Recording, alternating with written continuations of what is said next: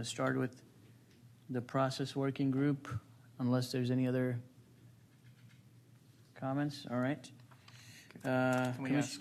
Sorry, can we ask questions to staff? I mean, yet on general, or are we diving just right in? I'm wondering. Let's dive right in, and then we'll see if there's some questions that come up. Okay. Is Thompson leading this, or? Sure. Great. So I think the thing we want to sort of dive right into are the top, the top one. Okay. It's listed as discussion. But I kind of want to talk about the first two together. Okay. And so basically, the idea is that we would change the number of units that you can get with just building permits and not have to do a site plan. So right now, I think it's limited to 2, and this we would move it up to 3. So the idea that you can fully build out an R2 with a duplex and an ADU without having to go through any sort of site plan process. And then also to change the site plan, the sort of site plan light, as we've been calling it, from 3 to 8 units, then from 4 to 10 units, to make it available up to 10 units. So that way you can get the complete sort of bonus build out of the RM1. So to that end, sort of discuss the first one. Shall read off the PC because it's sort of cut off here. So that's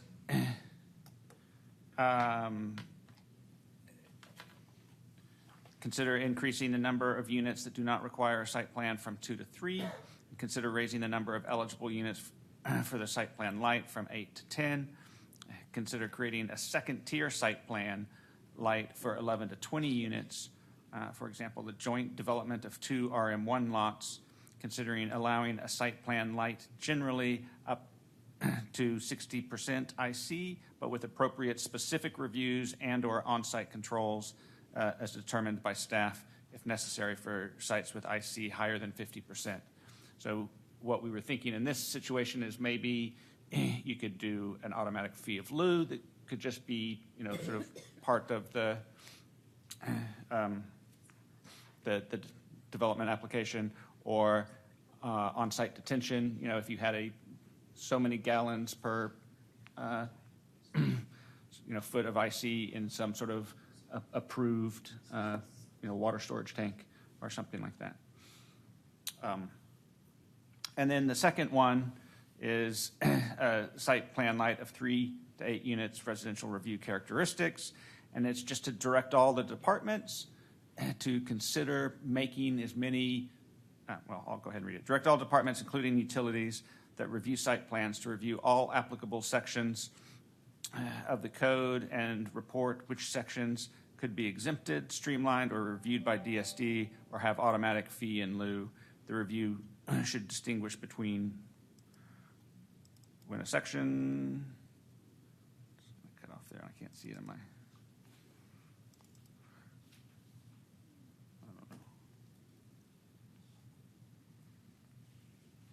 don't have the entire one. The review should distinguish between when a section should be applied to all missing middle sites, none, or only those with certain characteristics, such as size, location, number of units, etc. The site plan light process should generally be completable within 30 to 60 days.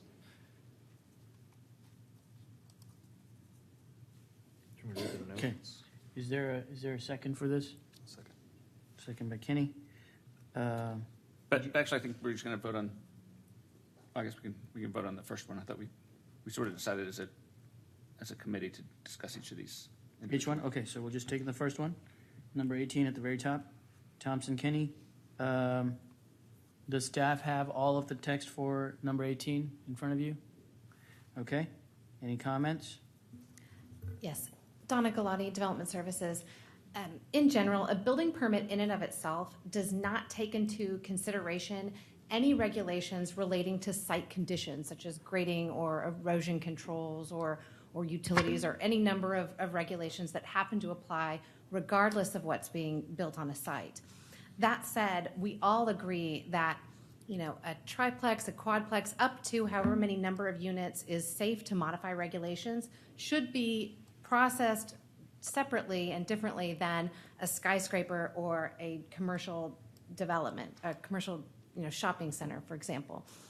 That is why in this draft we have enabling provisions to modify the regulations and or enabling provisions to kind of change our whole method of permitting and processing. For example, we are de-emphasizing the term site plan and variations of that term because we believe that when we have these very specific site plan and different lanes of site plan that are more codified, it inhibits our ability to make that fundamental shift in how we process everything. That said, I believe, did you want to speak to? Can we ask you to speak specifically to the one that we have in front of us? So the number 18, I think I concur with what Donna said, and I think when we all talk about site plan, we're talking about different things. And I think there's just a fundamental disconnect in the way we're conceiving the term and what it means. I think that there is some aspects of your amendment that we can work with. We think that the driving provision here that really speaks to the universe of regulations that apply to these missing middle projects is 23-2B 2020, and that's currently titled 3 to 8, and we have talked about retitling that and acknowledging that it can go up to 11 if you consider all the incentives. So I think there's some of what you're proposing here that I think we can work with. But when you start getting into review times, and then I think the impervious cover, we would need to work with Watershed on that. I think that extending, so the site plan exemption, the missing middle product that is acknowledged in this provision that I just cited, the 23-2B 2030, those are site plan exempt. And so what does that mean fundamentally? That means that, as Donna said, you're not going to be reviewing the entire site, and there can be existing nonconformities on the site that you will not have to correct. You will not have to bring everything up to code outside of the limits of construction. We've actually codified that basic principle, which is currently unstated in code, even though it's fundamental to our development process. And we've also given an out for situations where there truly is a significant public safety impact, which is something that we've encountered before and we haven't felt there's a strong foundation to address it. So the missing middle projects are site plan exempt.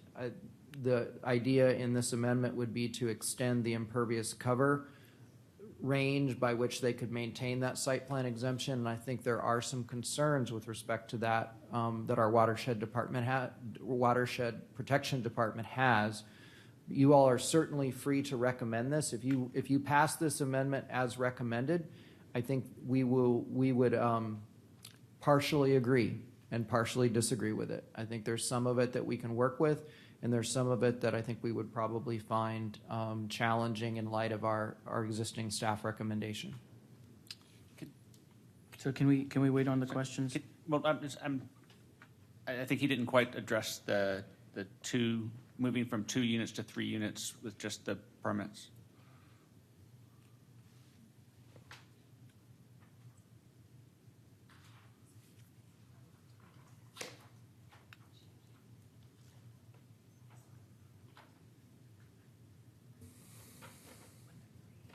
I think that we would need to discuss that further, but I think that would probably be one that we would disagree with. I think that there are the building codes, which, the zoning is going to differ from the building codes. There's not, it does in several respects, but the 1 to 2 unit is a category in the International Residential Code, and that kind of helps inform how the process is structured. And I think additionally, once you get into 3, I think that would require a little bit of a higher level review. Again, not a full site plan review. Those are still site plan exempt, but I think it would require a higher level review. So I think that would be one that staff would probably disagree with. But again, if you all don't need to rewrite your proposed amendment to align with everything we're saying. If you pass this as currently written, I think there's some of it that we would work with and some of it that we would probably recommend against. But I think there's definitely some merit and some aspects of it that we could incorporate. Okay. All right. Questions? Question. Go ahead.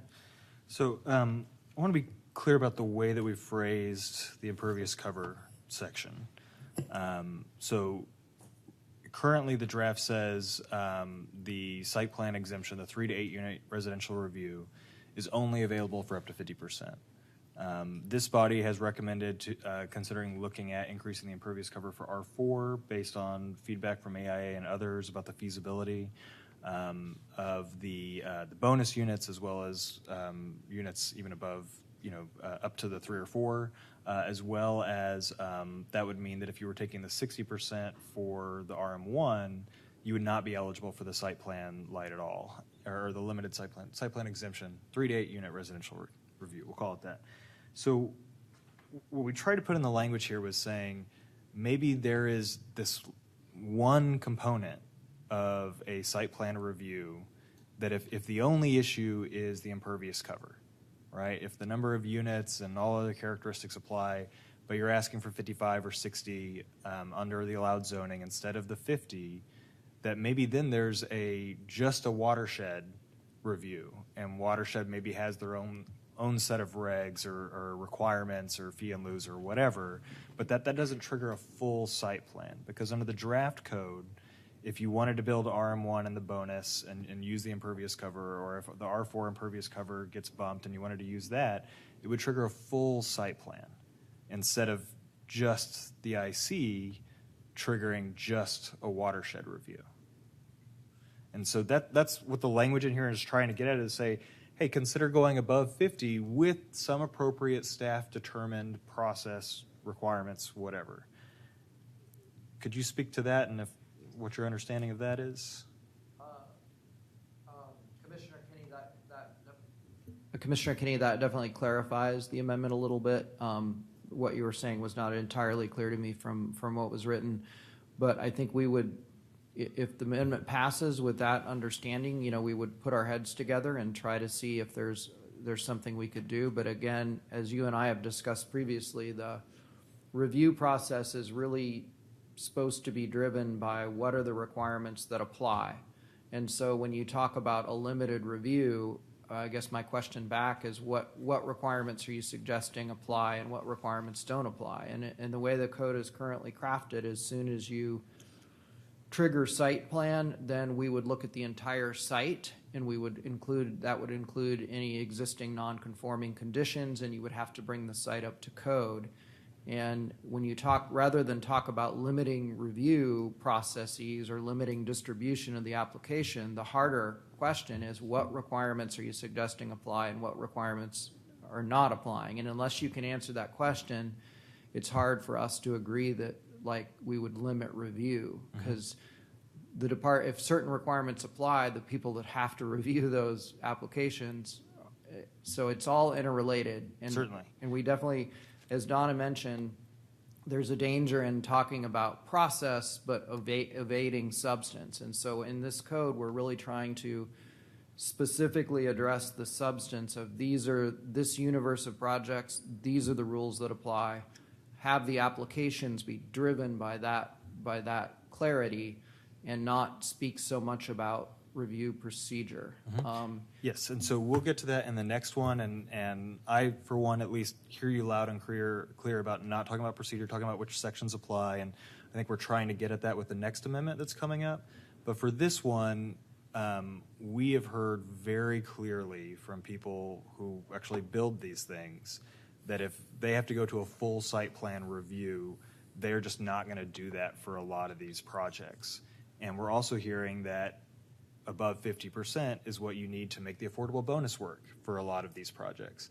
And so we're looking at a situation where, the impervious cover going up, even if it's the same number of units, triggers like a parking lot design review and full landscaping review, when if you had the exact same number of units with slightly less impervious cover, you would be exempt from many of those things. So I think what we're suggesting in this particular case, because of the concern with the affordable bonus, is that we might be able to segment off the watershed protection reviews, because it's such a critical missing middle housing issue, and have it not trigger a full site plan if we're going above 50, because we've heard that 50%, going above 50 is so critical for a lot of this missing middle housing. If this amendment passes, we understand your ask better than we did before, and we'll do it. We'll put our heads together and see if there's some way we can address kind of what you're suggesting. I cannot at this point commit to it, but I think there is some of what's in your amendment that we would be able to concur with. Questions? Commissioner Shaw? So I see Watershed is here, and so I think I am really wanting to get some input from Watershed then on what sections, trying to imagine this as a possibility, what sections would we then add back in to accommodate this special kind of watershed review?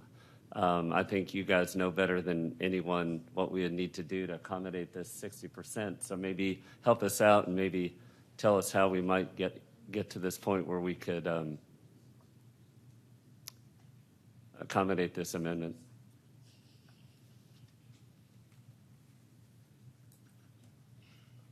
Sure. Oh, okay, Commissioner, so you were, pulled in a couple of directions there. So Matt Holland, Watershed Protection. So you were wanting to kind of home in on the specific sections that. Yes, what I heard is this 2020 and 2010 are very specific as to the applicability of the sections of the code which you have to follow for the different housing numbers, 1 to 2 or 3 to 8. And what we just heard from Mr. Lloyd, I think, is that we would for this special watershed review to get to 60% IC for these projects. We want to put it under limited site plan review, except Watershed would have, we're thinking would have to review these special projects and give it some heightened review. What would that look like? What sections would you recommend? What would the developer have to do to still kind of operate under the limited site plan? But again, it's a little more review from Watershed to get us to where we can still accelerate the review process and get these things built, but then offer the protection of the watershed protection.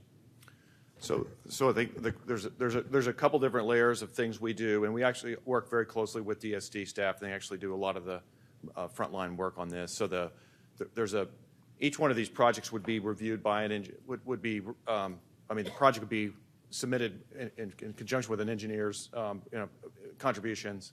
That engineer would be signing off on how the drainage worked and where the water went. So anything over 50% would be in that category, and that's what you guys are talking about a lot.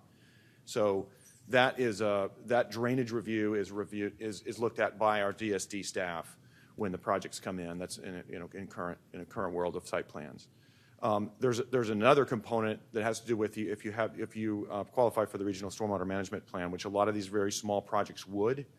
And our proposal is that they would meet with our staff to look at other opportunities around that site to do any kind of very small, because the scale would fit this, the payments or the scale of work would fit the scale of the project, but they'd be working with watershed staff on that. Those are the main two things. Almost none of these projects are going to have to do on-site water quality control because they won't be 8,000 square feet of impervious cover. It's my understanding. I think maybe it's possible some of them would trigger. So that'd be another review if that actually happened. But those are the main three things going on.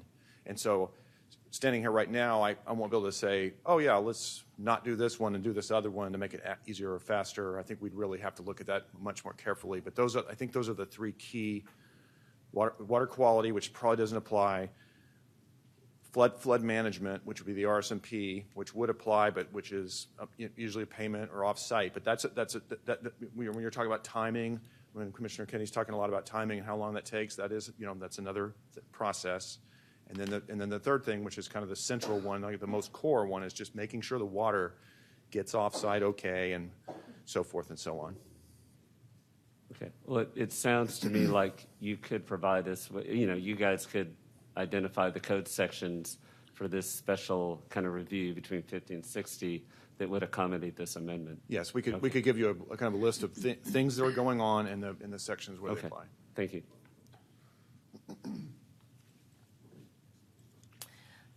This is a question both for, honestly, the working group and staff can respond to this as well. So as you're looking at this, did y'all consider how this combines with Affordability Unlocked? So under Affordability Unlocked, we had 2 tiers, Tier 1 and Tier 2. In Tier 1, you could build up to 6 units per lot. In Tier 2, you could build up to 8 units per lot. And in the original resolution that Council passed, they actually said, and I'm going to read this verbatim, require a modified site plan process that more closely resembles a residential site plan while still addressing health and safety and addressing and reviewing drainage in the same way that drainage is addressed and reviewed for non-multifamily structures with the same impervious cover, including any adjustments to fee schedule as necessary for developments with 12 or fewer units. So for Tier 1, 12 or fewer units, that's 2 lots.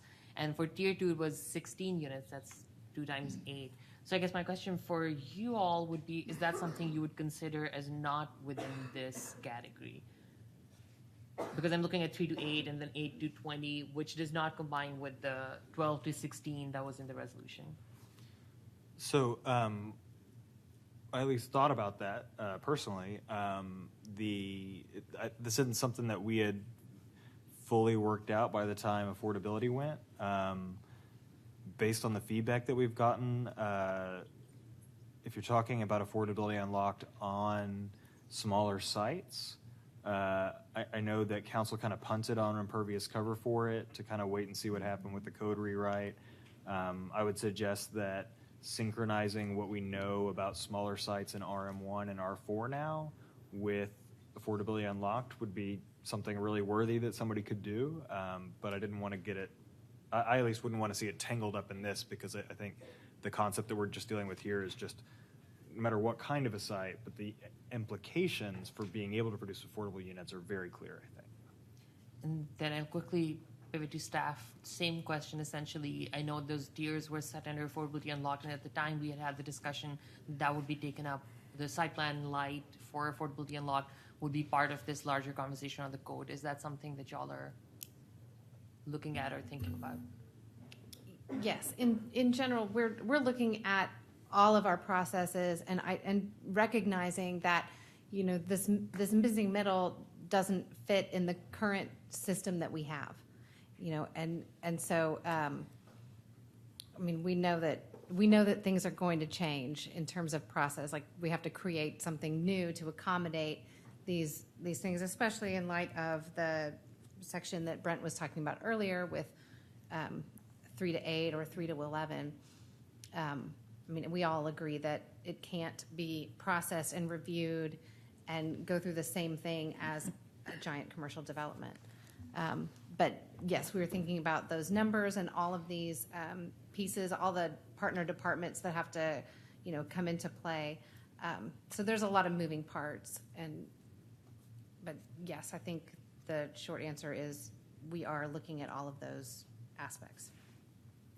And I think that another relevant, I think this provision may be relevant to to part of your question, and that is in the Affordability Unlocked code sections, it says that if a qualifying development is eligible to utilize a separate density bonus program that grants bonuses conditioned on the provision of affordable units or payment of a fee in lieu, the qualifying development may comply with the least restrictive site development requirements, provided that all affordable dwelling units are provided on site. That's helpful. So I guess while I still have some time, I'll quickly ask the folks, the process working group, would you all be open to having an amendment, and I can make the amendment essentially to say that we have, and I'm trying to look for the words, but sort of looking at sort of the specific requirements for site plan laid out by council in the Affordability Unlocked resolution. So I think this standard would apply to everything else, but affordability unlocked just because the numbers are distinctly different. So not to be, does that make sense? So I'm essentially trying to say, here we have 1 to 3, and then 4 to 10, and then a 10 to 20, but there we had the 12 and the 18 gap. So to say, and I honestly don't know what that would look like, but just to say that specifically look at those numbers as highlighted by council separately in the resolution. Chair, I think there's a section that may address your concern, but I would need staff, and I know I'm running out of questions, but there's a section 2020B2 that I'm not quite sure what it means, but it talks about additional units, it may actually help. So in my last 4 seconds, staff, can you please respond to that? Yes, 232B 2020 B2 reads, an additional number of units is allowed, so that's additional over, this is section 3 to 8 unit residential. It reads, an additional number of units is allowed for a qualifying development certified under 23-3E 1080 application procedures and participating in the Affordability Unlocked Bonus Program as provided under 23-3D 10,090 Affordability Unlocked Density Bonus. So essentially, and I know I'm out of time, but essentially it sounds like that would be okay. Then I do not need to make an amendment, but I think my only note to staff would be, please look at those 12 and 16 unit requirements that were set by council in their original resolution. Thank you. So I'm going to jump in here with a question. The reference to the residential code wasn't quite compelling to me. I mean, there's 2 units. The residential code was probably just as autocentric as any other code. So, I mean, is there an amendment to be had for that code for the city of Austin to raise it to 3 units? That's one question. The second question has to do with, I think Brent also alluded to, if we can be more specific and suggest which sections might apply or not apply as part of this amendment. But I would say we haven't seen that substance presented from staff on some of these different layers or tiers of requirements. Unless I'm missing a supplement, I think part of the confusion on the dais is precisely because of that. So it seems like it's something that we're agreeing to a fundamental shift in the process, but we don't quite know what that is yet, unless I could be completely wrong about that, but I'd love to hear.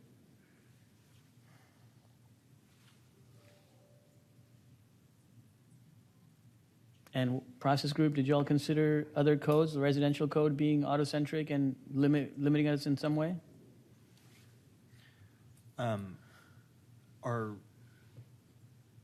We are very concerned about the production of affordable housing, or about missing middle housing, which is what we need to get at the autocentric parts orientation of the code. We heard over and over and over again from people that if they were put into full site plan, that there are going to be a lot of cases where they were just not gonna, they were going to scale back the number of units that they would build to not trigger the full site plan.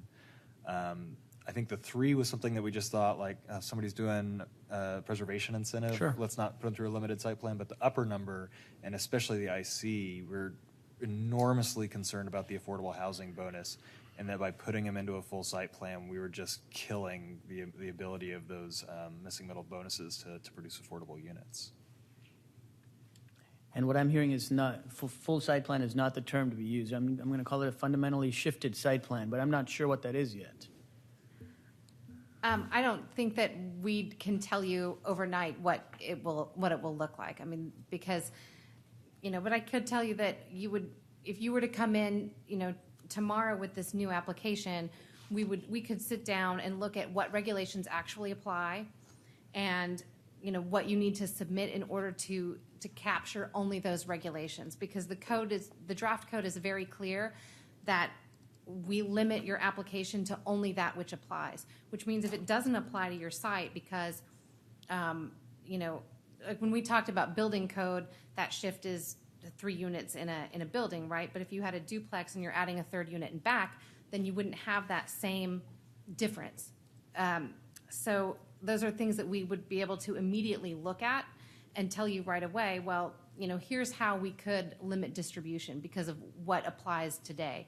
And hopefully, very soon, we would be able to identify that, clearly we would be able to repeat that the very next time, and very soon be able to tell you, I did this yesterday, and now I have, something set to do. But it is difficult to tell you now things that we've never seen before. And if you came in, and you're right, if you came in with that today, we would only have this one site plan process to take you through, and it's the same thing as if you had a skyscraper, and we all know that that's not okay. I did notice that after that section I read about affordability unlocked, it says that there's reduced application fees in this 3 to 8, and our fees are based on work done. Our fees are so that's just another indicator, and it sort of reads like general direction to staff that it has to be less. It has to be less work in order to accommodate a reduced fee. It's got to be there has to be less that we ask of applicants. There has to be less that we review. Yeah. So I think that the core provision that sort of lists what these projects have to comply with is housed in the 23-2B 2010 provision, which is 1 to 2 unit residential, but then the 3 to 8, which should be 3 to 11, gets to take advantage of that if certain other restrictions are met. But that lists fairly specifically what the code sections are that would apply. And some of what's being done here is there are a lot of residential projects have historically not had to meet much by way of drainage or watershed regulations. And so one of the things that this code does is it tries to tailor some of those requirements, reduce those requirements, but not eliminate them altogether. And so it really tries to create some tailored regulations that these projects would have to meet to address drainage impacts and water quality issues. And there are the code is fairly specific. It lists under the drainage section. It lists the specific code sections that would have to be met. Those are ones, and that would not require full engineering. Those were specifically selected in order to provide a reasonable set of regulations that will address some drainage concerns, but would not require the same level of submittal for projects that require a site plan. The same with the waterway setbacks. We require a limited compliance with also some administrative flexibility for waterway setbacks, which is also something that single family, that residential hasn't had to comply with. We're clear about what the tree rules are. Let me interrupt you there for just a second. So we're out of time. Do we need another round of questions? If not, we're going to keep going. I'm sorry, Brent. So I can't. That's fine. They don't have a mechanism to do that. I'm sorry. That's fine. So those were the 4 questions, commissioners. Is there a commissioner speaking against or neutral? Commissioner Shea. So I'm going to speak neutral on this. I mean, when we design a project, a lot of times when we start looking at, let's say, the number of units and such, I mean, you evaluate the site, and there's so many things you got to think about, from the slopes, whether it's got a critical environmental feature, floodplain. I mean, there's so many things to it. It's not just about the number of units, and then you get a freebie just to kind of flow through. And from what I heard from staff is that they're working on a gradated type site plan process, and that's what this is in the code. So I feel like we're being way too prescriptive. If it's X number of units, you get to just freebie go through. It doesn't work like that. I think what they're creating is already a streamlined process. So that's why I think what we're putting together is way too, I think it's too prescriptive. Just if you have this, then you get to go through. So I'm neutral to against it, but I mean, I appreciate staff's direction, and I'm leaning toward that. Thanks. Commissioner speaking for? Kenny? So we worked pretty carefully on this language. The code could quite literally read, the staff recommendation could come back and say it's for 3 to 8 units or 4 to 10 or whatever. And I want to speak to the IC issue. Except for sites over 50% impervious cover, the full site plan for related to watershed protection applies. And that could be the provision. And the gradiated site plan, limiting site plan to what's relevant. We speak to that in our next amendment, and I think that's awesome. But there is very clearly three buckets. There's the, call it fuller site plan. There's this 3 to 8 unit residential unit review, and then there's 1 to 2 units, or if this would change 1 to 3 units. Those buckets are gonna be different. And by capping it at 50% IC and making them potentially go through a bunch of other reviews that don't have anything to do with IC, we are saying RM1, maybe RM4, like, don't produce the number of units that we went through this agonizing process to like map units there for because of the impervious cover alone. So I want to be very clear that this language gives staff the room to come back and say anything related to water quality or stormwater retention, the full site plan requirements apply. Or they could come back and say it's something less than that. Well, all what we're saying is that just the and I'm talking about just the IC part, just the IC should not trigger stuff that doesn't have anything to do with IC. And that staff can come back and tell us what they think is relevant and they can propose it. And in fact, this whole,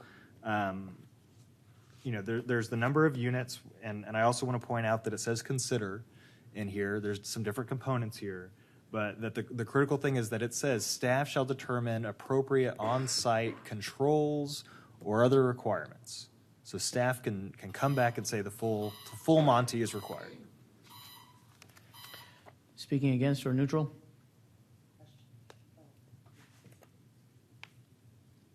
Are you speaking against or neutral? Neutral at this point. I'm a little confused, but I'm just very concerned about the localized flooding, and I understand the intent of this, and it definitely is to keep the costs low.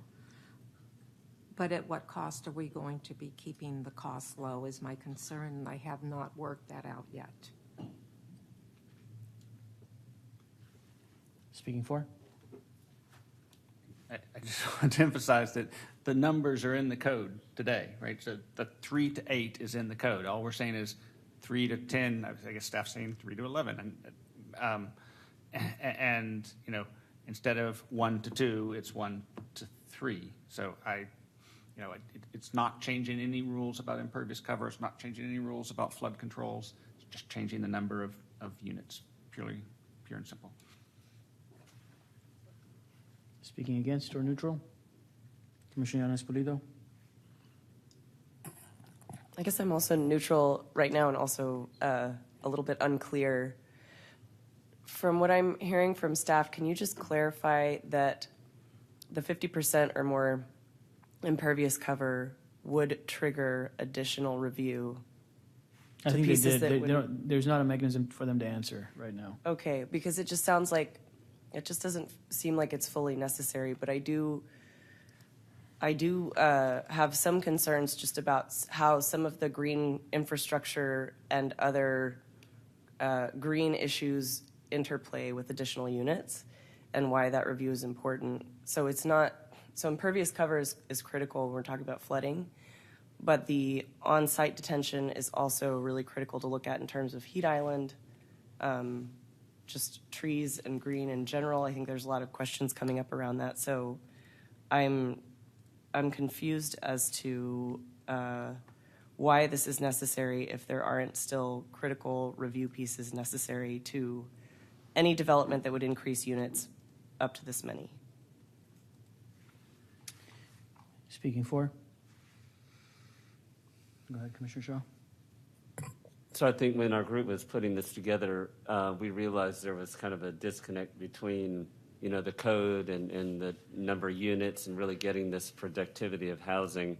And I think it's key here. What we're saying is staff come back to us and tell us what sections we agree that there could be issues with the IC, but we wanted to go through the sections that are needed and only those so that we don't limit the housing. So we're opening up to you guys to come back and list those sections. And I've heard this comment about scalable review. To me, this just fits in with it. It's scalable. I mean, you got above 50, scale it up for a little more review. So I mean, I think it fits in perfectly what I've heard from staff as the kind of review they want to move toward. Okay. All right, let's take a vote. All those in favor of amendment number 18, please raise your hand.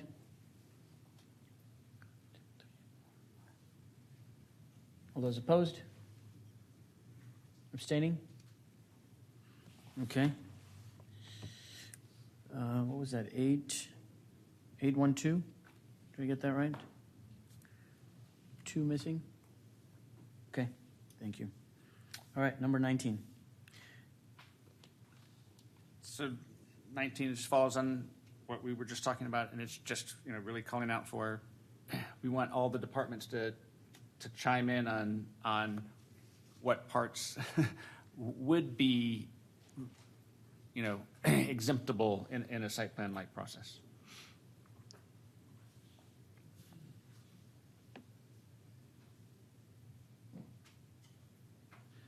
Did you want to read your specific amendment again?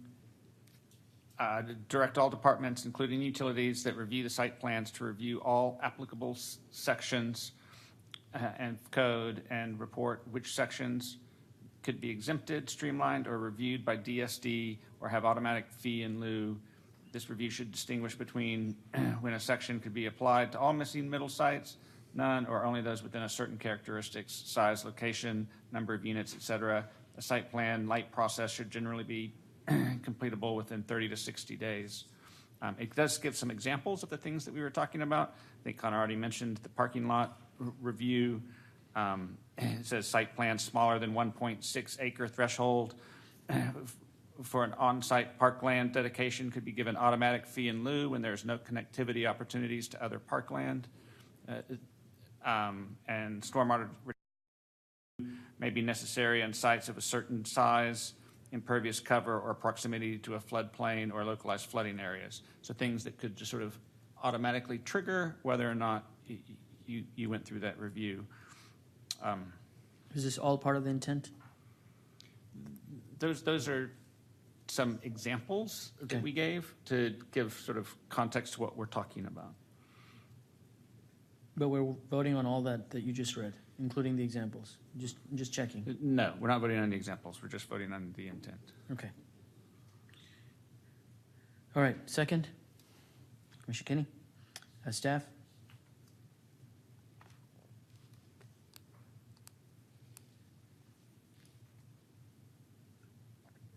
This is. We think.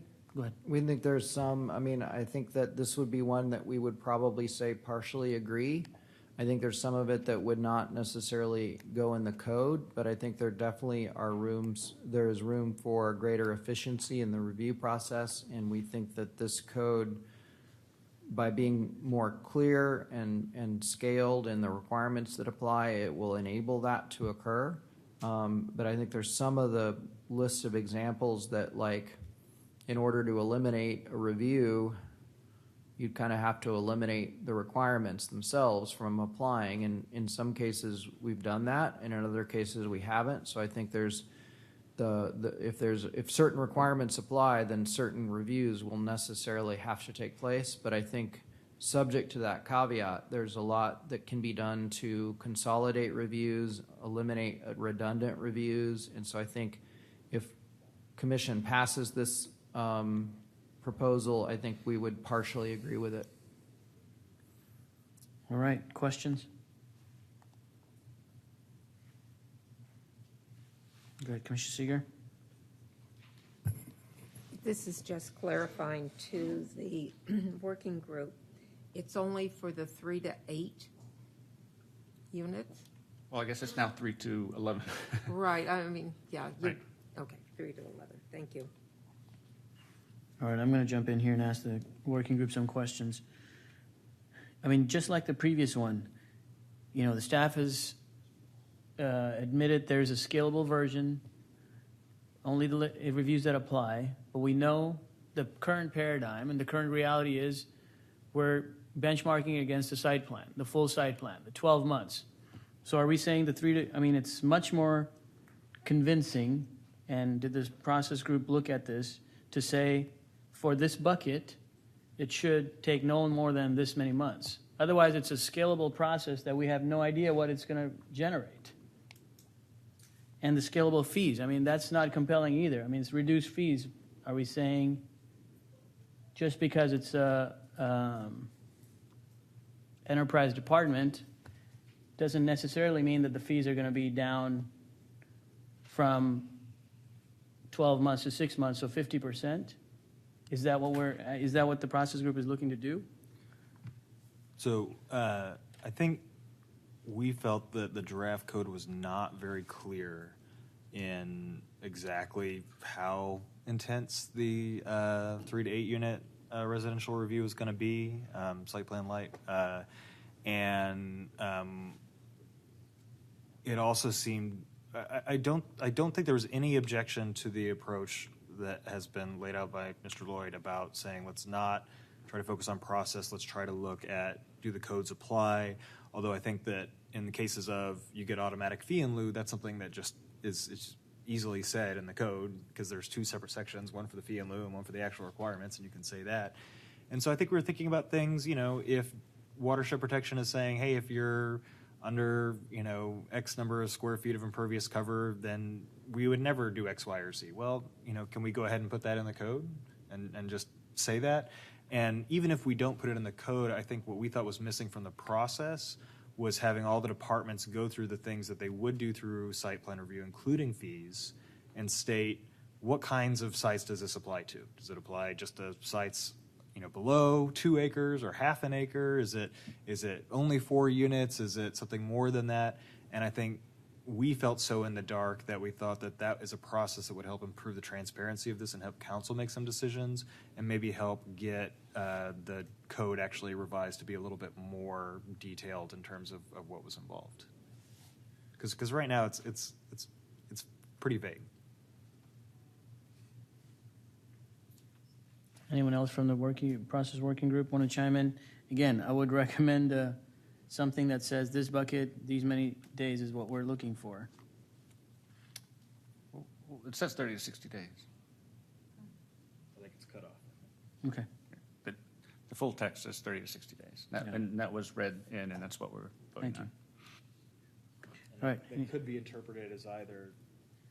It could be interpreted as either this process when staff designs and brings to council, they should say, hey, we looked at this and we think this will take 30, 60 days, or it could actually be in the code and say, if it's appropriate to be in the code, that language would be open to staff interpretation. But I think we just wanted more transparency and accountability with this process, especially with regards to all the departments involved, because there are so many involved, especially utilities.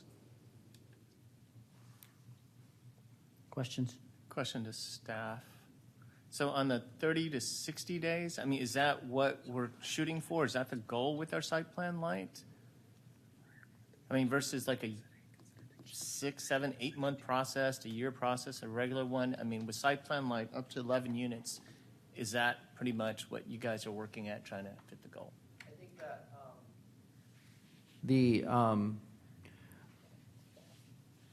when we get to closer to first reading or right after first reading, there's going to be a greater emphasis on focusing on implementation details, and I think we would try to get more clarity as to timeframes that are realistic for the type of review that's required.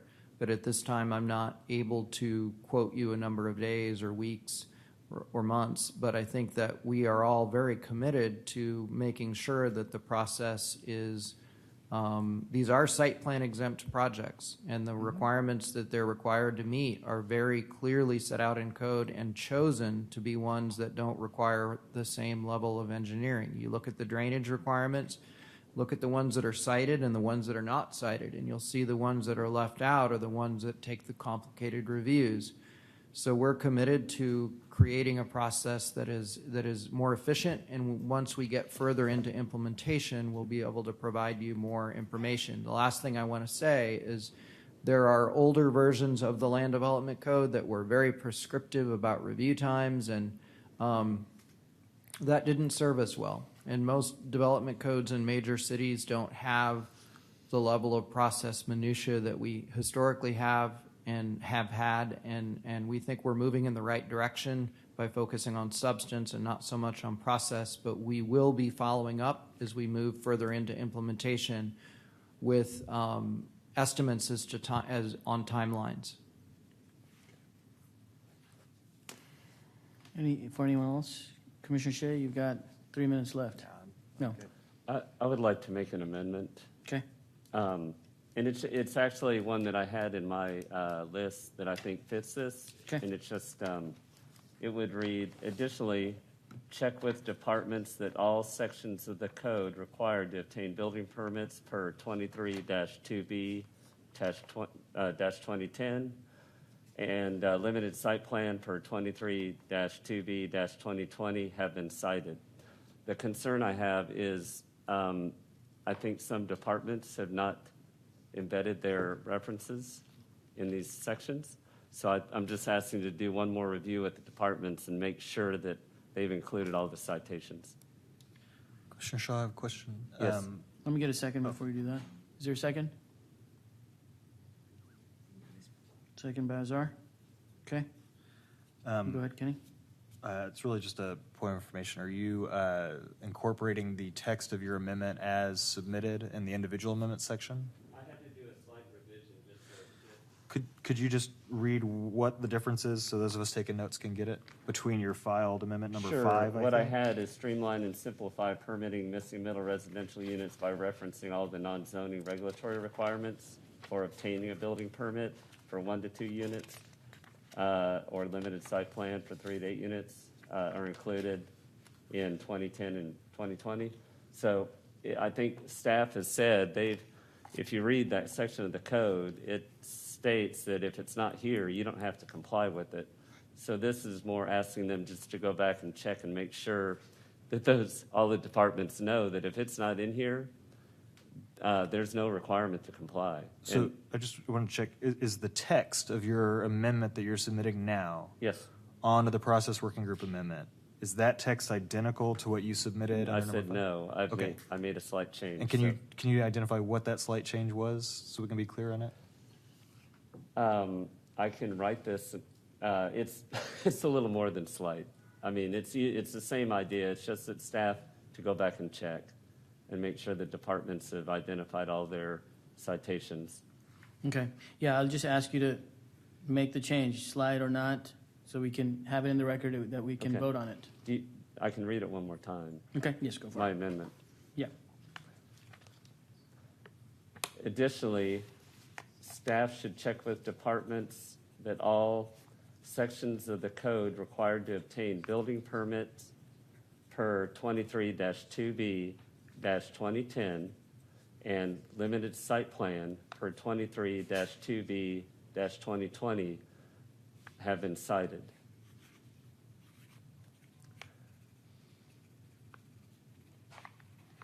Okay. And Commissioner Kenny, I just know I'm pretty sure there's some departments that realized that their requirements were not within these sections and were needing to make that change. Okay. That's amendment by Shaw, second by Azar. Commissioner Kenny asked a question. Any other questions? Commissioner Azar? Staff, can you please respond to that? So essentially, we're hearing that there's sort of some departments might have missing requirements within the sections, within the 2 sections. We can take another look at that, but we've gone through that fairly extensively, and we feel that it captures the universe of code requirements that would potentially be triggered by these projects. I think that the one exception would be parkland. We need to put parkland in there, and I think we noted that in our last supplemental. I will say that, just for clarity, that some of these chapters that are listed in this litany of requirements have very few requirements that would actually be triggered. Transportation chapter is listed, but obviously these projects aren't going to require TIAs. They don't have that number of trips. But because in some of these chapters there are a handful of requirements that would be implicated by these projects, we kind of list the full chapter. The main thing here is the tailored requirements, the drainage requirements that historically these projects haven't had to meet, or at least 1 and 2 family haven't. We've created the tailored regulations, and as mentioned, we will in the next draft put the mention parkland. So while I have some time, I want to quickly get back to the author. I think that's why I seconded it. I think it's an important discussion to have. Would you be open to having this more as just a stated thing that staff can go and look at, or do you think it's necessary to have it as an amendment? Well, I think if we get some kind of commitment that they're going to just go double check, that would be fine. But I think if we missed one, there may be others out there. I know, I don't have certainty that every department is really on board, with this land code. And so it's just going out one more time, giving them one more chance to make sure they weren't missed. And I think what I'm saying is I feel like I'm hearing from staff that there is a commitment to go and check, definitely add in parkland, but then also go and look to make sure that there is no oversight. So I think it might be okay to pass it forward as a discussion item. It's just something I'm throwing out to you. It's up to your choice. It's your amendment. I'm fine with that if I can, if staff is willing to give me some kind of commitment that they'll double check. Yes, we will take another pass at it, but I think with the addition of parkland, I think we're confident that this captures all of the core requirements. And we can also be a little bit more detailed. Like I think I mentioned transportation, there are very few requirements in the transportation chapter that there's a handful of requirements that would apply, and we can maybe list those more specifically so that it's less intimidating, like, because you don't have to, not every requirement in the transportation chapter is going to be implicated. So we will do that, and we'll make sure that we didn't miss anything, and we'll make sure that parkland is added. Are you withdrawing your amendment? Yeah, I'll withdraw it. I think staff sounds like they're on board with looking at this one more time and actually doing something that I didn't ask for, is try to whittle it down to the absolute required sections. So that would be good as well. Yeah, because they're doing that for drainage, so it would make sense to do it for others. One more question left. If anyone's got a question on the main amendment? If not, is there a commissioner speaking against? Or neutral? Speaking for? Commissioner Kenny? I just want to be clear what this amendment does. This amendment doesn't necessarily translate to a change in the draft code. It's a statement of intent that asks departments to perform a review and to publish that review. And actually, I had some language, Commissioner Shaw, and it ended up getting in the notes and kind of cut off here that under things to consider, and we had it in there that departments may also suggest review elements more extensive than what is in the draft. Because I know we had talked about that, and I meant to include that, and I think it just got cut off here in the thing. So what this really is it's about some transparency, both from, I think, the LDC team and from the departments that are involved. And I think will help the public process in really figuring out what is and what is not being reviewed as part of Site Plan Light. All right. Speaking against or neutral? Speaking for? Let's take a vote. All those in favor, raise your hand. Any opposed? Okay, that motion passes unanimously. And we have 11, so 11-0. All right, we have a group of consent. Are we doing all three of the consent items, Commissioner Thompson? So we can do number 4.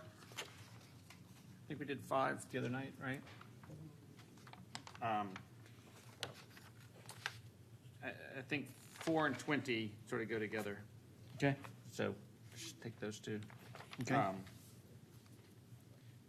So number 4, expand it on my PC so I can read it all. If you'll just read the text first, and then you can have 3 minutes to speak to it.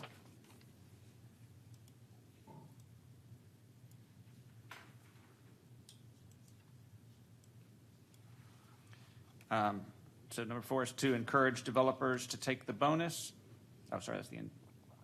Expedited site plan for affordable. So to encourage developers to take the bonus, the expedited review should not impose a longer wait to begin construction. And then the next one was missing middle accommodations. City utilities should consider developing processes specifically aimed at missing middle scale housing to ease cost and review time. Okay. Did you want to speak to that right now? Let me get a second. Kenny, are you the second? Okay, Thompson, Kenny. Well, the first one is just, I think the idea is, we were told by several in the residential development group, developers, that, if they are forced into a longer waiting period than what they currently have with just the permits, they're not going to do that. So they will end up not taking the affordable bonus, and they will just, sort of scrape the lot and put in the 2 houses that they can do quite easily with not an extra time. Even if it's, 60 extra days for this sort of limited site plan, they're not going to wait 60 extra days. They're just going to scrape the lots, put in the two houses, at $1 million a piece, and we're not going to get any of the affordable bonus. So I think that's the first one. And the second one's just, are there ways that we can have sort of, utilities, water meters, et cetera, so we can get, 4 units or 6 units, 8 units on an R4 lot without having to tap the pipe 4 times. All right, staff? Sure. So we don't have review times in the land development code. We have that today in the building criteria manual, and we're moving those to the administrative criteria manual that we're going to recreate. In general, smart housing gets shorter review times, and a handful of other types of development also get shorter review times. So, we understand the request. But it would be more appropriate for the administrative criteria manual. But that's certainly something that, if it passes, we could add that language to the ACM, the administrative criteria manual. And the meters?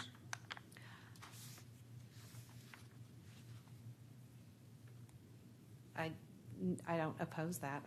I don't think we understand the request, and it seems similar to what you were discussing before in terms of reaching out to other departments. It fits very much in the same line of reaching out to, I think it was number 19, where reaching out to other departments and seeing what else can be streamlined and done to make this 3 to 8 or 3 to 11 section more meaningful than it is today.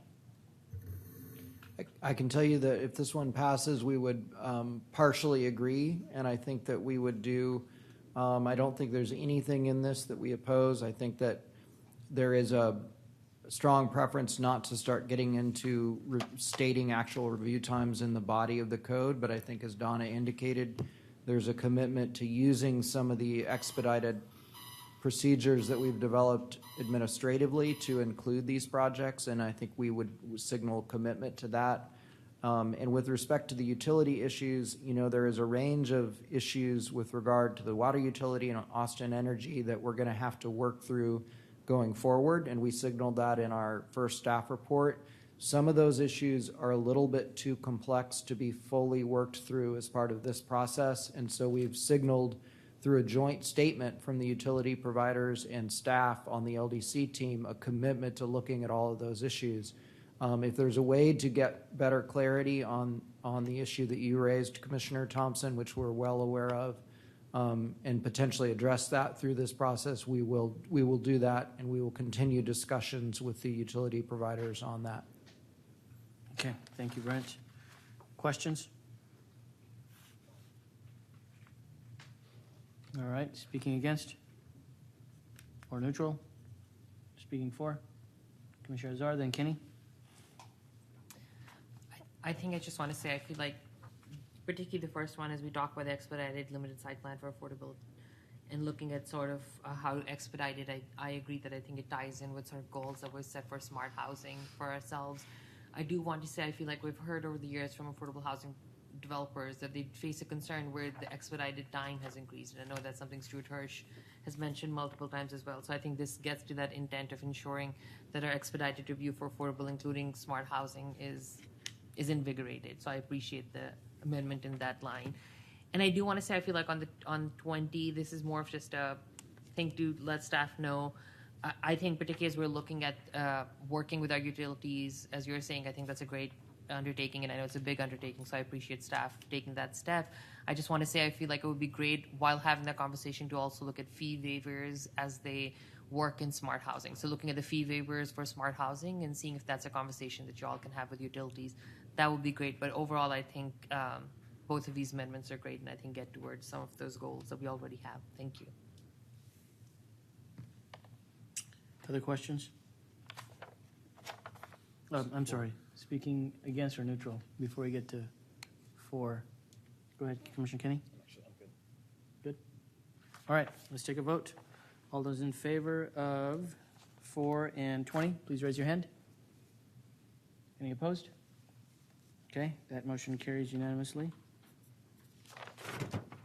All right, parking, I see 2. Did we take any of these? Yeah, we did.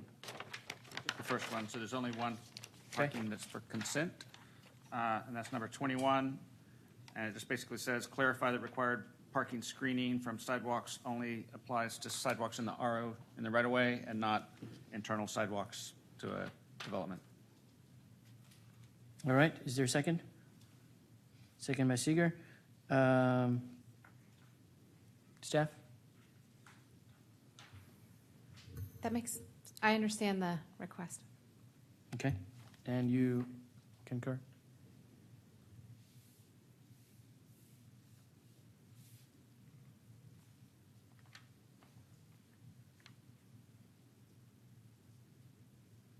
We do not oppose that one.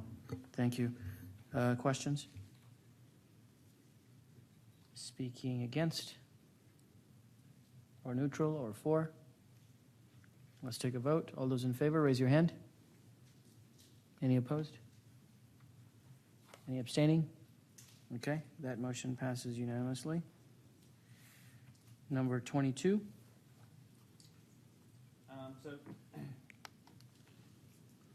I'll just read the text. Parking minimum qualifiers. Rather than require parking within a quarter mile of transit where there are no sidewalks, the sidewalk master plan should upgrade the sidewalks at all transition zones to high priority level to accommodate funding for build out and not require parking due to lack of sidewalks. So this is just kind of, if you're in the transition zone, let's just let's just make the transition zone really a walkable place, and let's just build the sidewalks rather than limit the development. All right, is there a second? Second by Commissioner Hempel. Staff?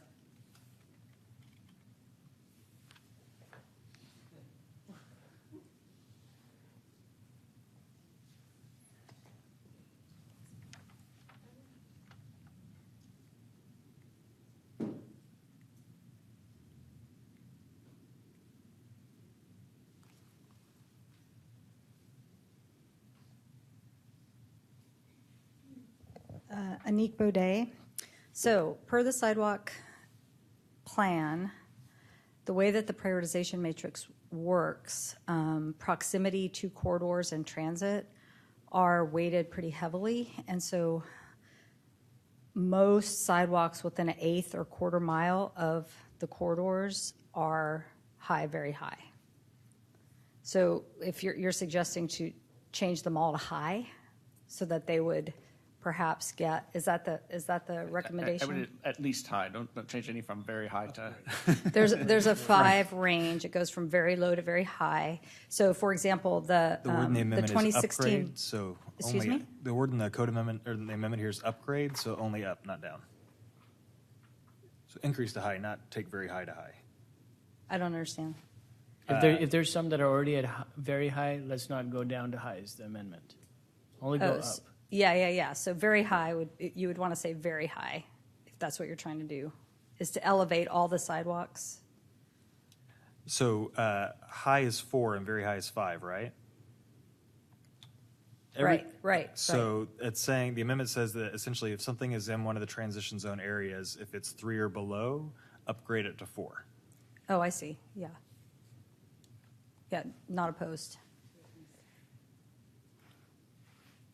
At least. There you go. Okay. Questions? Commissioner Seeger? Will this move monies from areas that desperately need sidewalks to other areas that perhaps do not need them as much? I think that's why we said high and not very high, so that the places that are in desperate need, and I think more on the east side, I think they have higher rankings per sort of rule. So this is really sort of trying to get sort of west of MOPAC.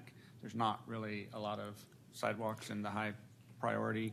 I will mention that while my response was not opposed, I mean, the sidewalk matrix is adopted by council, and I don't know. I mean, that is a recommendation you can make, but it would take rerunning the plan, and an update to the plan is kind of out of the scope of the LDC. So I would caution on that, because Commissioner Seeger does have a point. Like there is, since 2009, when that matrix was put in place, a rhyme and reason to how we've been approaching sidewalks. For example, the 2016 bond, we're only spending it on high, very high, for example. So there is a meaning, and it does attach to funding. Not that this would change that, but it could add more that it's a little bit sensitive. But for the most part, the way the matrix works, again, within an eighth and a quarter of a mile, those are the two distances in the matrix. Those score much higher, and most of those locations are high, very high, for the reason that we're talking about here.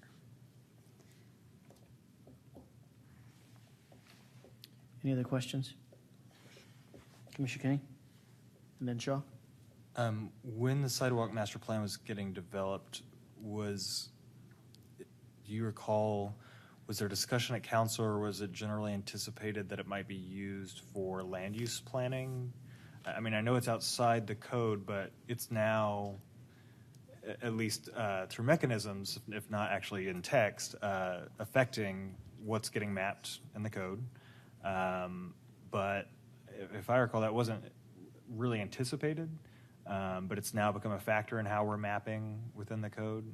Do you recall if there was any discussion at the time that was anticipating that we might be tying zoning to sidewalk priority?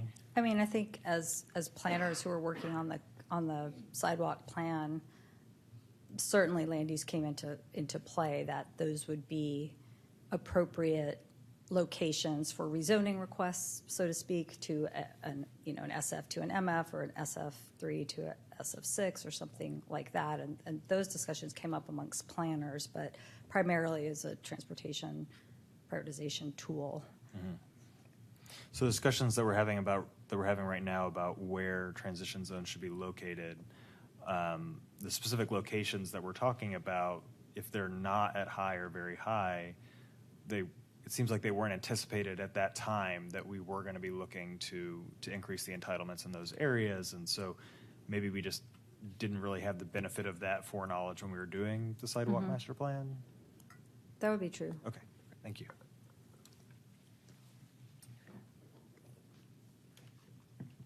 So I think the goal here is to remove the provision from the current code that, let's see, I'm trying to get this right.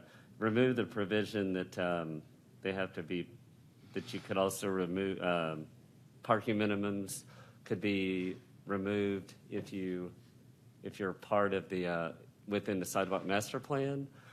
And so that would not be a condition. I'm getting this mixed up, sorry.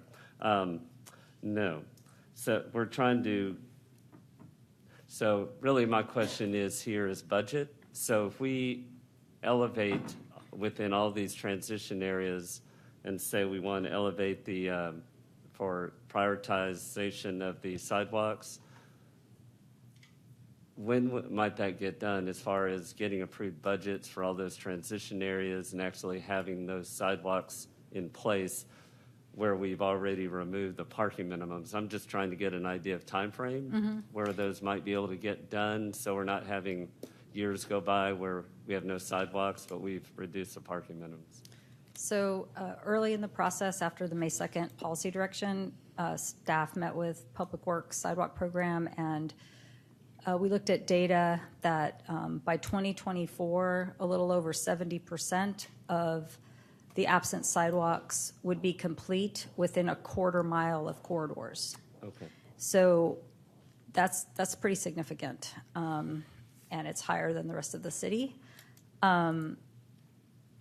The delta of the remainder of that is about $250 million worth of sidewalks, but that doesn't take into account development activity and sidewalks that are built by the requirement of sidewalks with redevelopment and development. That is a good portion of sidewalks that are built today. And so that's to give you some sort of a timeline. The sidewalk plan also includes timelines of how to do those higher priority sidewalks as well. But that is where we are today, about 71% within a quarter mile. And I will add that the transition zones at the 800 feet max is about 1/8 of a mile. And so you would think that within that closer area that we would meet a complete network sooner than in the quarter mile. So it seems like a reasonable time frame in my opinion. One more question, anyone?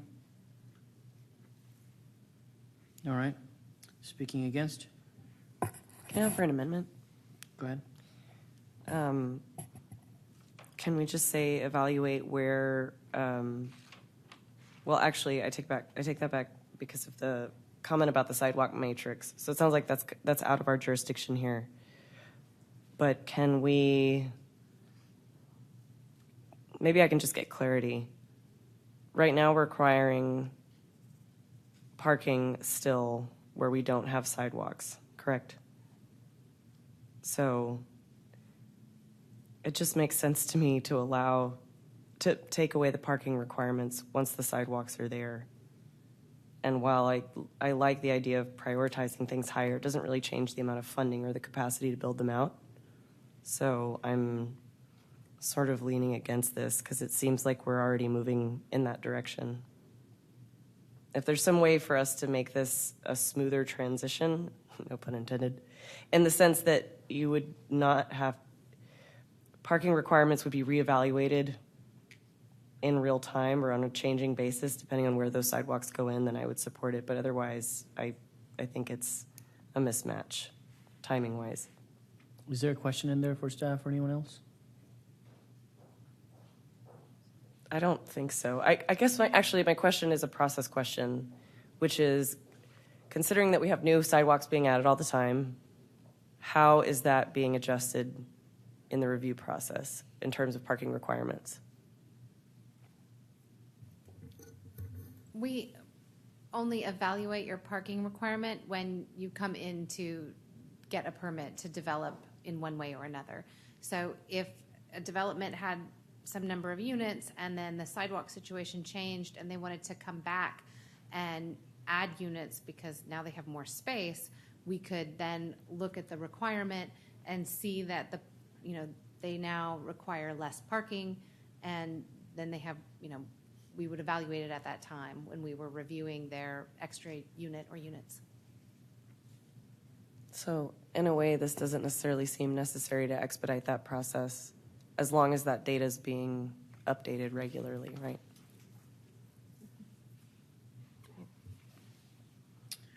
Okay, those are 4 questions. Is there anyone speaking against or neutral? Speaking for? Go ahead, Commissioner Kinney. So there are going to need to be a number of, maybe a small number of code amendment initiations that I think if everything that we pass is signed off on by council, or if we want to just do it, because they're just not in Title 23. So I could see this being one of them. I want to wait and see what council does, and it could be as well council saying, okay, here's a couple of code amendment initiations we want to go ahead and kick off to go alongside this. I could see this being one of them. It may not be itself within the scope of Title 23, but it just, we're about to be considering a huge transit bond, and one of the big things people have talked about is completing the sidewalk network near where we want people to be walking to transit. And that's the whole reason we're doing a lot of these transition zones, or one of the goals of them, is that these are the people we think can walk to transit. And it seems backwards to require the car parking to be built there instead of just building the sidewalks so that they can walk to that transit. So this just kind of flips that logic on its head a little bit and says prioritize getting the sidewalks done rather than requiring the car storage. It's also an equity issue. The areas that we're talking about are almost exclusively west of Shoal Creek. And it's a little counterintuitive, but essentially if we're requiring that parking be built in these transition zones west of Shoal Creek, it's going to increase the price of those units as well as decrease the number of units that get built. So for a fairly modest public investment that's going to help our transit system, we're going to encourage more of that higher opportunity housing in the higher opportunity areas. Speaking against or neutral? Speaking for? Commissioner Thompson? So I think what the last little bit that Commissioner Kinney just went through there is, to me, the most important. Building a few parking spaces, a couple garages and some missing middle that, aren't going to be needed in a few years. That's not really a big crime to me. We can, always store some stuff in that garage. What I would hate to see is we only build 2 units on the lot instead of the 8 because we couldn't make it work with the impervious cover and all of the parking spaces required, et cetera. And so we just don't build, and we just build $1 million mansions on the lot. And that's what I don't want to see, and I think that's what is likely to happen, especially in the areas that we're talking about that aren't on the sidewalk priority map. Speaking against or neutral? Speaking for? Let's take a vote. All those in favor, raise your hand. Any opposed? Any abstaining? Okay, so that motion passes 902. No, All right. it would be 911. I was opposed. Oh, you were opposed? Okay. I thought you both raised your hands. Okay, thank you.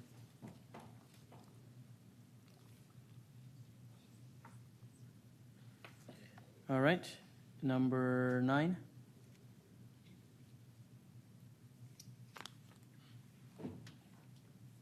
Okay.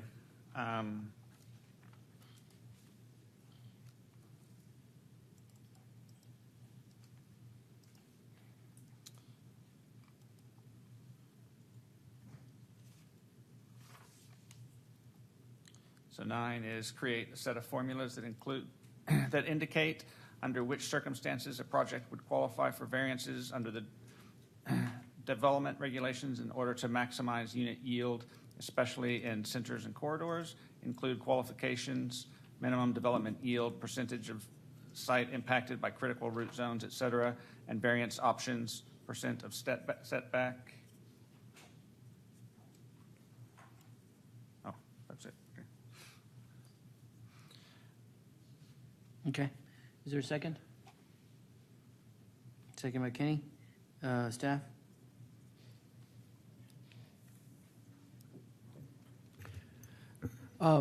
Commission, if you all pass this one, I think that we will not be able to take a position on it tonight or tell you kind of what our recommendation would be. We would certainly look at it, but I do want to just make a few comments in terms of like getting a little bit better clarity of what we're talking about.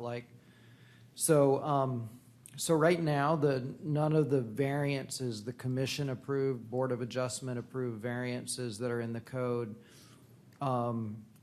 authorize any relief based on production of housing units.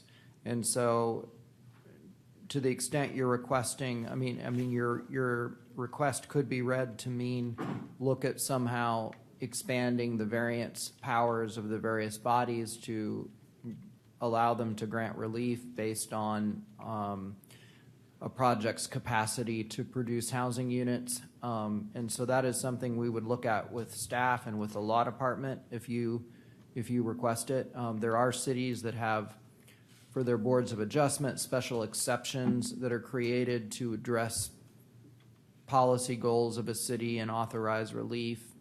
There's opportunities in other parts of the code as well, but we would need to look closely at that and work with the departments to see if they feel that's a good idea, and also work with the law department to see if something can be crafted. There's no, if it's a variance that goes to a commission, that commission, the Board of Adjustment or the Land Use Commission, has discretion whether to grant it, and you can't require them to grant it. That's in the nature of their power to apply the criteria as they deem appropriate, but certainly we could look at providing some authority to grant relief based on a project's capacity to produce housing. Your amendment also uses the word alternative compliance, and so that's just by way of clarity, that's really kind of a different thing. Alternative equivalent compliance really goes more to design-related requirements, and that is something that staff has some administrative authority over. And so if that's what you're talking about, we would look at that as well. I understand the spirit of this proposal, and if you pass it, we will do our best to see if there's some way to respond to it. But at this point, I think there are enough complexities to it that I don't think we'll be able to take a position on it tonight. Just to clarify a little bit, I think what we were talking about, it's more developing sort of formulas and thresholds with the idea that hopefully these wouldn't have to go to a Board of Adjustments, that they could be signed off by administrative review. So, some of the examples we gave is if a percentage of the lot was encumbered by, a critical root zones from heritage trees, that maybe you could have and so that your minimal yield was only 60% of the housing, so if it's less than 60%, that you could have a variance of 10% in setback or something like that. You could come up with what this formula was ahead of time so that staff could sort of, just check the box instead of having to go to a Board of Adjustments. Well, and it sounds like what you're talking about then is really just having the code requirements themselves vary based on whether a project is producing a certain number of housing units, which is really not alternative equivalent compliance or a variance. It's just sort of having the requirements be different based on the housing units. And if that's your intent, we can certainly look at that. I think this is a complex issue, but we will look at all of the things that you guys have discussed on this. I think that the alternative equivalent would be, again, so maybe the equivalents could only be used if your yield was below a threshold of some sort.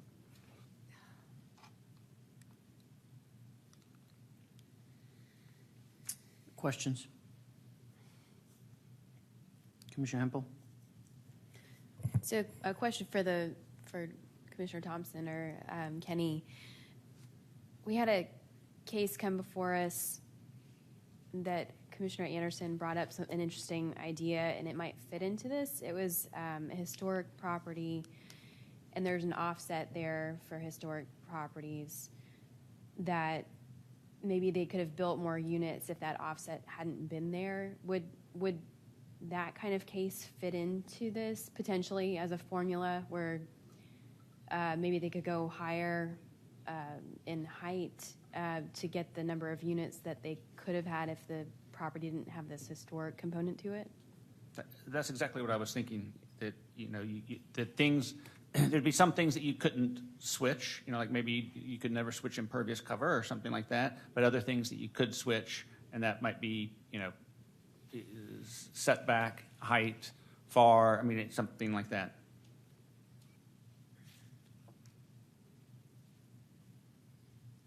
Commissioner Seeger? I have a question for the working group. Did you consider any parameters that you're suggesting here? I guess that's what we're asking staff to develop. We're just saying, look and see if there are some, to come up with a priority of like these things we never change, anything that has to do with floodplain, anything that has to, we never allow you to build in the floodplain. We never allow you to, build buildings too close together so that they're not fire safe. Safety's first, maybe trees are second, I don't know, to come up with a priority of these are the things that we don't change. These could have some variance. And any of these things maybe we could just completely waive in certain situations. But my concern, and this probably goes back to staff, let me make this a question, is that if we have these allowances, how does it interact with the code that has maximums and minimums? And this is on the maximum side, where we're saying, well, if we don't get the number of units that we really want here, then we can kind of throw out some of these rules that we have. I think this is a challenging amendment for us to work with, but we understand the spirit of it, and I would say that the code, as presented by staff, already includes weighing number of units. I mean, there are a lot of situations where impervious cover and fire requirements are more relaxed if an applicant is producing more units, and so the prioritization that I think you're speaking about, Commissioner Thompson, is reflected in the body of the regulations. But I understand that what this amendment gets to is really providing some sort of regulatory relaxation from certain standards where there really is going to be a substantial number of units produced, and we would, if you pass this, put our heads together and see if there's more that we can do to provide that kind of flexibility. And I cannot promise you what our response will be, but we will certainly look at this. I think one of the key phrases here that maybe we haven't highlighted is in centers and corridors, so that this is, it's not everywhere. But on the centers and the corridors where we're really wanting to make sure that we develop as much as we can. Thank you. Questions?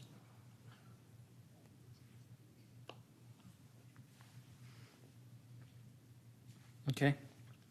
Speaking against? Commissioner Yanis Pulido? So I appreciate the intent to look at ways to create more housing where we want more housing. I'm concerned that the tactic here is moving in somewhat of a neoliberal direction. I'm sorry to use that word, but I guess what I mean is it's relaxed regulation. It's sort of giving a weight to the bottom line of the number of units, giving it a heavier weight than potentially a lot of other really critical components that we need to think about. And I'm just concerned about the market incentives that are here. If we're not talking about deeply subsidized units, we're not talking about market disruptive tactics that create more affordable housing. We're just talking about creating more housing, period. And so what starts to happen is trees become less important, green becomes less important, pervious cover becomes less important. And I appreciate the emphasis on maybe we wouldn't touch impervious cover, but up until a few days ago, that didn't feel like it was so drastic. I mean, it seems like we need to leave in place these important qualitative reviews because we can get more housing with a lot less quality and degraded quality of life and safety and other considerations. And I'm particularly thinking of the green that gets lost. You lose units when you provide more green space, when you have more green space on site, when you have more trees, when you have more pervious cover. You get fewer units, but you protect carbon sequestration, which is much more critical to us right now without a public transportation system. You lose protection from erosion, from urban heat island.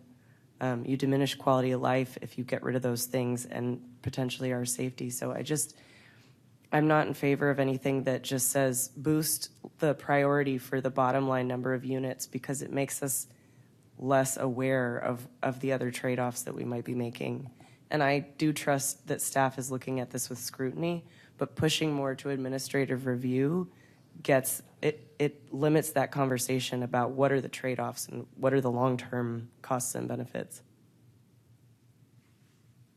Speaking for, Commissioner Kenny? So the next, let's see, these three amendments here are specifically, this isn't an official position of the group, so I won't characterize it as group position, but I would say that I and maybe others felt that the one area where staff, I'm not going to say staff, I'm going to say, because I don't want to blame, I know there's a lot of different parts that go into this. The part where the draft really fell short was in responding to council's specific guidance to figure out ways to prioritize rules, regulations, especially in corridors and centers, to make sure that we weren't hitting our housing. And I and others looked at this and at the draft and didn't see much there that was responding to council. So this one and the next two are suggestions, because we are not the final arbiter, council is, maybe where staff could come back in between now and first reading to say, okay, we have some ideas on how we could comply with that guidance, and maybe it's board of adjustment, so it's not just administrative approval. It's a board variance, whatever it is. We didn't feel like we were in the weeds or that it was maybe our place enough to suggest the specific things. We wanted to point some directions that we thought were good ideas that staff could look at and come to council with some suggestions. So this one and the next two are in that light. Speaking against or neutral? Commissioner Azar and then Leighton Burwell. So I'll speak neutral on this, essentially because I'm trying to understand the implication this would have on some of our affordable housing related requirements. So in the affordability working groups, one of our amendments that we all passed was looking at variances for deeply affordable units, and we defined it as affordability unlocked. And I think against the spirit of this amendment, I'm not against this, and I think working on it is important. The only reason I'm neutral is because I'm trying to see where it starts impacting our ability to incentivize affordable housing or deeply affordable housing. So just trying to see, as we waive different requirements, how do we match it against requiring affordability in some places? So I think I'm just going to stay neutral on it, just as I try to understand that, and I hope that's something staff can look at as well as we go through a lot of these things to ensure that it does not weaken some of our existing programs or priorities for affordable housing. Thank you. Commissioner Well, Leighton Burwell. as the chair of Board of Adjustment, we would prefer to give input where we see that the board's rules and jurisdiction need to be changed. That said, there is a trend in all of these amendments that I've seen here tonight, which is sort of greasing the wheel for development. And it seems to be, the sacrificial altar of more housing at any cost, even though we know that the housing, as staff has told us, is not necessarily going to be the affordable. If we were creating housing for, greater affordability, if we are actually creating those results based on staff's report card, great. But the development community has never had trouble making money in Austin in the 40 some odd years that I've been here. They've never had trouble. So I don't know why this board continues to, again, just put more butter on the thing to ensure that there's less regulation, less protection, and that's the reason that we have planning commissions, we have board of adjustments and stuff like that, to say, when you get outside the rules, we will see if there is some remedy for you. But I think this is a slippery slope. Speaking for, Commissioner Shaw. So, this is tough for me because I definitely, in a lot of ways, agree with what you've said, Commissioner Burwell. But I do think, reading council guidance, they wanted us to be innovative. They really were looking at, staff, planning commission, and really to seek ideas on ways to really get more units, be more productive in getting units out there. I mean, so as much as it makes me uncomfortable, I think it is in line with council's direction. And I want to point out there's, really this idea is kind of modeled off 23.2G 2050, and I like this language. It's alternative equivalent compliance, so maybe it's broadening it or using it in another way, but it's alternative equivalent compliance encourages creative and original design and accommodates developments where particular site conditions or the nature of a proposed use prevent strict compliance with the title. So, but it excludes things like setbacks, height, in as a tool or things you can tweak. And I think what we're saying is, maybe open up some other things that can maybe be adjusted to accommodate units. And I am not saying to go cut down trees or, get by watershed protections. That's not what this is about. It's really, are there some minor adjustments we can make that'll increase housing and, not jeopardize safety or environmental compliance. So that's why I'm voting for this one. Speaking against or neutral? Commissioner Shea? So I'm going to speak generally neutral right now. I mean, we have currently a process already with to get variances. And what we've also created in this new code is a lot of different things, more different tools that we could even tweak to also consider through variances. So right now I feel like we're reacting with what was in the past with the old code, but then this new code is actually going to create other opportunities to seek out these variances. But I mean, we have an oversight right now, as Commissioner Layton-Burrell said, to at least get some other oversight into this. And so I feel like it's built in, and I don't know what specifically this is necessarily doing. And one of the key things is to say the word variance, you got to also talk about what a hardship is. Was it truly a hardship? Versus, we just get units. Well, if I don't get enough units, so that's my hardship? No, there's so many other factors, environmental factors. I mean, there's so many affordability. Yes, that's what we want. Are we really creating more units? But I mean, those should be the ones considered. So anyway, so I'm against or neutral. So we'll see. Commissioner Thompson? So just reading from staff direction says, non-zoning regulations should provide flexibility to allow higher unit yields for parcels within activity centers and activity corridors. The code should create alternate equivalent means to ensure the balance of needs while protecting environment and sustainability. I mean, I think this is exactly what we're asking for here. Just sort of saying a little bit more explicit about the things that should be included. And staff, we're voting on the intent, so whether alternative compliance, the description quite meets the intent is not exactly relevant. We've got everyone spoken for, against, and neutral. Let's take a vote. All those in favor, raise your hand. Any opposed? Abstaining? Okay, so that motion passes 8-1. Number 10.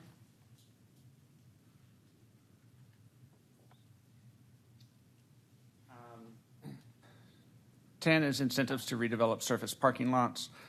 To encourage the redevelopment of existing surface parking lots in corridors and centers, explore additional options for standard stormwater and water controls, including locating facilities in front setback, regional stormwater management, and long-term and short-term targets. So I think this is just kind of what we talked about the other night of, are there other things that we could do just for existing, surface parking lots in and on corridors? Is there something we could do to make that a little bit easier to redevelop? Is there a second? Commissioner Kinney? Staff?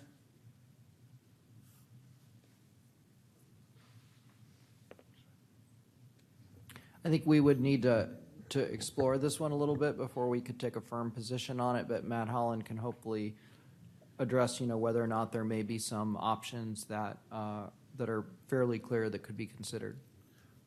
Sure. Matt Holland, Watershed Protection again.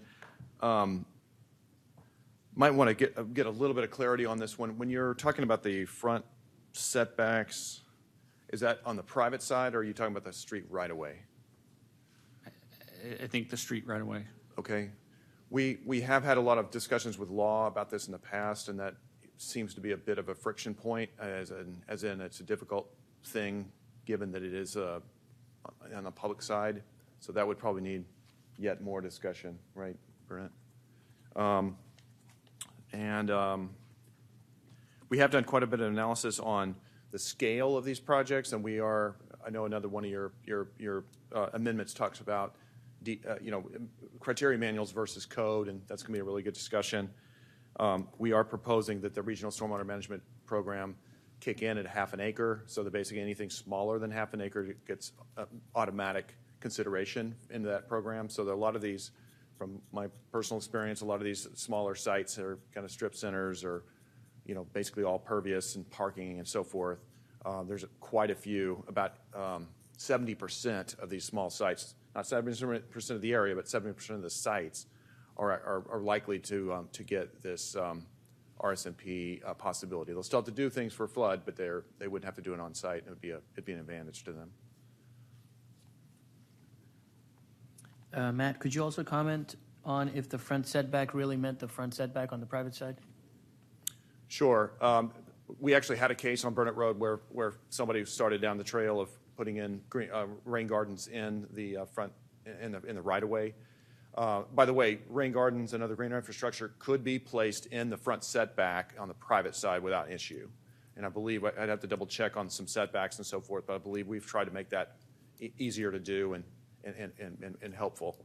On the public side, though, if in the future the city were to need to do something else with the right-of-way, make some adjustments and so forth, if you're complying on the private side in the public right-of-way and then you remove those facilities that helped your project comply, our legal department, not to speak for them, but my understanding was that they had some concerns with that.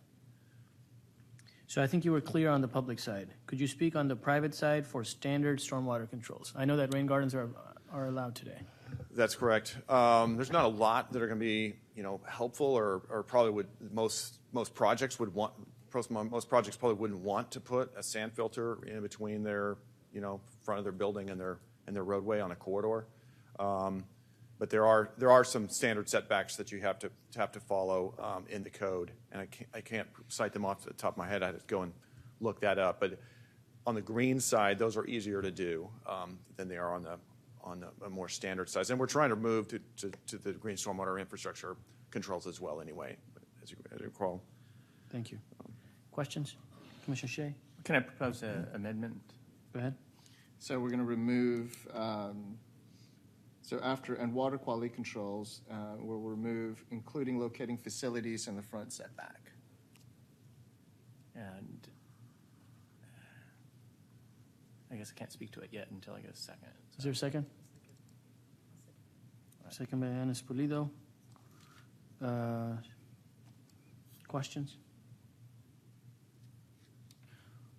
Are you speaking to the issue about the problem with putting it in the right-of-way that was just discussed? No, because this is in the front setback, so that's not right-of-way. That's private side. So would, like, rain gardens and stuff being in the front setback, that would not be allowed on corridors?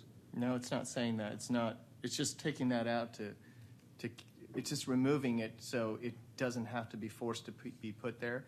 I mean, right now, a lot of the setbacks that are there, I mean, some of them are 5 feet. And you can't put a rain garden there. So whether you put one there or another side of it, I mean, I don't think it matters. I don't think we should be limiting it in this. If we're trying to keep the intent, then I don't think we need to specify where it is, especially if oftentimes that setback is 5 feet from the property line. So I'm just trying to, all I'm trying to do here is get clarity on what the effect is here. So the original amendment offers that as one of the things that could be given flexibility on. That's right.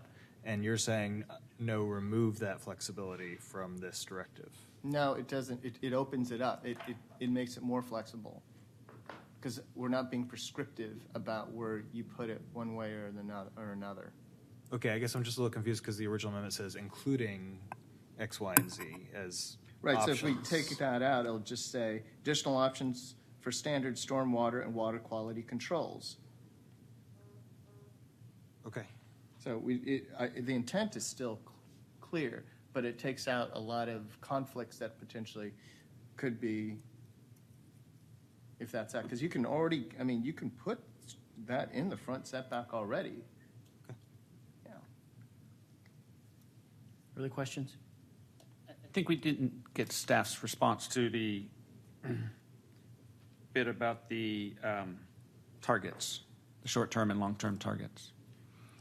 I'm sorry, refresh my memory on that. Actually, I had a question on that. What was the? I think it's kind of what we discussed, I think, a few nights ago on if instead of saying for these large surface parking lots, it was back to greenfield, it was back to a different percentage. Oh, I another see. percentage. I see. Just on the corridors and just large surface parking lots.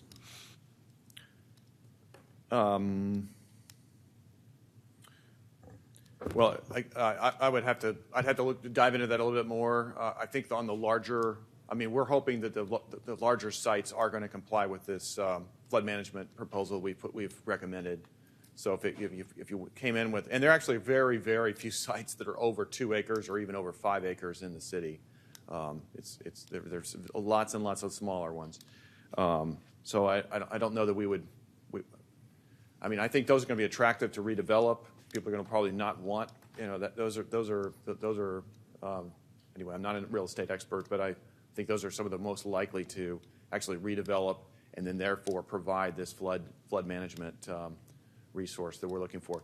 And again, there's tons of smaller sites that would not have to. We're agreeing with you right off the bat and saying that we don't want to have those folks have to put something on site if you're a smaller site, and that's again about 2/3 to 70% of the sites are in that category. So I think we're trying to be responsive to that in our existing recommendation. All right, Matt, I'm going to have to cut you off here. Can we finish this amendment real quick? This is the Shea Yanis Pulido amendment to strike, including locating facilities in the front setback. No, it's just that one. You might still need the including because it says including stormwater management and blah, blah, blah. Oh, okay. Any other questions? Speaking against? Speaking neutral? Speaking for? Let's take a vote. I was Okay, just go going ahead. to say, I think I like the removal of it because I think it's redundant at this point since it is permitted. Okay. All those in favor, raise your hand. Against? All right, that motion passes. Thank you, 11-0. Now we're back to the original motion with locating facilities in front setbacks struck. I have 3 more spots for questions if there are any. Commissioner Yanis Pulido? Can you come back, Matt? Thank you. So I'm just trying to get super clear to offer to explore additional options for standard stormwater and water quality controls. Would you say this strengthens or weakens overall the likelihood of the redevelopment to pre-development standards, impervious cover, that people have been working on for so long? Yeah, I'm not sure of what explore other options. Does it mean as in not on site, or does it mean different kinds of these things? And it may be just open-ended, which is, I mean, we're definitely open to coming back and saying, here are some different, I mean, we've definitely looked over a long period of time at lots and lots of different ways to get flood management, to get water quality management, et cetera, on a given site. And there's a lot of them that are a lot more flexible than just the conventional kinds of things. So we're hopeful that these are going to be things that people won't find a stumbling block in terms of locating on their site and being able to build one. Could you direct your question this way as well? Sure. So it seemed like that kind of came back to a question for us. So I'm just trying to get a sense if this is to provide alternatives to returning to pre-development levels, greenfield levels of impervious cover. Is this to offer alternative options or explore other options aside from that in transitions and corridors? I thought it was to have other options. So whether it was, sort of more regional stormwater management type options, on the very small percentage of the land on corridors that is surface parking lots, to just really ensure that those redevelop. I mean, because, they haven't redeveloped yet. We have lots of them out there that haven't redeveloped, and yet it's much easier to redevelop them today when all you have to do is say, existing quality standards, and now you're going to have to say, no, back to greenfield. I don't know that there's enough in the code to encourage them to redevelop in the new world. Well, there's a ton of money, and there's a lot of money to be made. And I'm asking because it might not seem like that much overall, but this is one of those things where impervious cover is not like greenhouse gases. It's not like non-point source pollution. It's actually it has very localized and very specific effects depending on how the water flows. And so some of the worst flooding, for example, that happens in South Austin happens because of all the surface parking lots that are all along the corridors, along 71, along Lamar, Menchaca, all those areas. And so one of the biggest benefits we can get from redevelopment is to return to greenfield standards, is to reduce the impervious cover on these areas for our health, for the environment, for flooding, for viability of housing, existing and new housing, all of those things. So I am all about exploring the alternatives and being creative, and we're working on that a lot in South Austin. I think encouraging green and rain gardens and all of that as opposed to detention ponds, decentralizing this stuff is all really important, but redeveloping those things to get rid of that impervious cover is critical, and I would not want to be offering shortcuts around that. Commissioner Shaw's question? So, Matt, do you have any examples where on large sites we've done kind of a mixture of, not 100% treatment, for all the impervious cover, maybe a combination of some level of treatment, some level of RSMP, and maybe some other things, kind of like a hodgepodge to make it all work? I mean, are there examples where we've kind of mixed and matched? That is a possibility. So it's either on-site, off-site, with an upgraded storm drain, for instance, or purchasing of an easement, possible payment. There's a lot of options, and that you can kind of do an a la carte thing if that turns out to be the best solution. Okay. And I can't think of one off the top of my head, but I know that is a possibility through our system. But do you think on these large parking lot sites where I think we're discussing here, that we would be able to do something like that would still give us equal protection than 100%, detention or control on site? Yeah, I guess when I hear the word large, I guess that's, our recommendation is that something above 0.5 acres come in and comply with this new greenfields management strategy. That's a great public discussion of what is that right number? That's a knob to turn. We think that that's a good number. We've looked at a lot of cases and a lot of the data on the numbers of sites. So when I hear large parking lot, if it's a 5-acre parking lot, I don't think that's. Of course, that would be outstanding to have that be people habitat and not car habitat. But at the same time, I think those are going to be the most coveted projects to redevelop anyway in the first place. And I'm not. I think we would stick with our current recommendation on that. Okay. One more question. Did you have a question? You probably have a real question. I just have a clarification. Go for it. Mine is just a clarification. Also, to either legal or the team, are you trying to circumvent the greenfield return, or is this just to add options to getting to that point?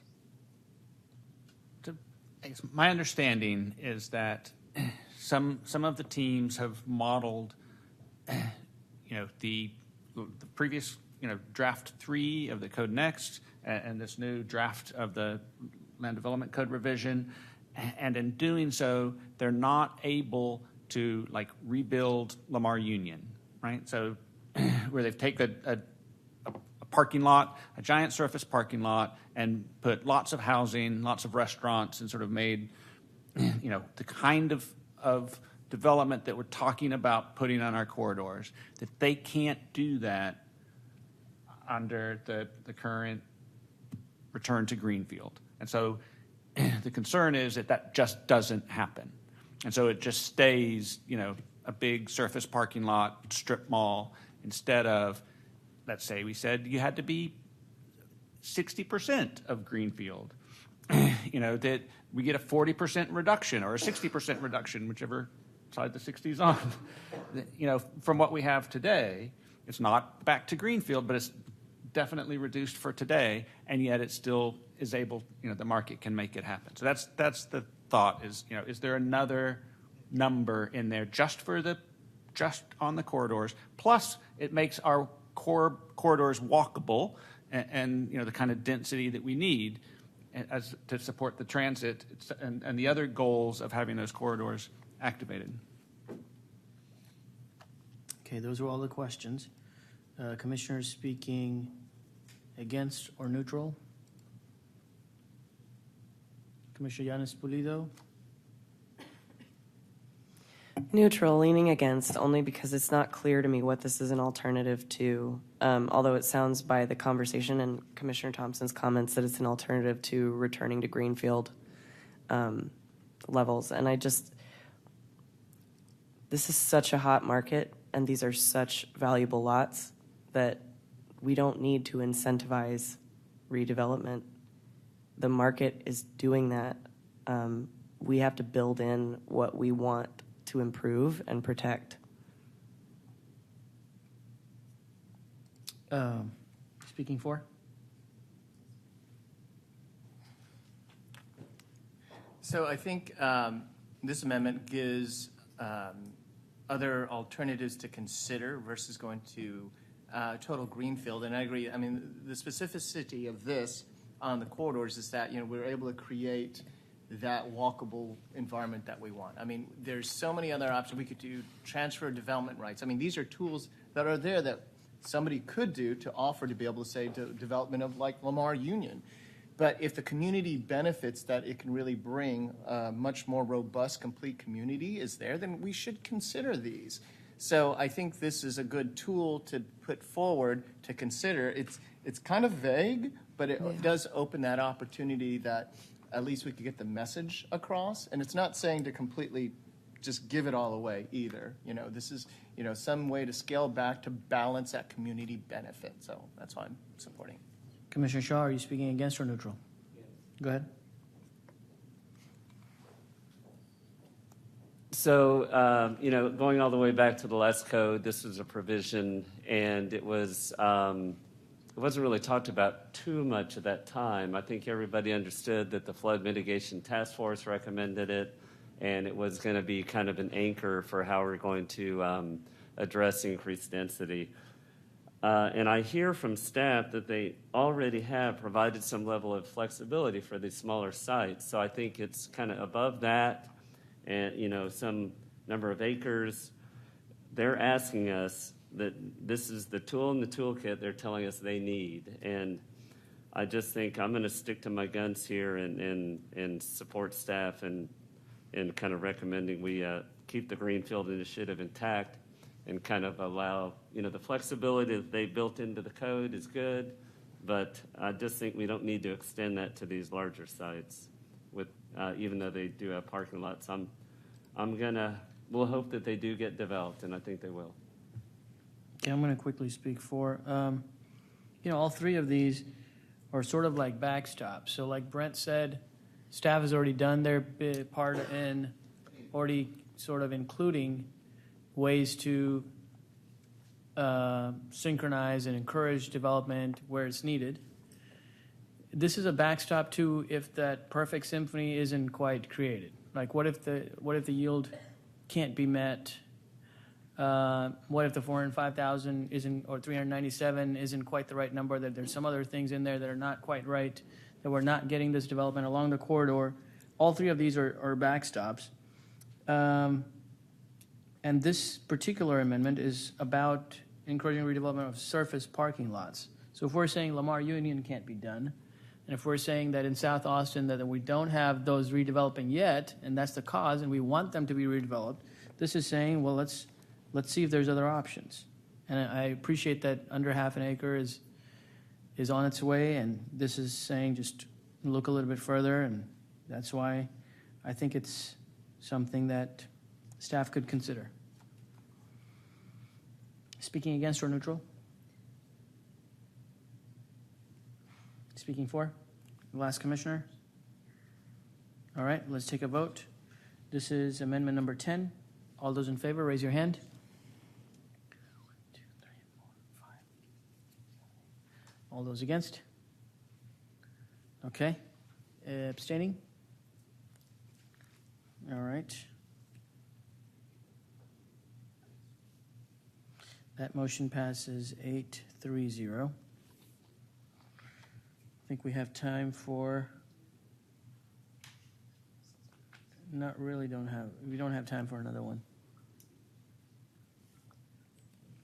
It says discussion. It's not going to happen in 6 minutes, so. Not with this group. Okay, so I'm going to take a break right now. It's 7:24. And we'll be back in 25 minutes. 7:50.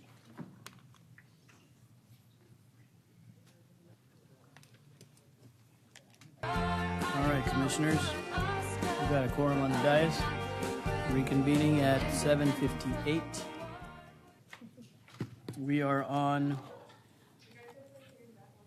amendment number 23. Go ahead, Commissioner Thompson. Okay. This one's just following in the same vein on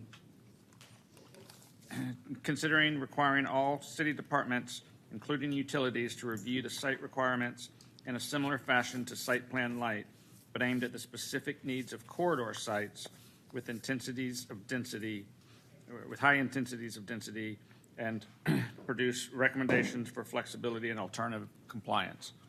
So I think it's, in particular, I think about the utilities, but it's just sort of saying what some of the other ones did as well. Just see if there are options that we could even streamline things a little bit more on the corridors and centers. All right, is there a second? Commissioner Kenny? Staff? I understand what you're saying, and we, we believe that the draft code requires departments to streamline or scale submittal requirements in accordance with the regulations, and everybody's interest is to streamline the process in general. All right. I would just add that we have in the utilities chapter, in the section devoted to the electric utility, we have a provision that says, that directs the utility to be cognizant of the need for housing capacity and to right size their easements. So there's a general statement of intent to that effect that is in the draft code that is the draft. There's also in the staff report a joint statement of commitment to look at utility criteria manuals, look at shared easements, and really consider the range of options. But I think there's a lot of technical work that has to go into that, and there just hasn't been the bandwidth to do that while we're developing the code itself. But I think there is a strong commitment on a lot of people's part to really look at those issues going forward, and there is a statement of intent in the code as crafted. Thank you. Questions?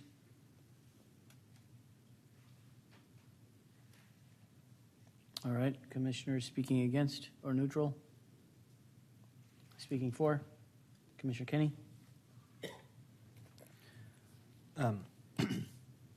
So I could see a response to council coming back from staff to suggest further guidance in the draft, but this is the kind of report that could also come in the development of the criteria manuals.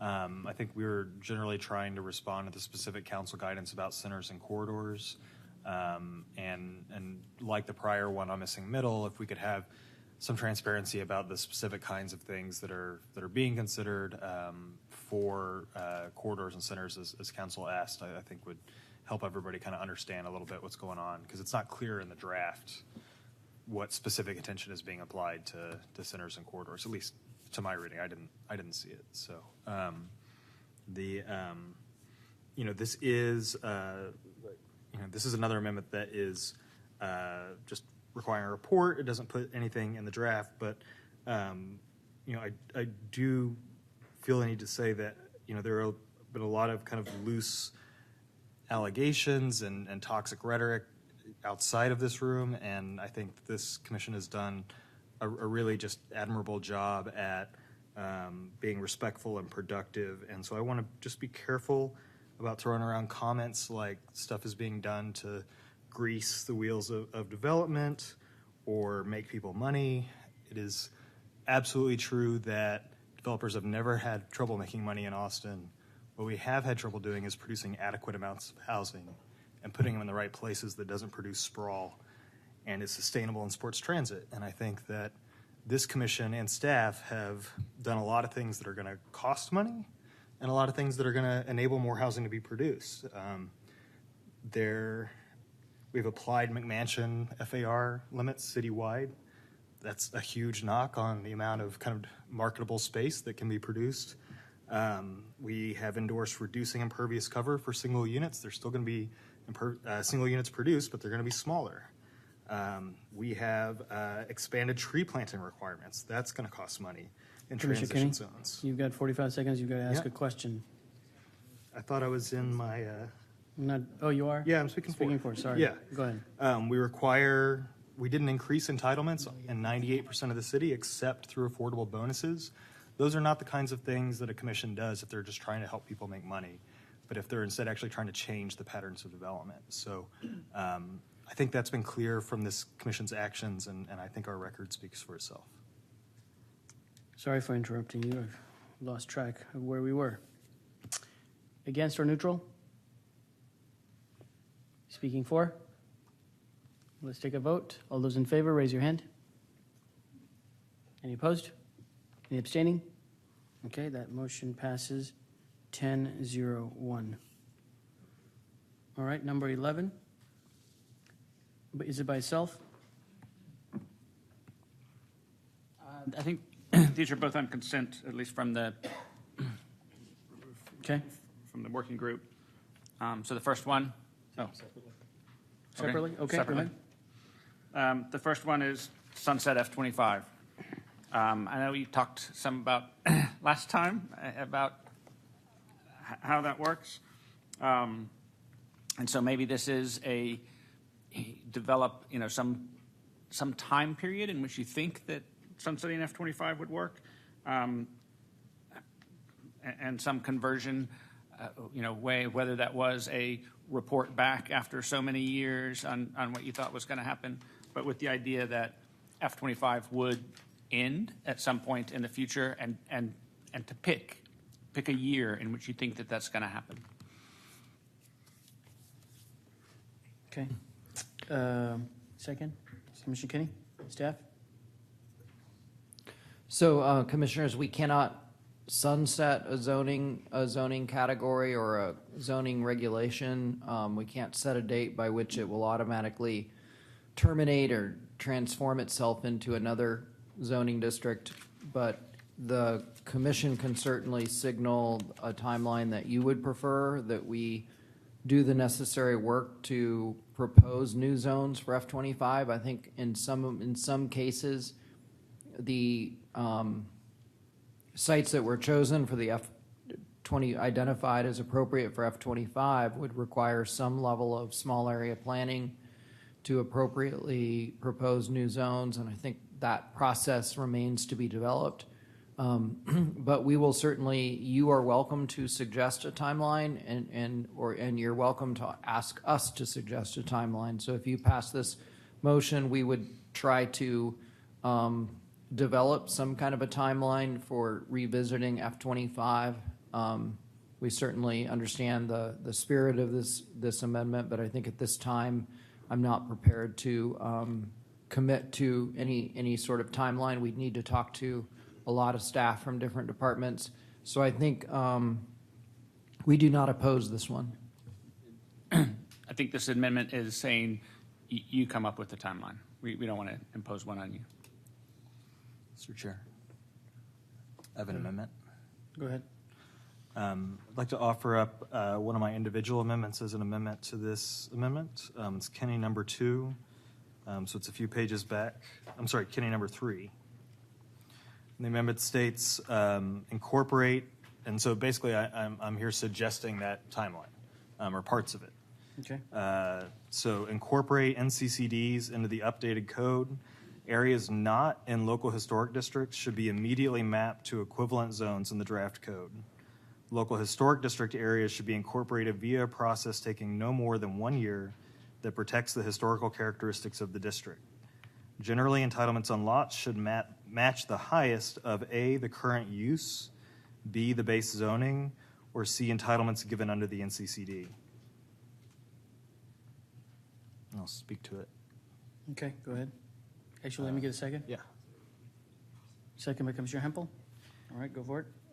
So this implements one of the Austin Justice Coalition planks for incorporating NCCDs and opening up areas that have been traditionally off limits to people of color and those of less economic means than some of our NCCDs. And what I thought was interesting about their recommendation is that it also incorporated 11th and 12th Street, which they noted are not serving the purpose of providing greater opportunity for people in the underserved communities. I want to note specifically the last segment of it.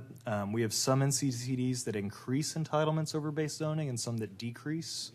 When some of the NCCDs passed, they also applied SF zoning to some existing missing middle apartments. You see particularly that in Hyde Park.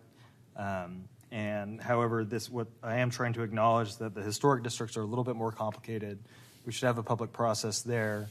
But when it comes to, SF3 in these areas, and we have an SF3 equivalent that everybody else is switching over to, I don't see a compelling case to require staff to administer 2 different codes and to restrict opportunities for housing.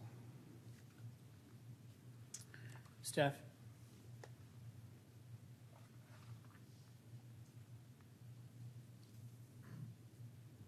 I didn't have the right spreadsheet open, so I just found it, and I just need to read it.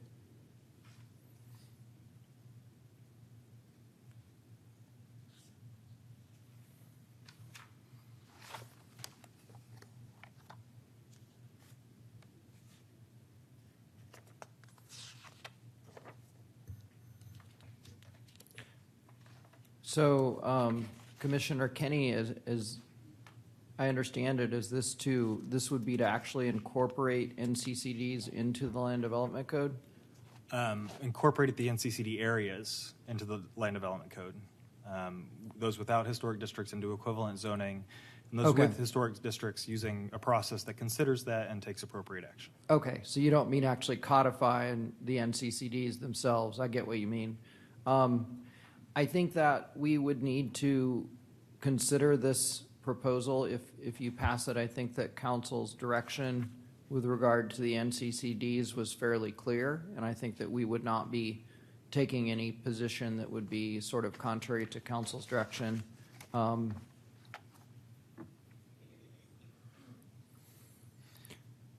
Would you say just a little bit more? So I understand the ask with respect to NCCDs, and we would look at that, being mindful of council's direction, but would you say, and I apologize to ask you to repeat yourself, but would you say once more kind of what you're driving at with the historic district areas? Well, for example, the South Hyde Park NCCD is a local historic district. And I would suggest that there be a process there that takes into account the impacts that the codes might have on historic districts and just looks to preserve the historicity of those areas through the code and considers that. But that the areas of the NCCDs that are not in historic districts, such as the North Hyde Park NCCD, that this amendment would says that those should be mapped to equivalent zones, and so they should be treated the same as the rest of town, and can be incorporated immediately into equivalent zones. So I think, so the idea with the historic districts would be to take a process that would be about a year or so to find a way to remap them, but include appropriate regulations to further the goals of the historic districts? As appropriate, yeah. Okay. I think we would need to consider this one, and I'm not prepared right now to say whether we would support or oppose or partially agree, but we will definitely look at this and talk with staff, and if you all pass this. And in my remaining 2 minutes of staff time, I think, or if you could just speak to, so the council direction said map it to equivalent zones in the new draft. If there are, I think, do they use the word equivalent or roughly equivalent or something like that? And I know that the transition zones were mapped, but I was wondering why the rest of the NCCDs, particularly, let's say those that aren't in historic districts, that have fairly equivalent zones, so say SF3 versus R2A, why those weren't gone ahead and mapped at this point in the process. Commissioner Kenny, council's direction said to retain the NCCDs. So council's direction spoke to that. It indicated to make some changes, and we suggested amendments that would make the changes that we felt were technically feasible while still retaining the NCCDs. I'm sorry, pardon me for interrupting, but didn't council's direction say to incorporate them into the draft code where equivalent zones existed?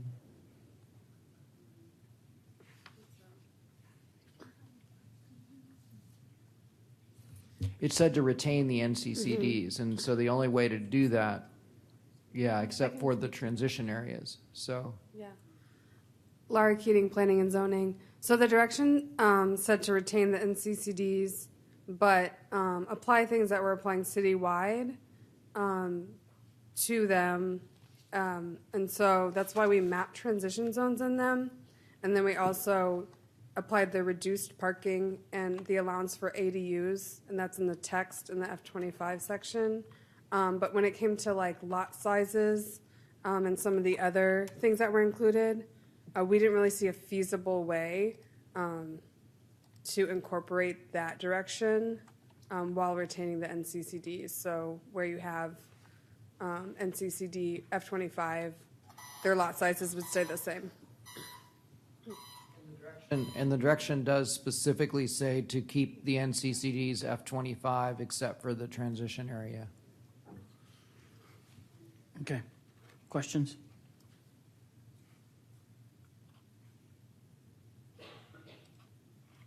I'm going once.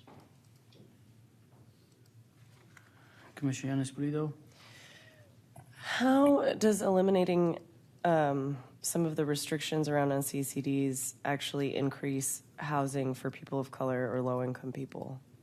That's what I'm trying to figure out. I had this conversation with AJC, and I didn't get a clear answer.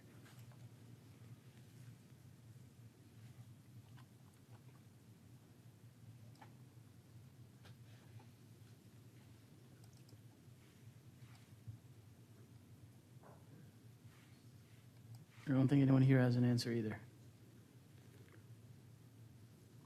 Can I speak to that? Sure. So, an example, the Hyde Park NCCD took land that had formerly been zoned multifamily and zoned it single family. And I think people of color disproportionately live in multifamily housing. And so I think it speaks very clearly to it that way. So the assumption there is that places where people of color may or may not live right now could potentially be redeveloped as single family, even if that's not what market feasibility tells us would happen, and that would lead to fewer people of color living there, or fewer opportunities for people of color to live there?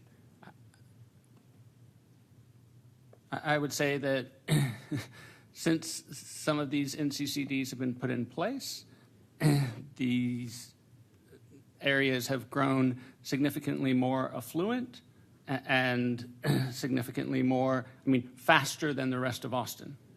That's the important. All of Austin has grown more affluent. These have grown more affluent faster than the rest of Austin.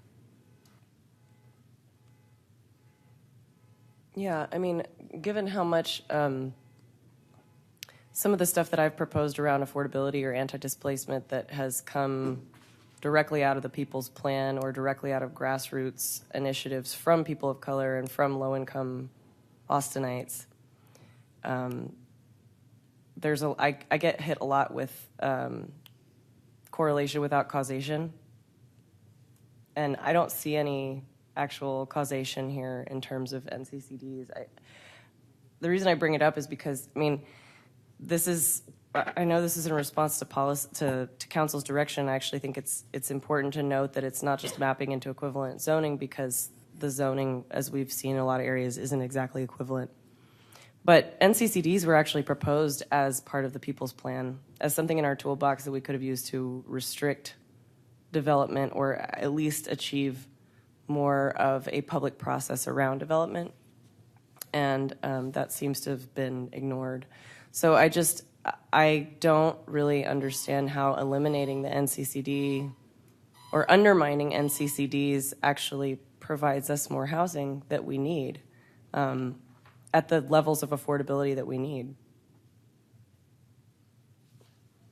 Other questions? Seeger, then Azar. Was any study or anything done to try to determine if NCCDs were removed, if the areas would become more available for people of color and low income or moderate income people? Was anything done other than kind of a feeling that NCCDs are protective and should be gone? I think this is based on the, we have better than normal correlation to study for NCCDs in that it's very specific neighborhoods. Mm-hmm. And we've seen that they've grown more affluent faster than the rest of town compared to neighborhoods that started out from the same place and are close by. Okay, how much more affluent then? The study that has been done is in the anti-displacement study. The authors there noted that NCCDs in historic districts, while they can serve as organizing points for organizing communities, that there's not actually any evidence that they preserve affordability. Okay, is there any percentage that NCCDs have had higher property appraisal growth than other areas adjacent to the NCCDs? Yes, there is. Okay, because we hear that Hyde Park, because they're the ones that are always mentioned and always kind of picked on, that it's 70% rental.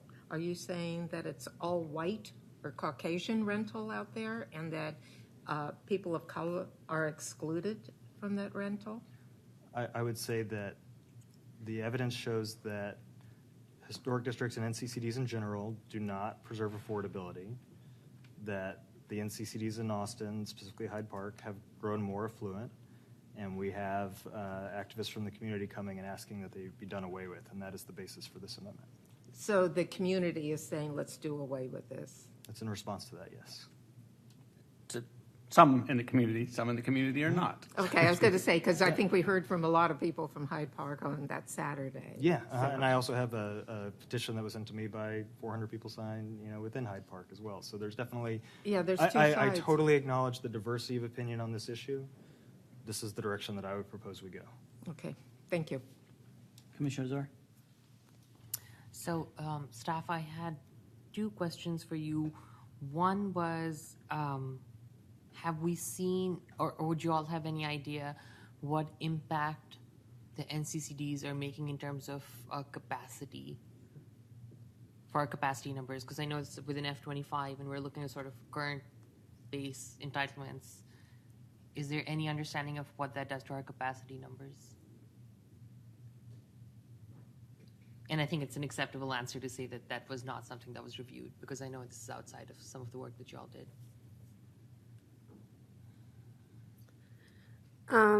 We don't know those numbers specifically. When it comes to transition zones, you're not getting a ton of capacity. So as far as the transition zones and the NCCDs, I think that would be a relatively small number. Yeah. Okay, and then my second question was, and this might be a process question, I'm not sure who can answer, but if a neighborhood wants to have itself developed as an NCCD, what does that process look like? How does that work out?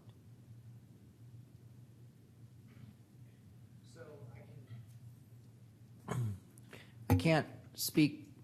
I would have to look at the code, and I think I'd probably have to look elsewhere to fully answer your question. But NCCDs are today, the application process, it's a more extensive application process than a normal zoning. You're not just seeking one lot as an NCCD. It's inherently an area-wide exercise, and there are costs associated with it. The zoning is structured so that it's often very small sub-districts, or sometimes even lot-by-lot regulations that vary.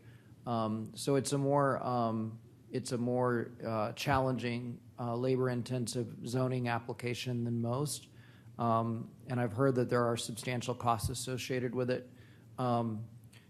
By virtue of it becoming F25 under the new code, it wouldn't be something that is enabled going forward, so it wouldn't be a district that somebody could apply for in the future if this code is passed as recommended.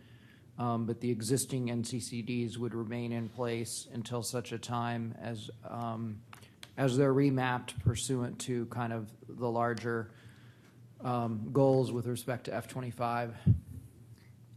So, and I think I got it, but just to clarify, Commissioner Yanis, believe this point, you're saying that another neighborhood within East Austin or the historically largely communities of color could not go ahead and do this moving forward because it will not be a tool that would be required or that will be allowed within the code, but it's more like grandfathered in? Is that?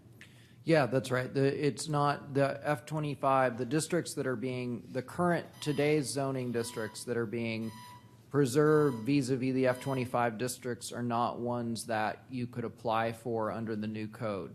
So the NCCDs there will not be a section of the code setting up the process for applying for NCCD status. Okay, thank you. All right, those are 4 questions. Is there a commissioner speaking against? Commissioner Shaw? So, I mean, part of this I agree with, but council, I'm just reading here, they did say to preserve them, and then they said, but they did say unique zoning districts like NCCDs should be reevaluated in the current context of Austin's housing and transportation needs, in addition to analyzing the extent to which NCCDs provide missing middle housing. So I think they kicked it down the road a little, maybe like a small area planning effort, and my hopes would be that this would raise to the top. Once they approve the small area planning process, this is the first thing they do. So I just don't think this is in line with council's direction, so I'll be voting against it. Speaking for? Speaking against? Commissioner Yanis Pulido? Yeah, I think this is just, again, this is a deregulating step, and I don't see it creating the deep affordability that we need. So I'm not in favor of anything that is just to increase our capacity when we have basically met our capacity and we're falling dismally short on the amount of deeply affordable units that we need in the city. Commissioner Thompson, did I miss your hand?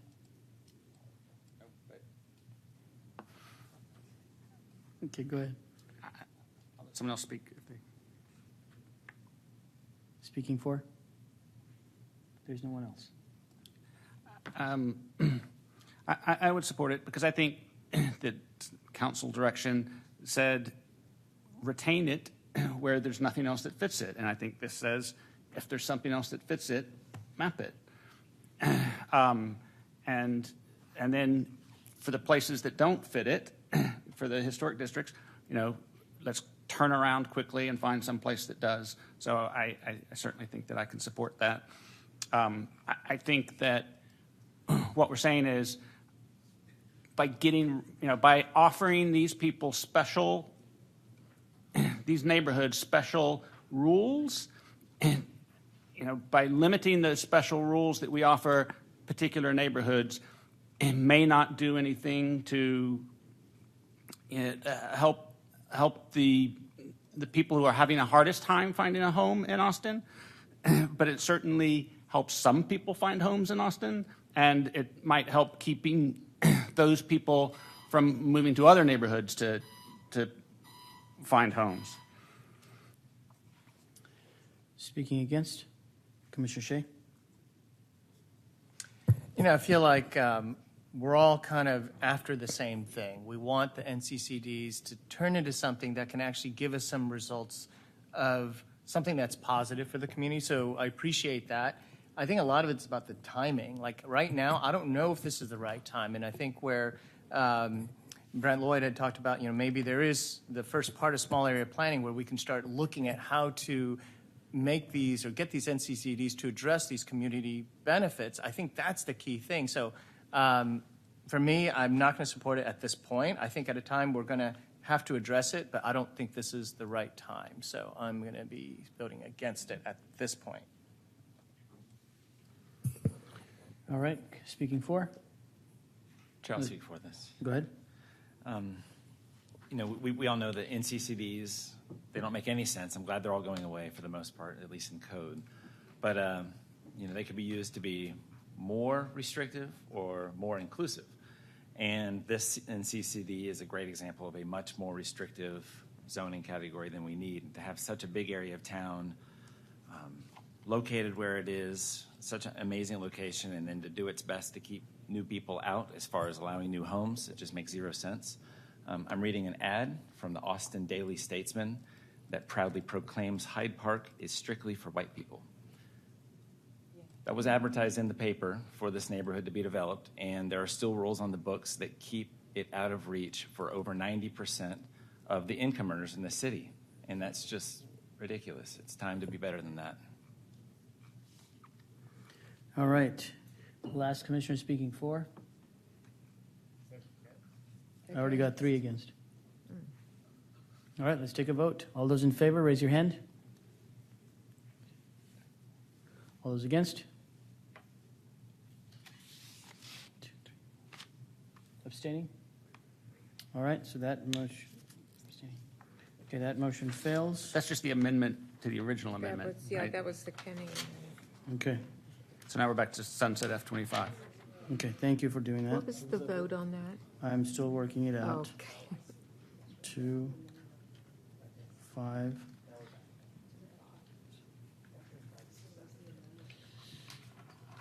I've got 552. Oh, no. Can't be 552. 542. Voted against. Can you all raise your hand one more time? That was me too. So 1, 2, 3. Okay, 452. All right, that was the amendment. Back to F25. We didn't have any questions on this.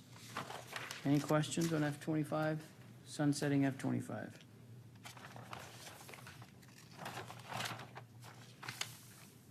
Speaking against?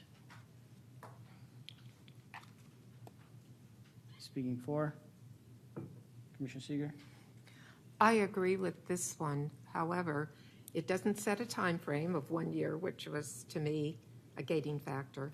And also, F25 is very pervasive for many reasons. I think that those areas need to be looked at in a very nuanced way to get them into current code. I know that there are probably a lot of F25 people out there that are going, oh no.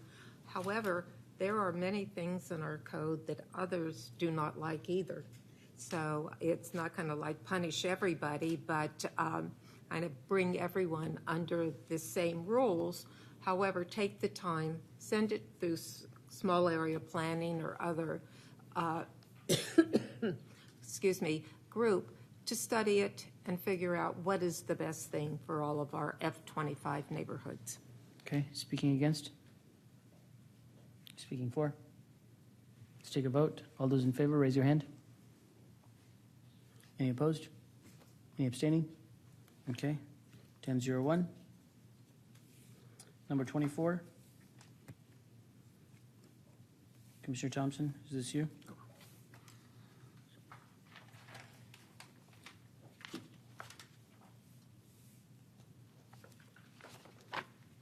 Evaluate zoning and transit-oriented development areas. And I think this one is a consent as well. Okay.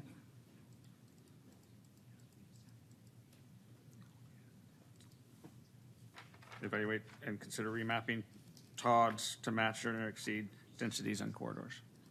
Okay. We have some TODs that are less dense than the corridors or the centers. Okay. Second? Commissioner Seeger. Staff, any comments on evaluate and consider remapping TODs to match or exceed densities on corridors? So we think that reevaluating the TODs is a great idea, the zoning as well as actually all the rest of what goes into TODs. Don't really think that we have the bandwidth to do that as a part of this process, but would like a more focused effort after the code is adopted to really look at the TODs as a whole. Thank you. Questions? Azar? I'm going to offer an amendment. I think I hear it, and I think it's a great way to do it. And I hear from staff this might not happen right now, but I think as we're thinking of setting some direction for the forwards, I would say evaluate and consider remapping TODs to match or exceed densities on corridors, comma, ensuring maximizing the affordable housing bonus program. Or ensuring maximizing opportunities for the affordable housing bonus program.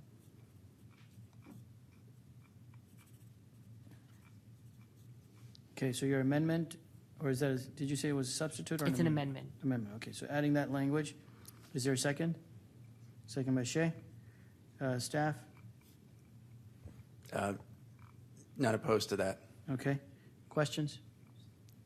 Can I speak to that in a second? So I think essentially this is my way of responding to council's direction of saying where we do increase entitlements, we capture that as much as possible within the bonus. And I think also saying that our DODs would be a great place for having a lot more affordable housing where we can link it to transit. So I think overall this is a great amendment. Thank you. Okay. Questions? Speaking against? Speaking for? Let's take a vote.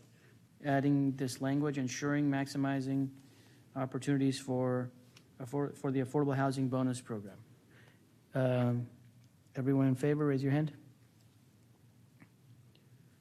Speaking or against?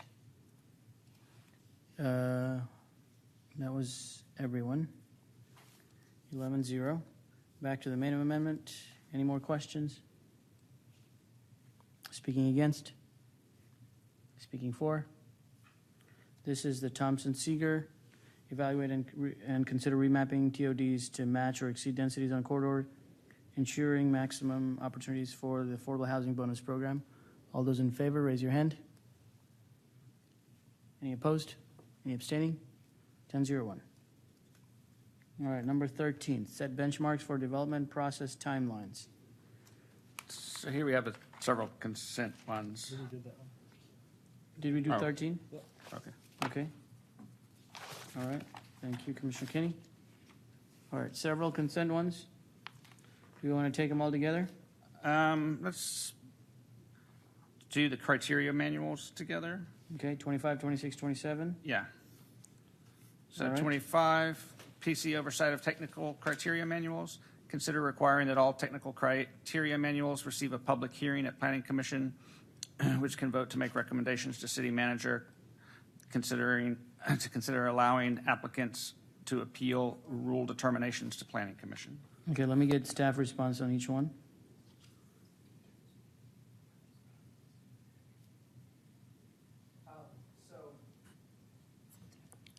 So we, I think, we're going to have to take this one under advisement, but I do want to caution that the adoption of administrative rules is on the manager's side of the line in our form of government. And while there may be an opportunity to have some kind of public process, I think there's a handful of occasions where that's been done before.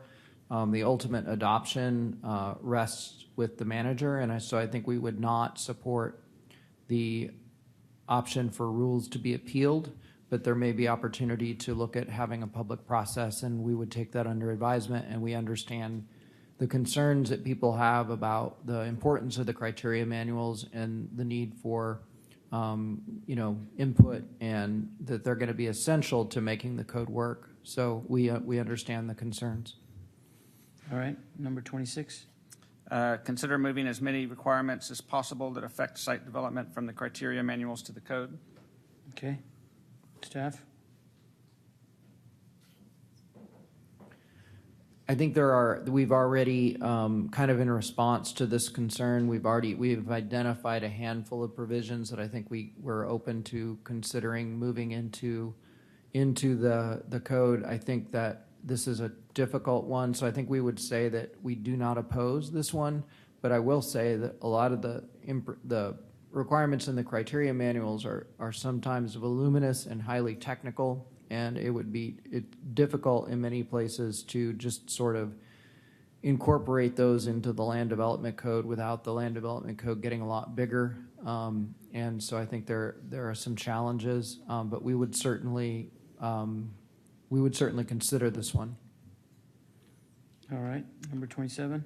Do not oppose. Thank you. Consider requiring the transportation chapter in the criteria manual to be oriented towards achieving the goals of the Austin Strategic Mobility Plan. Go ahead, Steph. Do not oppose, and we believe that the transportation chapter, which has not been talked about a lot, we believe that it includes many provisions that are in direct furtherance of the ASMP. Thank you. Is there a second for these three amendments, 25, 26, 27? Second by Commissioner Kenny. Did you want to speak to that? Okay. Kenny, do you want to speak to that?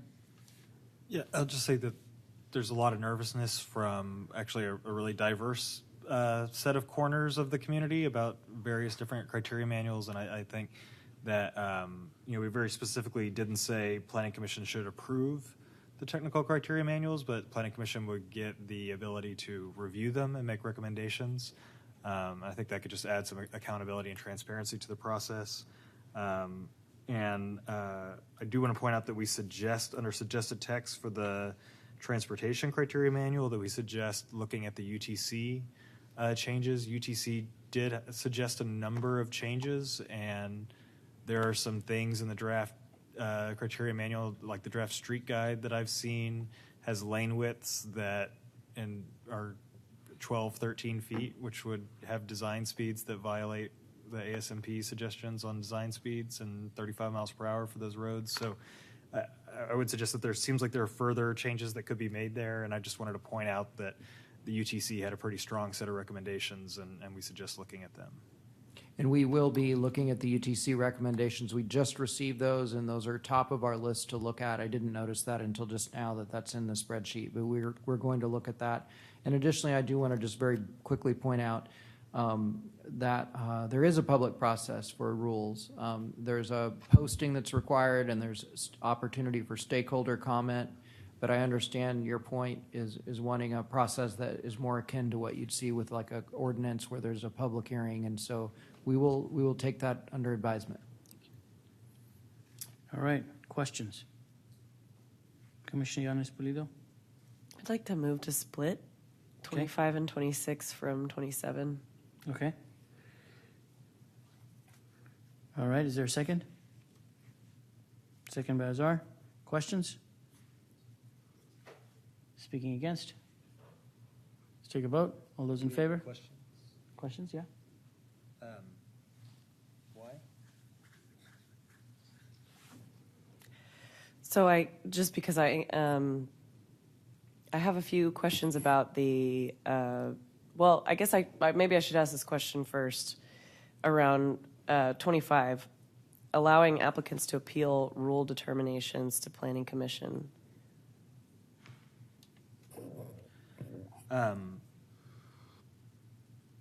As one of the people who helped draft this amendment, I would not be averse to an amendment to strike that section. To me, the most important thing is getting, when they're actually written, that there be an accountability kind of process there, and that it's not just submitting a comment to the people who wrote it, but I think it's important to have a third party involved. So, I'm good. Can I make a motion to amend? Well, I know I this think is we your time, still so have I a don't- motion. We still have a motion on the table. I mean, yeah, because there are a couple other things I mean, we could still amend this, but I feel a little more iffy. I mean, I have a lot of feelings about the ASMP, but I also understand this is our direction, and I totally agree that there are certain conflicts. We certainly I see a lot of conflicts even between the implementation of our mobility bond and the ideals of Imagine Austin and the ASMP, lane width, speed reduction, pedestrian friendliness, all of that stuff. But I'm a little more iffy on that one line in 25, but also 26. I'm not clear what this does to actually facilitate good evaluation of all these different requirements, and I feel like it could complicate the evaluation of code amendments. So I'm more hesitant on those two than I am on 27. thank you. All right, so we have a Yanis Pulido and Azar amendment to split or to divide. 25 and 26 from 27. Any other questions? All right, speaking against or for, let's take a vote. All those in favor of dividing, raise your hand. Opposed? Abstaining? Okay, so that is 10-0-1. Let's take up 25 and 26 first. Commissioner Azar, did you have an amendment? Yes, if I can make an amendment. So for 25, cut everything after city manager. So now it would read, consider requiring that all technical criteria manuals receive a public hearing at Planning Commission, which can vote to make recommendations to city manager, period. Okay. Is there a second? Second by Commissioner Seeger. Questions? Speaking for or against? All those in favor, raise your hand. Any opposed? Any abstaining? Okay, so that passes 10-1-0. Now we're back to the main motion, 25 and 26. That's Thompson-Kinney. Questions on 25 or 26? Speaking against? 25 and 26, speaking for? Chair, I'd like to submit an amendment. Okay. I'd like to change the word possible to practical.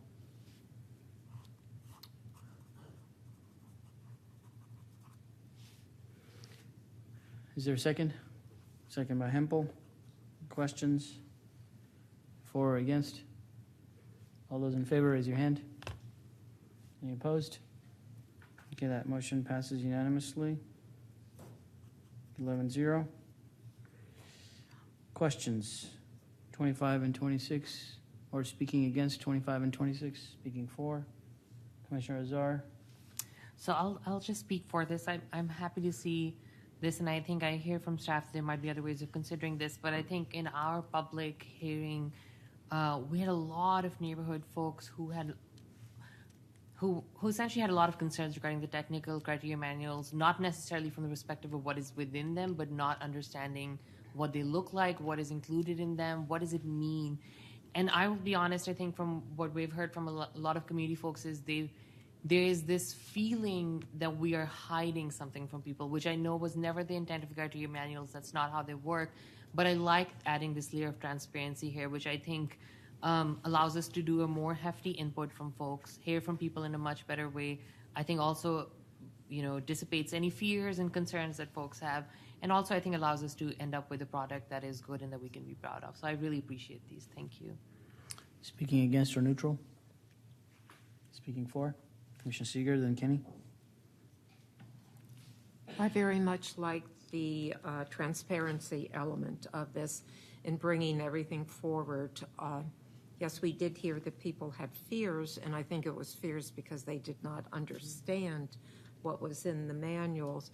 My only concern with this is getting into areas where we may not be equipped to really understand the technicalities and the implications and perhaps the outcomes that we really did not intend if we do not understand exactly what is in the manual.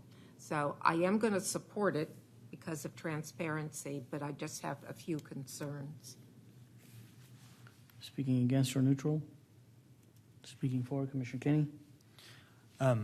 So just I had the same concern, Commissioner Seeger, and that's why the words are don't ask the Planning Commission to approve the criteria manual, so it doesn't ask us to like understand in total everything that's in the criteria manuals, but we can hear concerns and make suggestions without necessarily looking at the whole thing. And I just want to note that we may, I've been advised that we may need a code change to make this apply to this revision of the LDC, so it's possible we could come back with a lightweight code amendment initiation after this, so be prepared.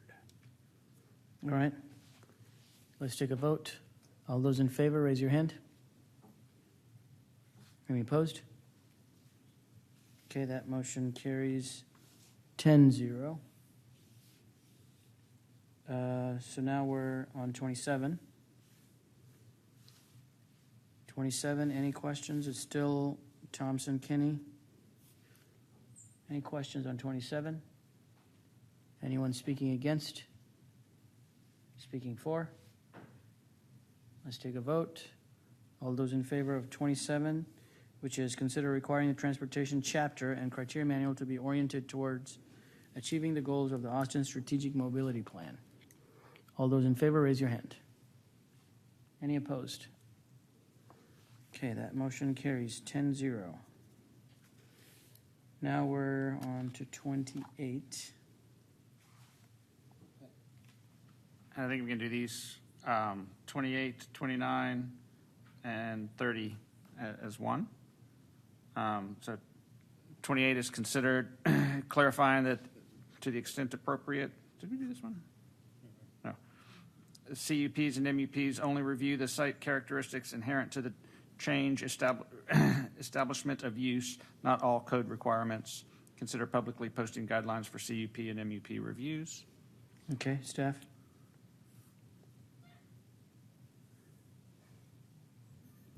We do not oppose this one. We think there's definitely some benefit to sort of clarifying those two separate processes. They definitely are related, but they serve different purposes, and so we're happy to take a look at that. So we do not oppose.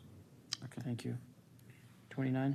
Consider simplifying the process for unified development segments or agreements, particularly for missing middle housing. Staff.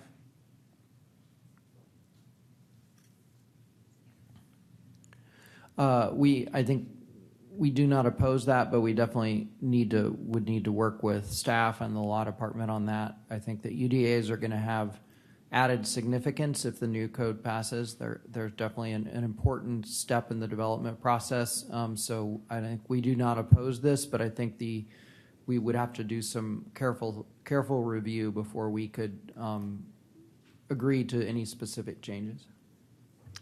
And the last one, consider offering an early determination process for finding a site that is not of historic importance.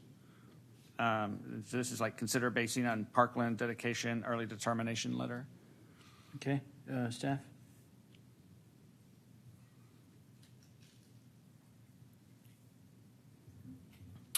I think we will have to take that one under advisement.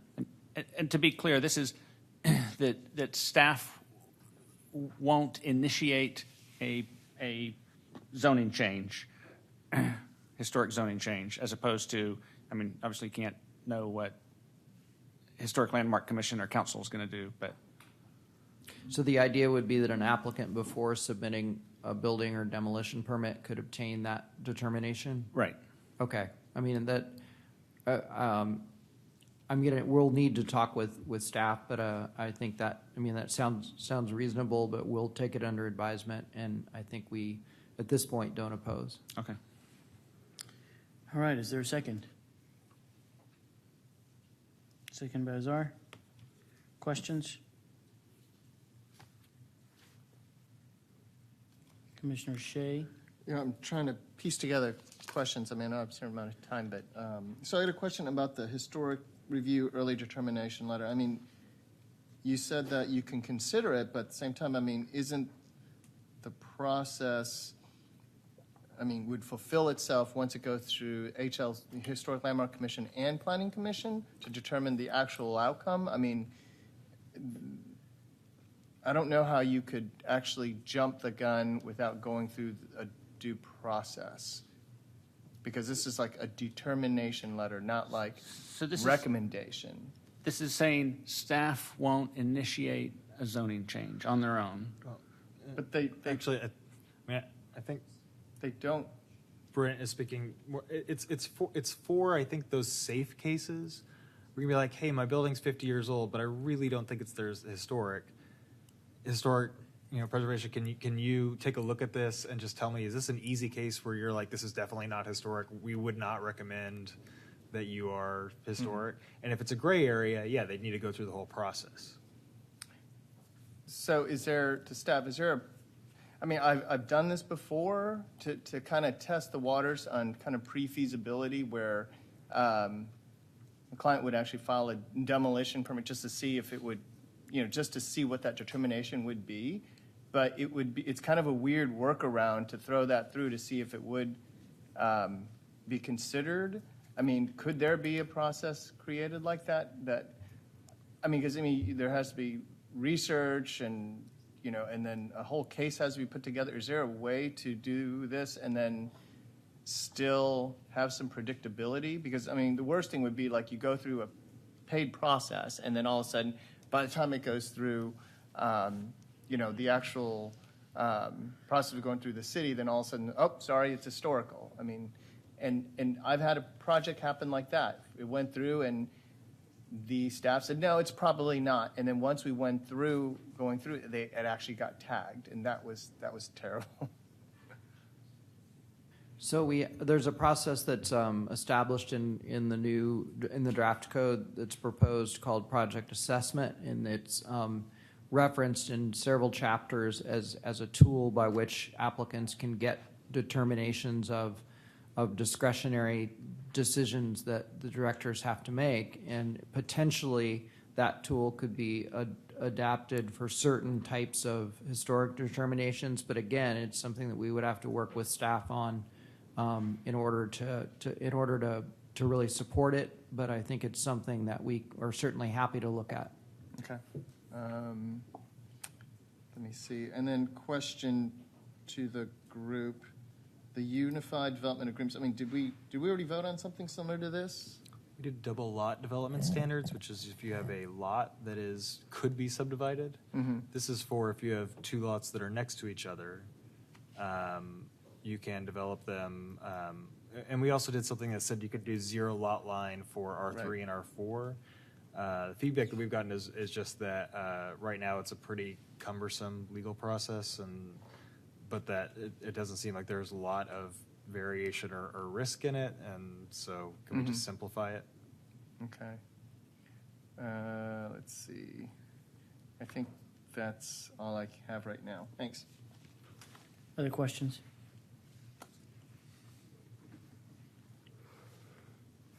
We're on 28, 29, and 30. If there's no questions, are there any commissioners speaking against?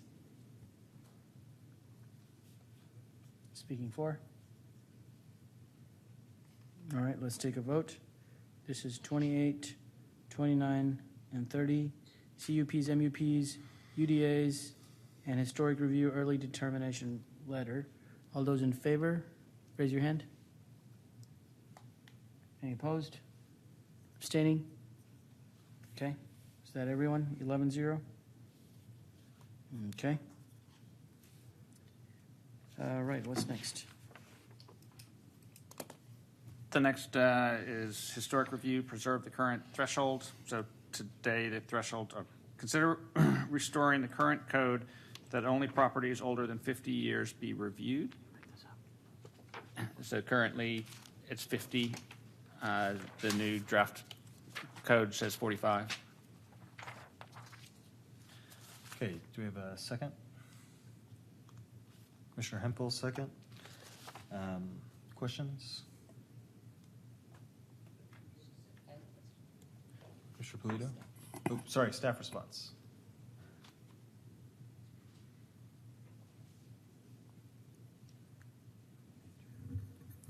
I think we would need to take that under advisement. Do you want to elaborate on why you chose to increase the period of time? I think there was an interdepartmental review process that went into that, and I think that 45 years was in draft 3, which we were directed by council to use as a baseline, and so there were certainly provisions of draft 3 that were clarified and changed, but mainly the changes made to draft 3 were driven by council's policy direction on housing capacity, missing middle housing type, those sorts of thing, and this didn't really fit in that category, so I think decision was made just to defer to draft 3. Mr. Lloyd, are you saying that you weren't here and it's not your fault? Sorry, no, you don't have to answer that. All right. I was here. Okay, I think we hear you. Okay. So, Commissioner Polito? Thank you. I mean, that was really my question: is why was it reduced to 45 years? And I wondered if there was any particular housing preservation considered there.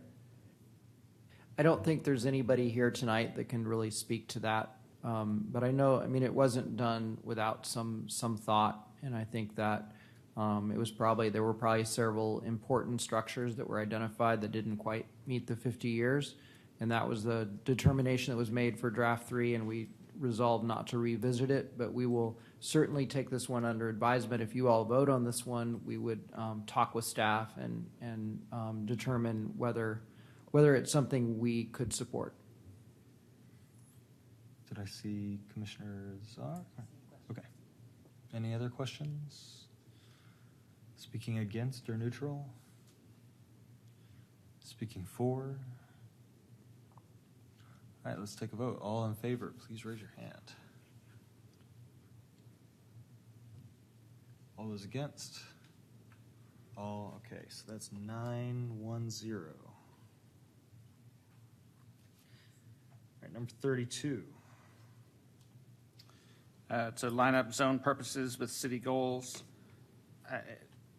Evaluate purpose description sections and zoning chapters. Where appropriate, consider replacing or augmenting the language about how zones provide a transition from one form to another, and instead reference appropriate locations, for example, served by transit, in or near neighborhood centers or regional centers.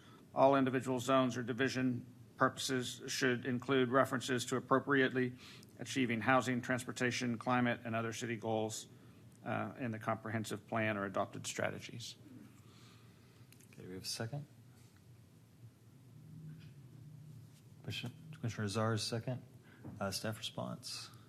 Not opposed. And just to clarify, it's more about describing the zones themselves and not so much about what they're between, I guess, what they're transitioning between. The purpose of the zone itself is more the focus. Is that what you're getting at?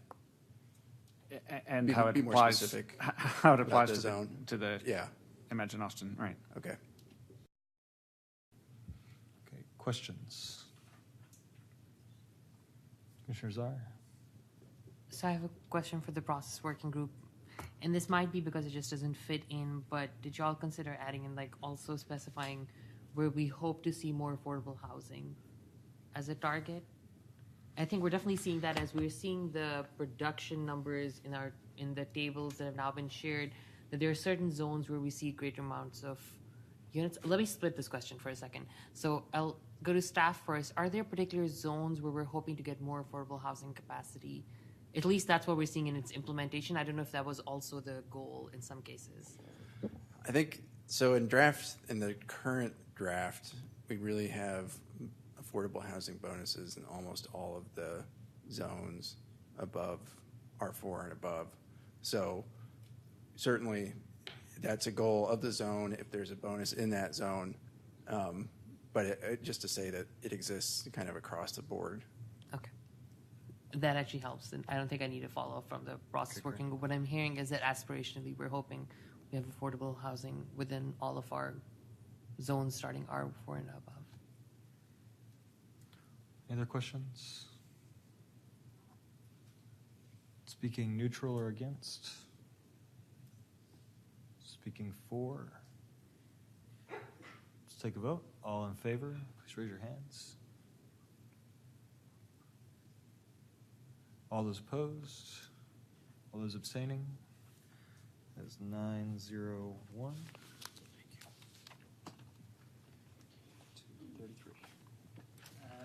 All right, 33. And this one's another early determination letter. This one's for rough proportionality. Consider operating a determination process through rough proportionality payments that do not require extensive analysis. And I think the idea is that this rough proportionality payment could be, sort of bracketed somewhat, if you are within these, this level of intensity, then this would be the payment.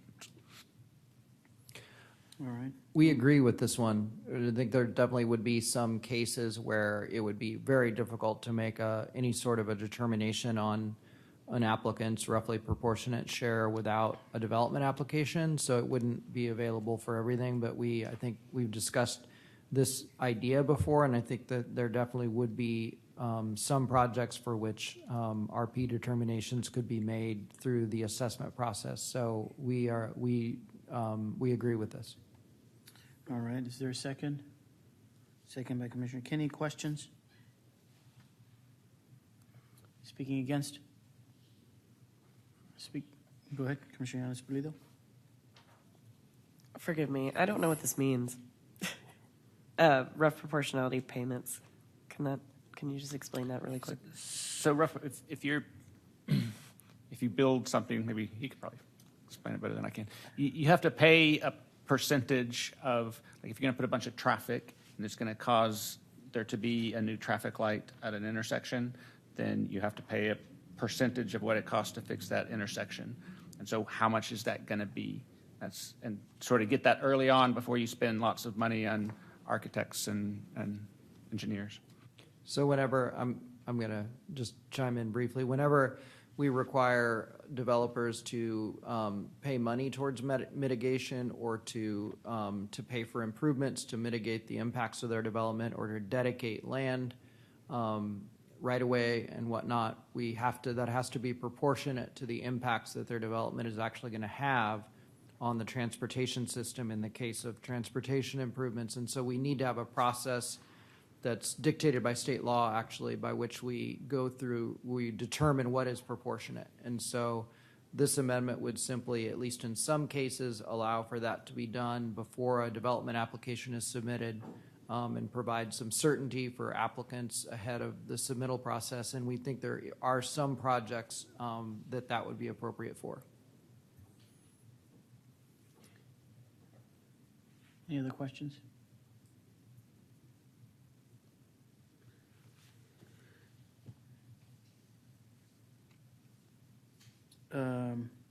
Speaking against?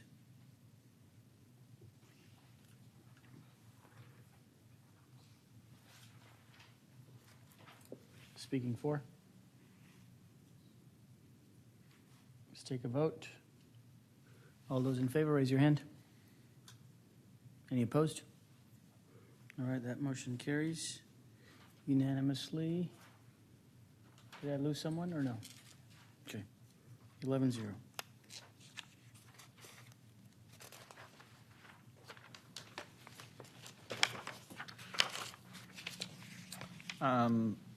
Direct all utilities and departments that require easements to attempt to develop a process for sharing easement area as much as possible to limit the total amount of sites dedicated to utilities.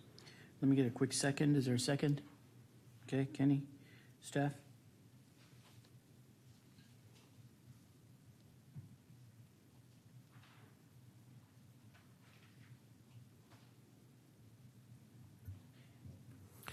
We do not oppose this one, but I think the way that we would implement this is through again, I've referenced before the joint statement that was provided with the staff report, where the LDC leadership team and the utility departments commit to looking at things going forward to develop some process enhancements. And I know that's not an immediate fixed.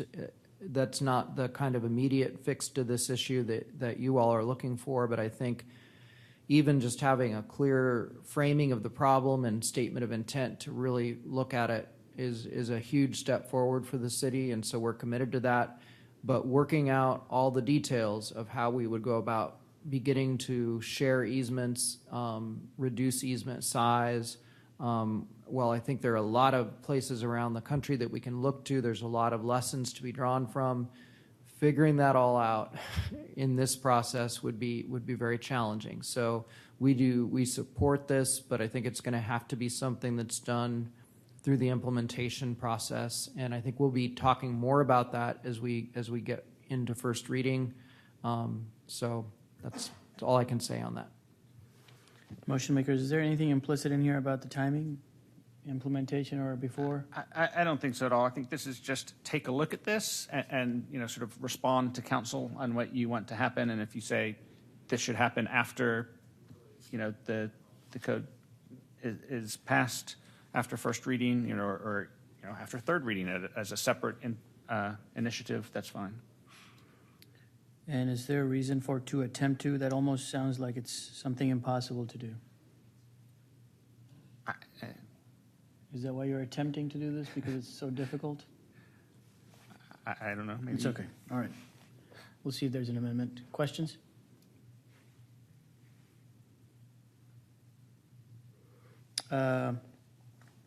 Speaking against? Speaking neutral? Speaking for? Commissioner Kenny? I'll move to strike to attempt to, because I think we're covered by the language that says as much as possible. So if it's not possible, they don't have to do it. So Okay. Attempting to do something as much as possible is pretty weak. Okay. Is there a second? Second by Azar. Questions? We're just striking to attempt to out of the intent. Or I guess to attempt. To attempt. To attempt. That's right. Questions or speaking against? Is there a question? No, I'm thinking maybe another amendment. We heard Mr. Lloyd talk about other places, so there might be some best management practices for consolidation of these, utility easements. So maybe just adding in line with best management practices from other parts of the country. Okay. Is there a second? We're going to have to I'll pull mine down and resubmit with Commissioner Shaw's language added. Okay. Is there a second for that? Azar? Questions? Speaking against? Let's take a vote. This is a Kenny Azar amendment to strike to attempt and to add in line with best management practices. All those in favor, raise your hand. Any opposed? Okay, that's 11-0. Back to the main motion. Questions? Against? For? Let's take a vote. All those in favor, raise your hand. Any opposed? Okay, that's 11-0. Let's go to 35. I think we're going to pull 35. Okay. For now. 36 is tree planting requirements. Consider reviewing tree planting requirements for practicality and ease of administration, particularly on small sites and missing middle site plan light sites. Okay. Is there a second? Second by Kenny. Staff? We do not oppose. We're happy to work with the arborist and his staff to review those requirements. All right. Questions? Commissioner Shea? So is there a reason why you're targeting specifically smaller sites and missing middle versus just site plan light sites? Because I think saying smaller sites and missing middle is incredibly vague because R2s can be considered missing middle and smaller sites. If the intent is site plan light sites, then maybe we just leave it as site plan light sites, or you can say transition zones or something. I mean, was there a reason to make it that vague, or? Well, I didn't think it was that vague. I thought it was had an extra cup. I thought it was less vague to say these are the particular types of sites that we're looking at, but not to be so specific to say lots of 5,000 square feet or less, or something like that. To let them come up with what they thought were appropriate rules. So in my experience with tree planting and reviewing, then that means the creation of actually tree planting plans, which also require a whole nother set of drawings that have to be developed for them to review, and then somebody to correlate between what that was presented in your plan, especially if it's supposed to be a small site that might not even have even a site plan light. Now you actually have to start creating these drawings and have it reviewed and looked over. So I have a concern that this might overextend into these smaller sites that might not even require anything like a site plan light. Commissioner Hempel, did you? No, okay. I'm sorry, I thought you were. I would say that the examples that were brought to me were smaller sites where, and particularly the missing middle, is trying to fit a lot of stuff onto a lot that's pretty small and doesn't have a lot of impervious cover, so having to get creative with that. And then pointing out the number of trees that was required. It was still like 6 trees on like a 50-foot wide frontage, and that there was maybe some further reviewing and polishing that needed to be done. So I guess for me, the way it's written is it's almost overburdensome on these smaller lots. And I think your intent was to not make it burdensome. That was the intent. Did we have staff comment on this? Oh, I don't know if we did. Right. I mean, basically, it's defining what a small site and what missing middle is versus, is this really about transition zones and site plan lights? And just to clarify where that joint could be. I thought this was about, are there some places where this doesn't have to be reviewed and or enforced? Well, this says consider reviewing. Maybe it should say consider not review. Yeah, and so Right. I don't understand what I mean, because now I'm really confused now what the intent is. So, I mean, I thought the intent was, hey, go talk with some stakeholders and some professionals who are in this field and ask them the question: does this look practical and easy to administer? And if there are concerns that are raised, then we can. I see. review So it. you're not talking about tree planting requirements for practicality on a specific project. You're directing staff. Consider not- revisiting. Consider revisiting tree planting. Yeah, Right. I see what you're saying. Yes. No. Okay, let's- It's consider reviewing the requirements. Okay.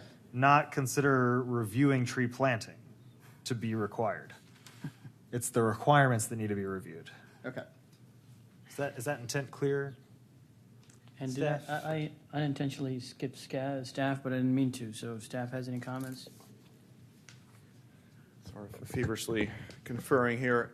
I think on the R2 front, this is not as, I mean, there's been a lot of thought from the city arborist office and on how that works and how many trees are involved, and it's not going to be 6 trees in a row on an R2 site. Are there tree planting requirements on R2? I don't believe I don't think there so. are. Yeah. I think it's tree preservation and then and then Right, potential and we're not mitigation. talking about preservation.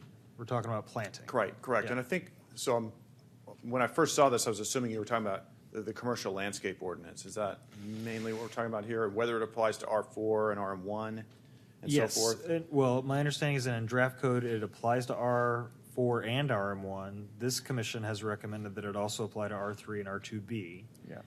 And the concerns that I've heard, at least, are that, have you seen those requirements? We think they're a little crazy. Can somebody just ask somebody to look at them? We would, and I'm in the wrong department to talk about this, but basically, we'll have to go back and talk to our DSD This just staff, isn't giving but- you any review. It's just saying, Yes. take another look. For sure. And it was not set up for R2 regimen. And the ease of administration, I think, is referring to there's concern that maybe existing trees, that credit wouldn't be given for them. So the code was incentivizing tearing out existing trees and planting new ones in order to meet the requirements. And I'm almost certain that is absolutely not. Fortunately, that's not the case. I mean, we are in all cases. That it's strongly a good thing that the intent just asks you to review it. Right. Strongly prefer and yeah. Great. Thank you. Set it up that way. So I have a question. This is just a subject that's new to me. So can someone walk me through what are the requirements right now? Staff, I think we're going to need your help on this. Is there, what are the requirements right now for tree planting?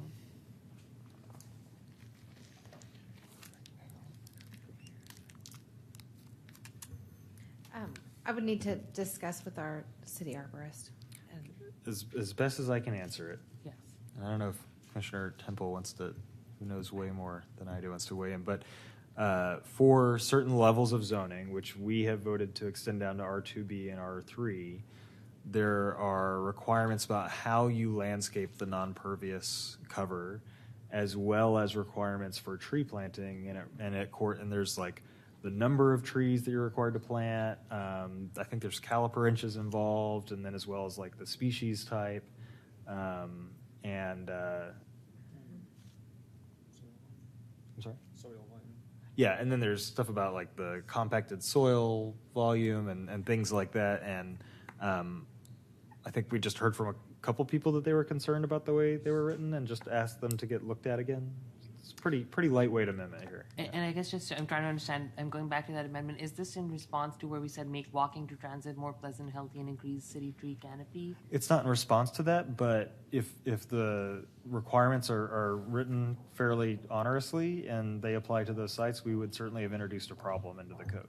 Okay. I can tell you that the planting requirements are all, are typically things like soil volume, and they're all things that ensure that whatever is required to be planted will live a certain amount of time.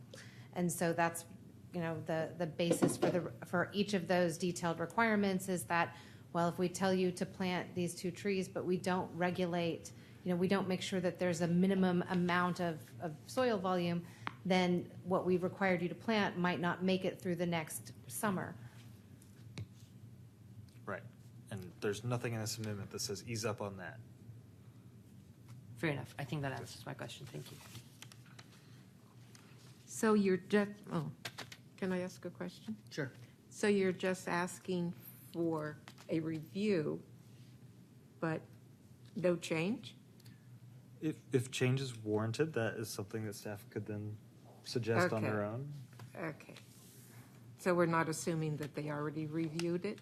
I would say that when you have amendments like this, that I think a lot of times you have commissioners who don't necessarily feel fully qualified to say, hey, your tree volume requirement is too heavy here or something like that. Mm-hmm. But when you hear a lot of concerns from people who are knowledgeable, you say, look, I'm not necessarily knowledgeable enough to mediate all these concerns, but I am in a position to just ask you to take a second look. Okay. I think it would have been helpful for me to say such as soil volume and the concerns I've heard have been specifically about the number of trees. Number of trees. For smaller sites. So that's a requirement, not necessarily for the tree planting, but the requirement for caliper inches. And the number of trees, and then credit for existing trees as well. Okay.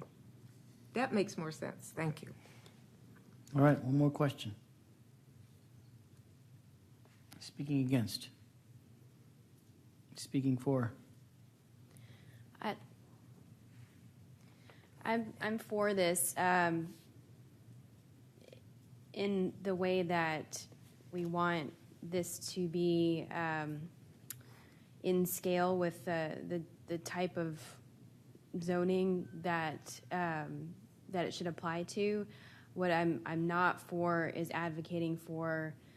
I'm advocating for the health of the trees. So soil volume is very important, and where perhaps that may not have been required before or as much, it will be something new, but it's going to be better for our urban tree health and urban tree canopy for some of these things that will be new to developers. Motion makers, is that this amendment does not speak to getting rid of soil volume, or it's just very general? Is that correct? Speaking against or neutral? Speaking for? Let's take a vote. All those in favor, raise your hand. 1, 2, 3, 4, 5, 6, 7, 8. Against? Abstaining? Okay. That is 811. Number 37, landscaping and functional green. Consider reviewing landscaping and functional green requirements for practicality and best practice with the stakeholder groups. Where functional green practices are not yet well established, consider making optional or an incentive rather than a requirement, with process for requiring them when they are fully vetted. All right, is there a second? Second by Commissioner Kenny. Staff? I think that we've been looking at the applicability, and it does look like there is some room for clarity. I think, and but I just heard you say, and I'm sorry that I don't have the notes, but you mentioned you just mentioned one of the motions that you had made in a previous night, and can you remind me what that is? It was to apply the tree planting only, not general landscape or anything like that, to R3 and R2B. Okay, that's what I thought. Yeah, I think there's some general, like a clarity typo in the applicability of landscaping that we need to look at. But I do understand this motion is very similar to 36 that we just did. Mm-hmm. So I believe functional green is going to apply to any landscape that on a project that exceeds 80% impervious cover. And so the system is based on two different systems we've seen in the rest of the United States, one in Seattle and one in Washington, D.C. The systems are very similar. Those have been up and running for some time. It will be important to make sure we calibrate and verify that works well here in Austin. We actually looked at a number of different existing compliant landscapes to see how they compared. And in multiple cases, we found landscapes that today actually would pass the test of this functional green thing. So it's not some kind of new 3 times higher bar or what have you, but and many did not pass that we looked at too. So we agree that the community is going to have a great interest in this. I know the landscape architecture community has already weighed in on this. We would like to have that conversation continue, and that will be. We talked about the criteria manuals. When this goes to be vetted in the environmental criteria manual, there'll be a robust discussion there as well. So we would like to have it be something that's sort of a living process where we try to get it right at the beginning, and then we can get feedback from the stakeholders and design community over time to make it work as well as possible. Okay, questions? Commissioner Shaw? So this is for staff. I don't know who needs to answer it, but the language here, is there anything in the revised code where we're introducing functional green that are not yet well established and have not been fully vetted? So do we have current things that are in the code, in the draft code, that meet those criteria that aren't vetted or haven't really been tested out? Because that's implying that we've done that. We put things in the code that haven't been tested in other places. Oh, I see. Yes, and that's correct. Like I mentioned, this is a system we're basically patterning it off of some other ones with specific Central Texas ecological kind of study and inputs into this particular one. So I don't think it's coming in as raw and untested as it may be worried. We may be concerned about. Yeah, I'm just trying to make sure that we're not, because I would be concerned as well if something hasn't been tested or fully vetted, that we're making that a requirement and that kind of setting folks up for failure. But what I'm hearing is these systems have been used in other places. That's correct. Okay. All right. Commissioner Shaw, you were on the process working group. Yes. Did the working group already talk about this? Did you want to direct it this way, or? I can, yes. But there were a number that were introduced that we didn't all agree on, or we agreed that had to be discussed with staff. So this is one of them. Okay. All right. Any other questions, Azar? I have a question. Sorry, Mr. Holland, I'm going to need you to come back. Or I guess somebody else can answer as well. But I want to ask about particularly that sort of latter piece where it says, where functional green practices are not yet well established, consider making optional or an incentive. So we're moving away from a requirement, and I'm hearing that you all are developing requirements for having functional green practices. So can you respond to this notion of moving towards optional or incentive in the meanwhile? Is that something that would be against the goals that you're trying to set for yourself?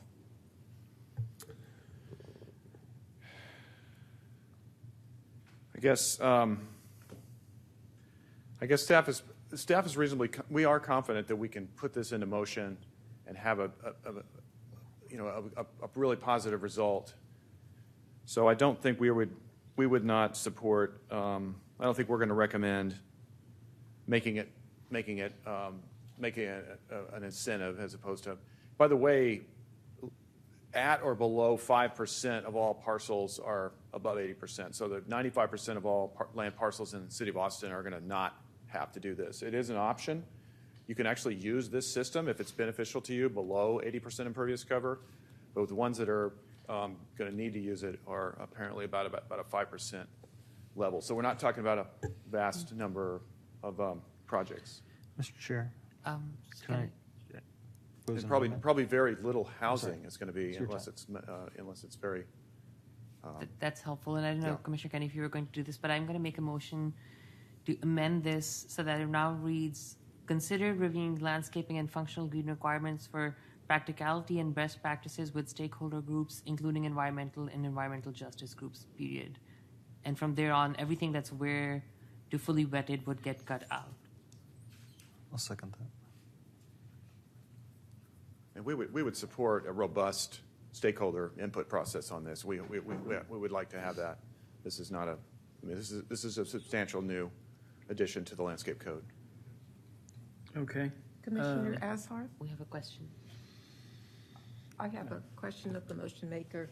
Would you consider adding to your motion where it says stakeholder groups to include the American Society of Landscape Architects?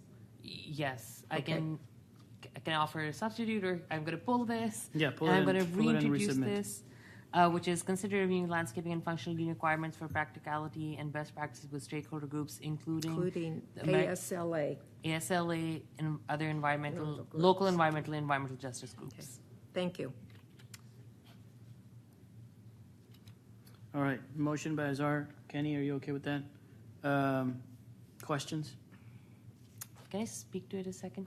I think I understand the intent behind this, but I think there's two things here. One, I've heard from staff that I think they are, one, it does not apply as widely or as egregiously as one might perceive, so I think there's something to be said there. And secondly, it sounds like staff has already worked on it to some considerable degree, and they're welcoming more feedback from the community, so I think we can move ahead with this. That's why I'm putting forward this amendment. Okay, thank you. Questions? Commissioner speaking against?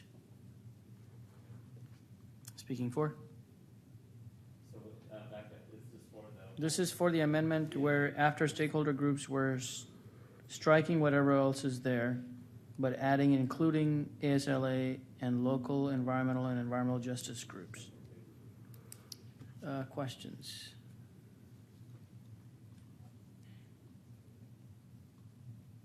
Commissioner Yanis, please, you turn your mic on and off. I was just clarifying where we were striking, and you clarified after Okay. stakeholder groups, right? And then Yes. we're adding, including. Yes. Okay, all those, got it. Other questions? Speaking against? Speaking for? Let's take a vote. All those in favor, raise your hand. Any opposed? Okay, that motion carries 11-0. So now we're back to the main motion. Let's just take a vote. All those in favor, raise your hand. Did you have a question? We already go for and against on this. No, we did not. But we went extensively on the other one, but go for it. for, or against? Okay. So, as a landscape architect, I think we should be advocating for green infrastructure practices, especially when right now it's only required on sites with 80% impervious coverage, which is, I would argue, we might even lower that. So it's not required on more sites. The requirements as written in the draft code really are not that onerous, and we should be really advocating for better landscape practices in a city where we're densifying immensely the core. So I'll be voting no. Speaking for?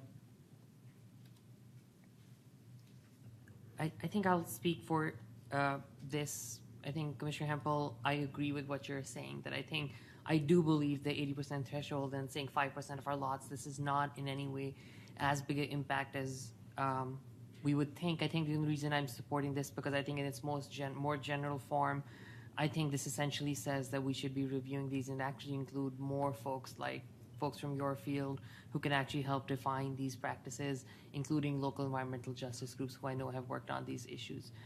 So I think I'm supporting this essentially for saying that I think this opens up the environment for having more conversation on what I agree is a very important thing, and we should be considering for more spaces within our city. Okay. All right. Speaking against? Commissioner Shaw? I think those stakeholders mentioned would be advocates, but I also know stakeholders will include those that want to do away with these requirements. So I think staff has a good plan to go in with a small percentage of development, and I think they know enough about what will work and not work. So I'm not going to vote for this one. Okay. Speaking for? Commissioner Kenny? I think the language is pretty weak here, just to ask them to go review it, and I am not in a position to evaluate the accuracy of the claims, but I did have a number of people come to me and say, this seems crazy, and I'm like, I don't know what crazy means, and they're like, well, can you raise it? And I said, yeah, and once it had gotten to 4 or 5 different people coming to me, I said, okay, well, it seems like there's concern out there about this, so we could ask staff to review it. That seems like a very reasonable thing to me. So, okay. Speaking against? Commissioner Yanis Pulido?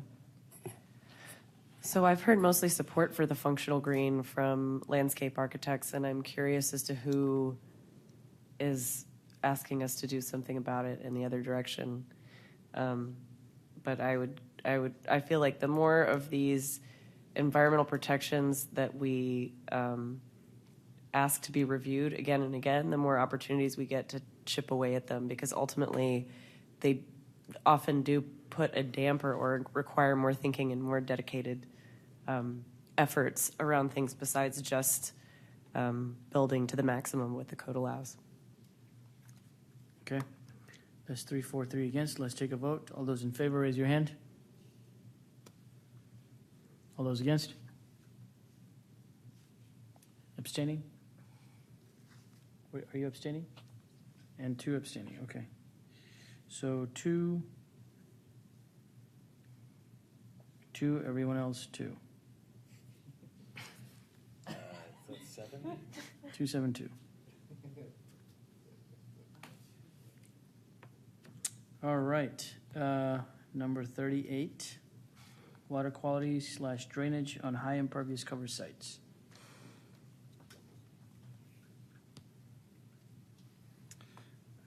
Consider clarifying that exemption to full green stormwater infrastructure apply to sites that allow 90% impervious cover, not just site plans that achieve 90% impervious cover.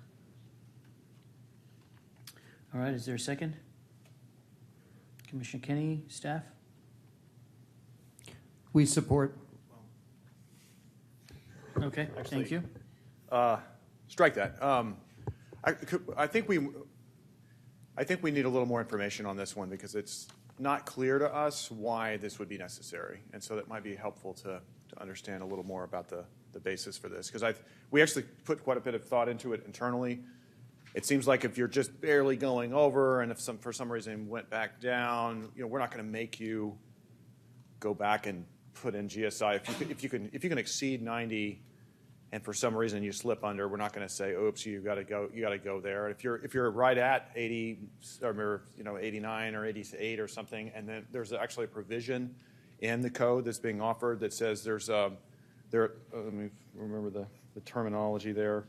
There's an administrative modification, for site-specific constraints and so forth. I guess I'm not seeing where the hardship is, or where the heartburn, like where a project would actually not even would not come in at 90 if it could. Okay, well let's see if the working group can comment on that. Well, this might be a question for Watershed and DSD. I heard some concerns that this might have developers putting more impervious cover down to qualify for this exemption. I see. So we don't really want 91 or whatever we could go to, but if they were only going to do 88, throwing down some more concrete gets them the ability to get around. And then you could put a vault in instead of a. Yeah. I just don't want unnecessary impervious cover if it's not serving any purpose. Sure. That's a good point. I'm not sure how to handle that case. Yeah. So. All right. Yeah. So with that response from staff, is there a way to make this less prescriptive so they have a chance to go back and look at it? Just asking. It says consider. Okay. Fair enough. Let's see what happens with the questions. Questions? Commissioner Shaw?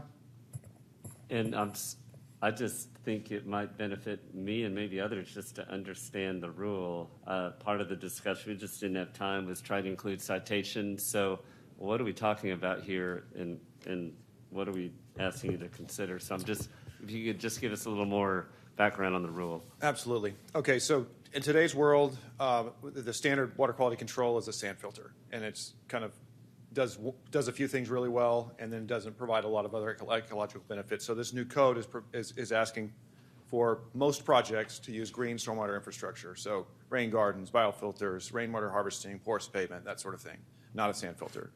But we do know that if you have a very highly impervious site, there's not as much room to actually put these green stormwater infrastructure facilities on your site. I mean, you could almost always put something like a rain tank or what have you, but we know we're just trying to be sympathetic to a very highly intense site like downtown or something. So potentially somebody could put a vault under their building, put a sand filter in that vault, and they could use it that way. So basically, and the code next threshold was 80, but we actually moved it up to 90, thinking that people could be, it's a little more aggressive on the green stormwater infrastructure side, saying, look, there's enough room to put a biofilter, which is only about a 2% or 3% at most footprint on a site. So there's usually room to put these things, but we wanted to not go past something that was impractical per council direction when they're trying to balance all these things. So that's kind of the background of it. There are some cases where it's hard to put in.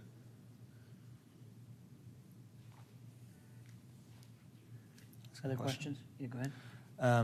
So the I'll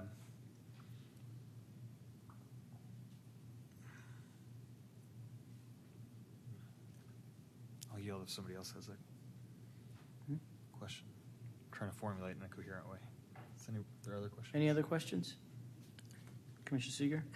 Okay, this is the person that doesn't understand this drainage stuff. So what do you put in if you have more than 90% impervious cover? So we actually have many of these in town. There's probably, there are over 100 subsurface ponds in town. Some of them are for detention, but many of them are for water quality. And so the idea is that you filter water and slow it way down so that it doesn't overwhelm the system and the water is not polluted. So if you don't have any space, so lots of these downtown sites and very urban sites choose, since they don't have enough green space on their site to put a rain garden in or something on the surface, they choose to put a vault in, which would be basically looks like a giant septic system has sand and a sedimentation forebay. So that water will go through that system, and then usually you'd have to use a pump, and you'd pump it back to the storm drain system, or maybe gravity drain to a storm drain system. And that's assumably a very more expensive option than the others that have been mentioned so That's far. correct. That's correct. It's much more expensive to do it subsurface, and so it would only be on a project that was really needing to do that. So a lot of them would probably there were between 90 and 100, not 100, but between 90 and 95 might say, you know what, we're going to figure out a place, because you can actually make your biofilter into a landscaped area of sorts on your site too, so you can double it as a landscape. So that's acceptable if you're over 90%. That's correct, but we don't. We're not trying to. We're realizing there's a gray area and then a red line of some sort, to mix metaphors. So okay, we're trying to give people a little latitude when they get above a 90. Okay, thank you. You're welcome. Commissioner Kenny, you ready? So my sense is that sites that are allowed, sites that are in the 90% impervious cover range, that they are generally not leaving, let's call it leaving impervious cover on the table. If they're that intense, they're generally going up to that 90%. So the reasons why they wouldn't be at 90% are typically then ones that are not kind of their own volition, right? So utility easements, parkland dedication, things like that. So is that an accurate statement? I would say so, and from my interactions with the development community folks, design community folks, I mean, if you've got the impervious cover, you're gonna use it almost every time, and so you could be forced to not use it all because of something like that.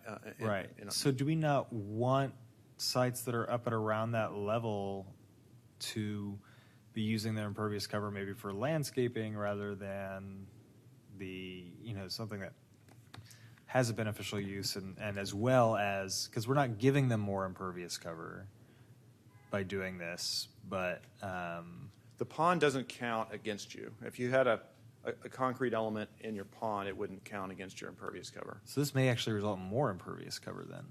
Well, I mean, some rain gardens. I mean, go to East Austin and Saltillo Plaza area. There's lots of rain gardens built, and they have they're in kind of a. They're actually quite attractive, but they might have concrete sidewalls and so forth. Along with the green elements. So I might be willing to pull this down just because I feel like I don't fully grasp all the elements at hand here, but it does seem like maybe that's something that might be worth looking at for a potential staff revision. We're happy. You made a good point. We should look at that and see if that's worth it. I doubt it's going to happen a lot, but it's an interesting point. Mr. Lloyd, did you hear that? I think if the chair is amenable, we'll pull it down, but this seems like something that there's still some outstanding questions about that might be worth a look. I confess I was looking at something else during the last... Right, that's why I recapped for you just now. Okay. Saying we're going to pull it down, but that it seems like there's a lot of questions about this and it might be worth a look for the staff revision. Yeah, and I don't want to contradict anything Matt said, but I think it's hard to say if the action words in an amendment are consider clarifying. I think we can consider clarifying. So I think if you all decide to pass this, we would certainly look at the language. I'm not sure that we feel comfortable with the amount of information that we have. Okay. Thanks. Commissioner Thompson, are you okay with pulling it down? Yes. Okay. So then we got number 39. Consider clarifying that automatic water quality fee in lieu available for residential subdivisions of under 2 acres to all residential sites under 2 acres, for example, R, RM, and MU. Okay, so that sounds like it's going to be more than 15 minutes. Can we do an extension of time? We're not posted till 11. We have posted, we still have to take a motion, though. Okay. Motion by Hempel. What's the motion? 11 or 11:30? 11. We can do it. 11. Okay. Chair looks skeptical. Yeah. All right. I'm seconding it. Okay, second by Shay. All right. So, Chair, can I just clarify, though? We have tomorrow. What do we plan?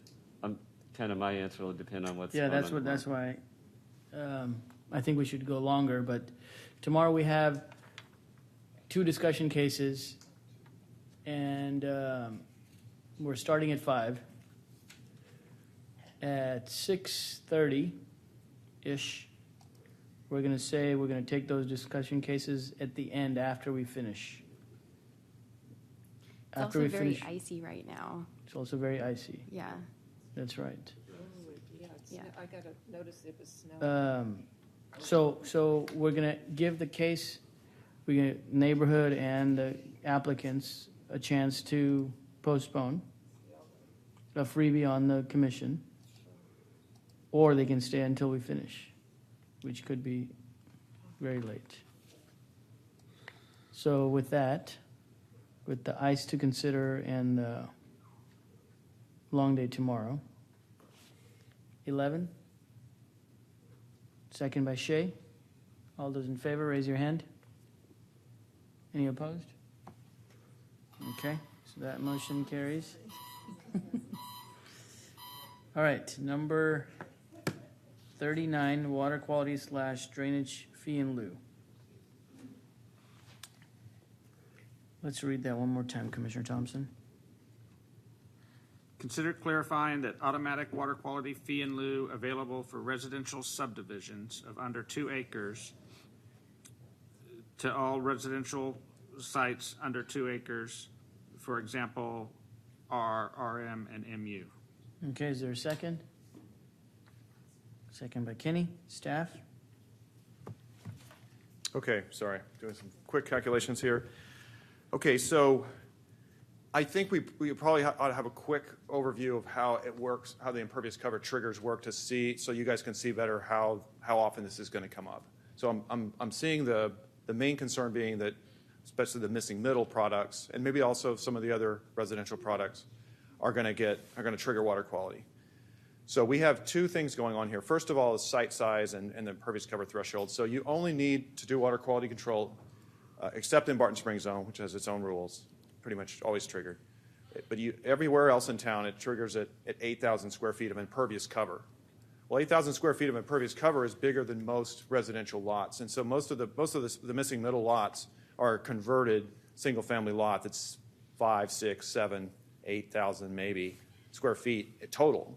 And so that would be, you would actually, for the 50% version, the R4, you'd have to have a 16,000 square foot R4 lot to actually trigger water quality. So I don't know that that's, we could probably run the numbers on it and find out what that is, but it's going to be almost none, almost, very few, if any, of those R4s. And then the RM1s are pretty similar. It'd be, I didn't do the math, I didn't finish it. It's very simple. 13,000 square feet, basically. So on the missing middle side, you're pretty much never going to have to build a water quality control. You won't even trigger it. You won't pay payment in lieu because it wouldn't happen. Meanwhile, in the urban watersheds, we allow commercial projects, which include multifamily, so any residential, not single family, but on the multifamily side, we say if you're less than an acre in size in the urban watersheds, you don't have to do water quality. You could pay payment in lieu. So in the unlikely event that one of these projects was somewhere between one of those numbers I mentioned and a full acre, you would have the option to pay payment in lieu. So I think staff's position would be that we think there's enough options and not that much applicability there's very little applicability to missing middle, and good options for many of the other residential products that we probably wouldn't, at this point, recommend it. And you guys could ask us to go in and look at, what is the delta? How many of these things are out there? What is this? What's the population of these projects? But I just want to give you some background on how this works. All right.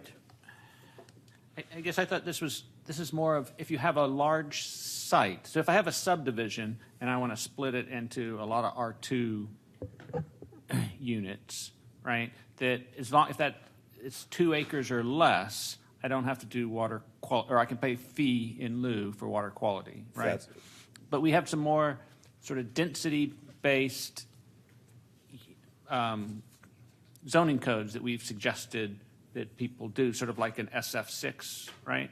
Where it's the total count So maybe I'm not doing a subdivision. I just have a 2-acre site that I want to put a lot of units on, equal to doing a subdivision. And so I was just sort of saying, if that's the case, then I can sort of do the same thing as the subdivision, except I don't have to do all that legal work of the subdivision. SF6 might be an interesting case for us to do some more analysis on. That is, because those are essentially condoized, single-family-like products, I guess, or something to that effect. Is that correct? I think that's kind of what we're getting here. Okay, so that's something we could definitely look at it. I think, what we would do is come back to council, because you're going to be giving this to council. We would say, okay, we did this analysis. Here's who's affected. Here's who's not. And it's going to be a small subset. It's going to be in that category, but we could certainly look at that. So, are you saying that? I'm going to start at these as questions. So. Okay. So, are you saying that residential subdivision, 2 acres, those sites are going to be smaller, so we're not going to require on-site controls for them. So at the subdivision stage, we can just go ahead and take their fee in lieu.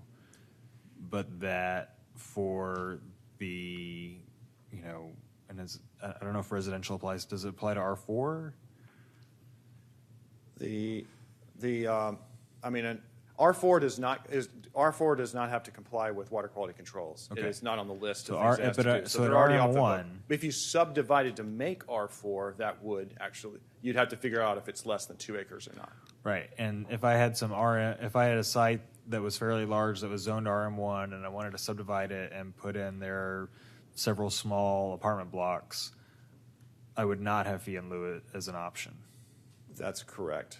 Okay, and I guess what I'm wondering is like why are we distinguishing between like the number of units instead of like the amount of impervious cover or the size of the lots? That's a great question, and I think it goes to the operations and maintenance of these controls in part, and also the intensity of the site. So if you're at RM1, you're going to have 60% impervious cover. You're going to have more runoff and more impacts, and so the water quality control is going to be even more effective and important in that case.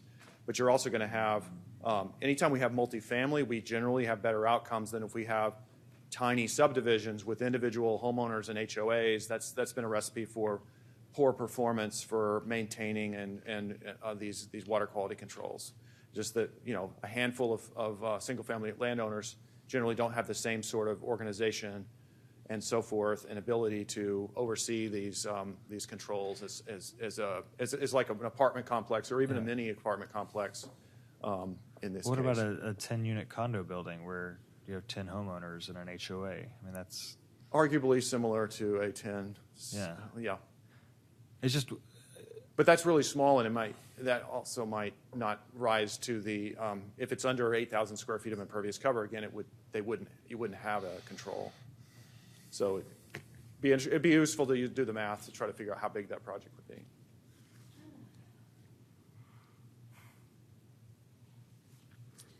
Let me jump in here and ask a couple questions. Matt, so I've seen sort of creative use of the 8,000 square foot rule, and it's sort of just leads to inefficiency and multiple applications. So if there's 2 lots next to each other, they each qualify for the 8,000 exception, 2 plats.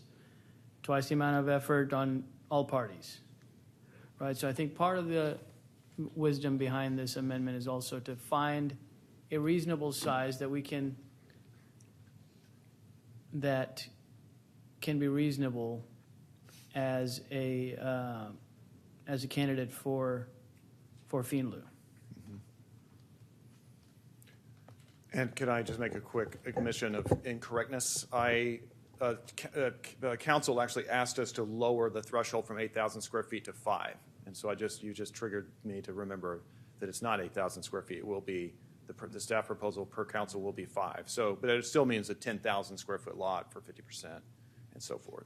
Probably 13,000 or whatever that would be. So, I'm sorry, going back to your point. So I was saying I've seen creative use of the 8,000 where you have 2 lots next to each other. Now they're subdivided separately as 2 separate plats to take advantage of the 8,000 rule. And what we're suggesting here in this amendment is to come up with a reasonable sized area, and that's more looking at impervious cover than the number of units and so on, to establish the water quality controls. That's a good candidate for fee in lieu. And I guess the 5,000 is sort of it would be directly contradicting this amendment. That's correct, and that's why I apologize for. I'm glad I could help trigger that, though. Absolutely, yeah, very, very helpful. Yeah, this is going to be a tricky one to balance. Okay, keep going or withdraw. It's up to the motion makers. If not, we've got one more question left. Well, I guess I'm more. I'm willing to withdraw it. I'm willing to withdraw it. Okay. I'm still in. Well, I don't know. I was trying to understand what the chair was talking about, because you're talking about these small lots, but where this is talking about 2 acres. So we're kind of two different things. I mean, I like where this was going when we were talking about SF6.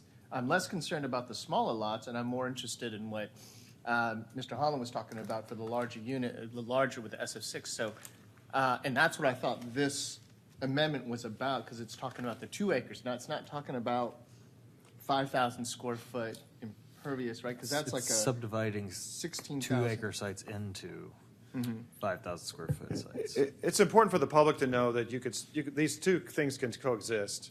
You can have a 5,000 square foot threshold, and you can also have less than 2 acres pay payment in lieu. Those projects, we use that money directly for green stormwater infrastructure projects in parks and in other places that do a lot of really good work for water quality. So we're still doing something so the policy question is, where do you have to pay or not pay in this? Probably you don't have to pay anything or do anything under 5,000.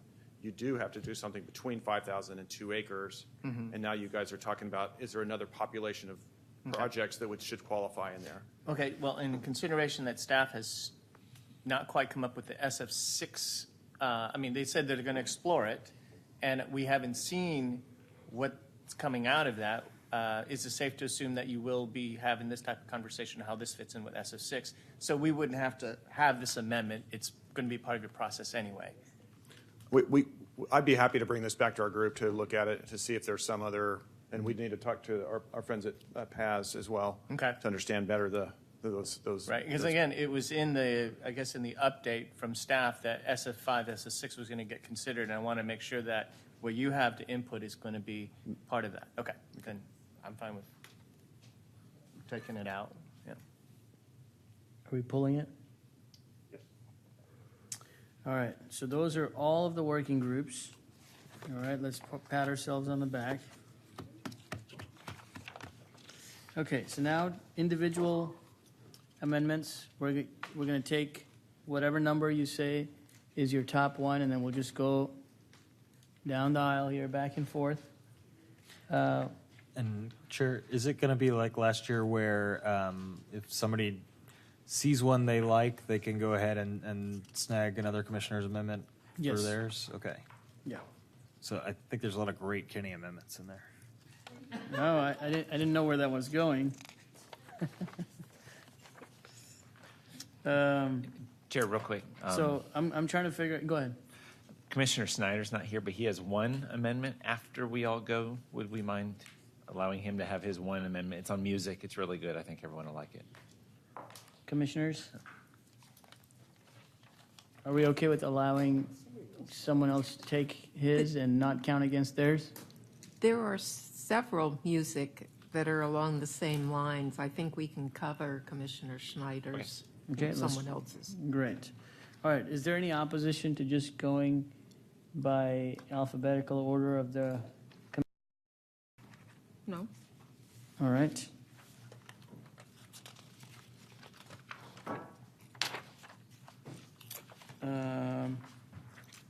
I thought it was going to be in that order, but it's not. Azar for last name. So, choosing which one is the best one. That's a hard one. No, this is too much. You don't put me under this pressure. I'll go with actually perhaps one of the simplest ones first. Let's just do that one. So Well, let's make sure Azar comes before Anderson, though. Does it? Well, no, Azar comes after Anderson.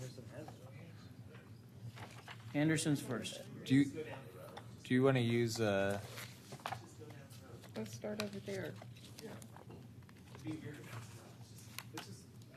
Okay.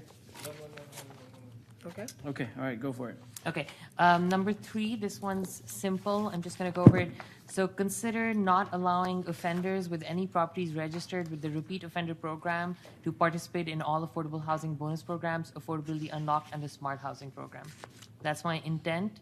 And I'll put it forward as that, and I'll quickly talk to it, which is to say we have a repeat offender program, and folks are already within that if they have a Well, repeat. don't talk to it before I have a second. Okay, sorry. Is there a second? Okay. Yanis Pulido. Okay. Go ahead. So quickly, I think essentially just saying we have a repeat offender program for folks who have multiple code violations. This essentially just says if you're within the repeat offender list, then you should not be able to participate in any of our affordable housing bonus programs, affordability unlocked, or smart housing programs. Okay. Staff.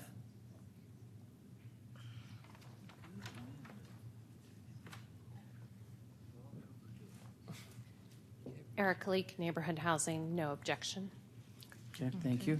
Questions? I'll ask one. What's a repeat offender? What are they? So essentially, these are folks who have multiple code violations and have not fixed them. So some of them have up to over 120 code violations. So essentially, these are what we would call, in layman's terms, bad actors. These are property managers who are essentially bad actors, have multiple code violations that they have not fixed over years.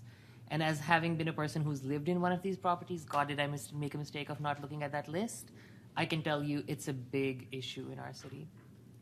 And then they have code violations, and then we're assuming that they would participate in some sort of a bonus program. Yes. So they would demo their property and then.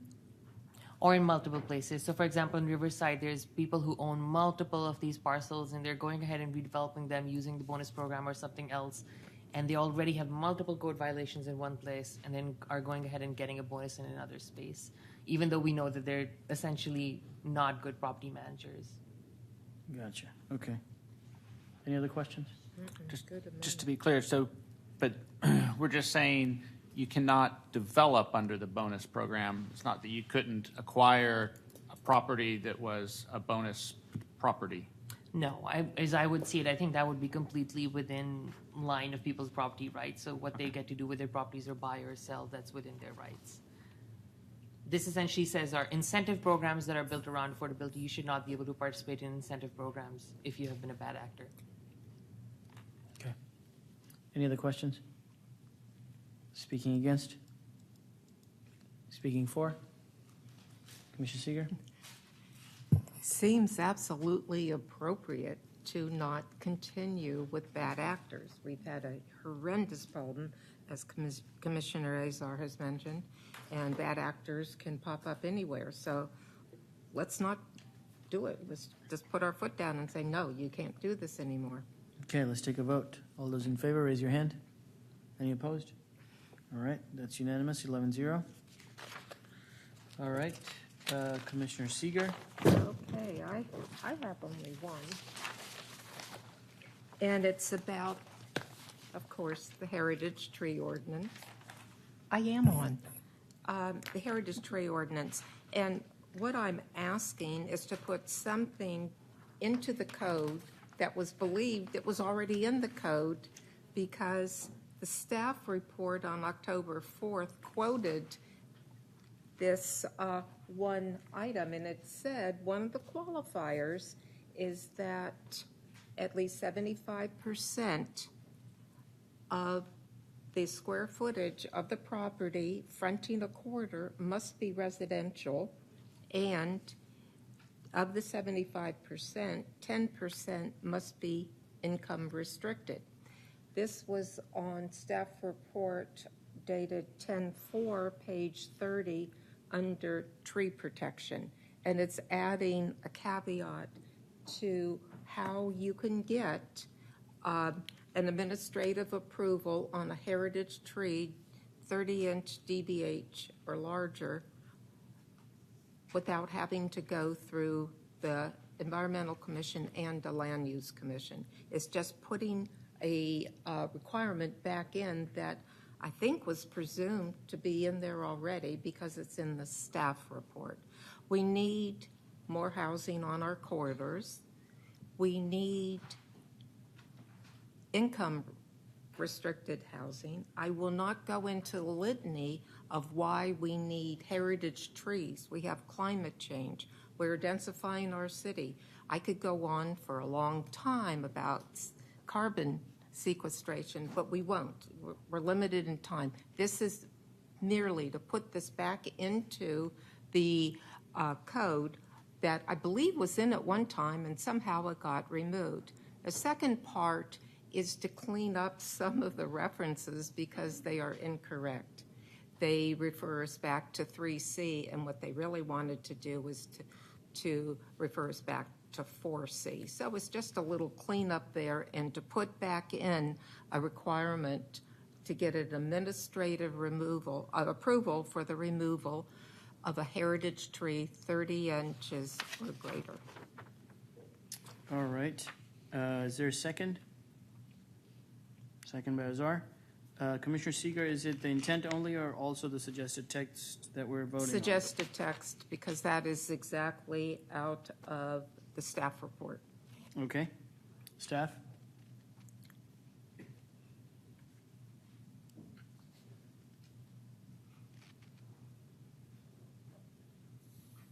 We agree that there was an omission, and that's why we highlighted it in the staff report. So we have no objections to returning that language. Okay. Questions? Speaking against? I just have a Question. question. Go ahead. Yeah, I'm sorry. I'm unclear as to whether this is making administrative approval of a removal more or less feasible, or just putting the condition on the 10% on-site affordable housing. No, it's putting the 75% And 75%. residential square footage back and 10% income restricted back into the requirements. Okay, I'll go back and look. Other questions? Commissioner Anderson? So at 75%, that would include things built under Type 2 affordability unlocked, but not Type 1. I'm just... It's just saying just 75% of the square footage fronting a corridor. Sure. Okay, and then 10% of that. So I have an amendment. I'd like to amend 75% to 50%. And that way, Type 1 affordability unlocked could work under this. And I can speak to that if there's a second. So let's just make sure we're clear. So type 1 is 50% of the units are affordable housing units. But this one is the actual square footage of the residential use. Not so much about the affordable housing. The affordable housing ratio is 10%. 75% of the square footage in that building must be residential. Of that 75%, 10% must be income restricted. Pardon me. Thank you. You're welcome. Any other questions? Speaking against? Speaking for? Let's take a vote. All those in favor, raise your hand. Any opposed? Okay, that motion carries 10-0. I would have rather had it not in there at all. I would rather have everything go to the Land Use Commission, but I think that this was a good trade-off.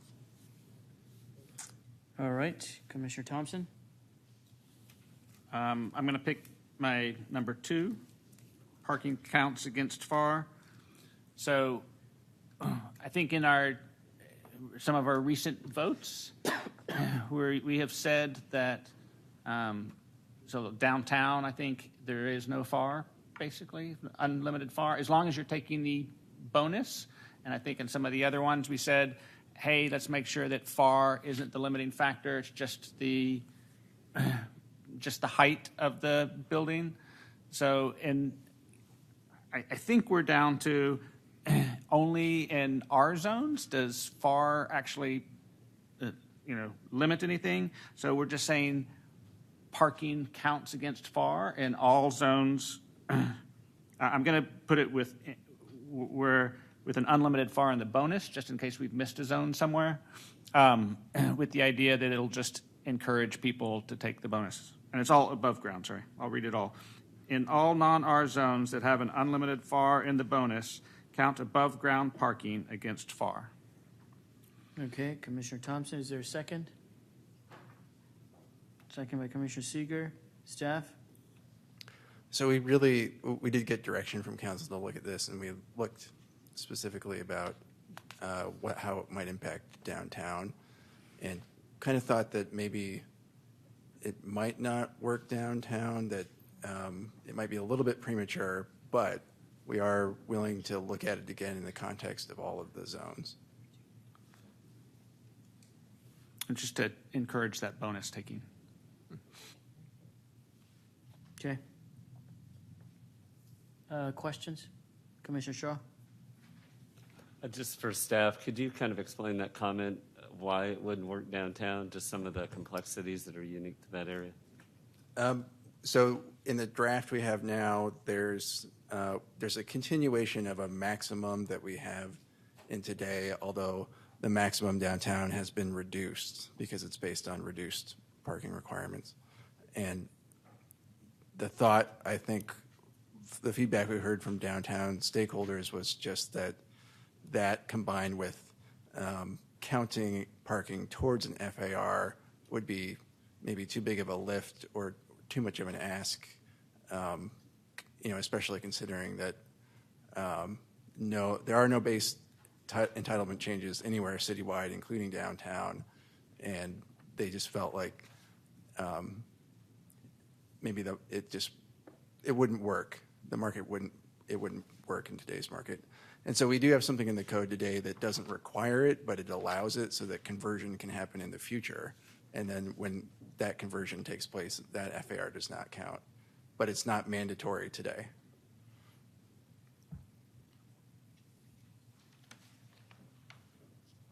Any other questions? Okay, we're on Thompson number 2, parking counts against FAR. We have a couple more spots for questions. If not, is there a commissioner speaking against? Speaking neutral?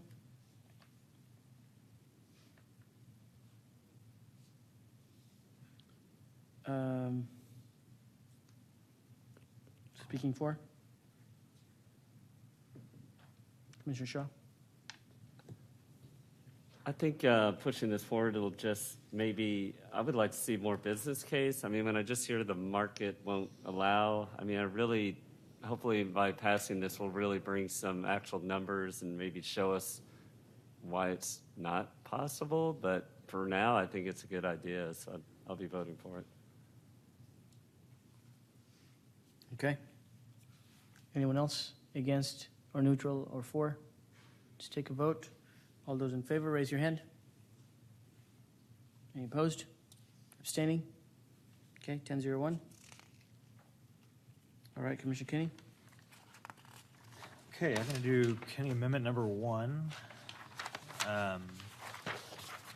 Ms. Leek, if we could have you come on up.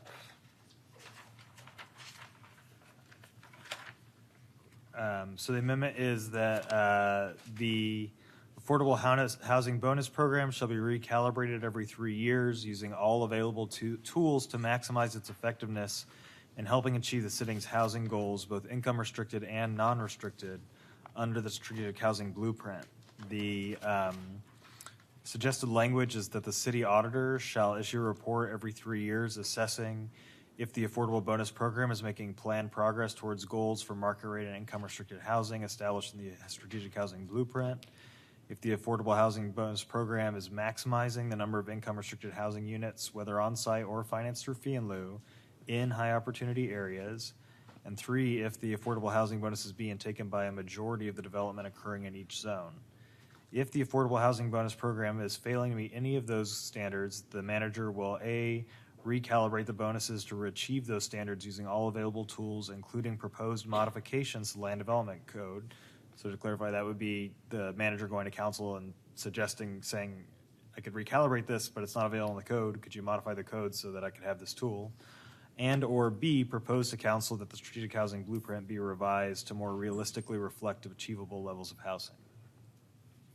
All right, let me get a second before staff responds. Second by Commissioner Hempel.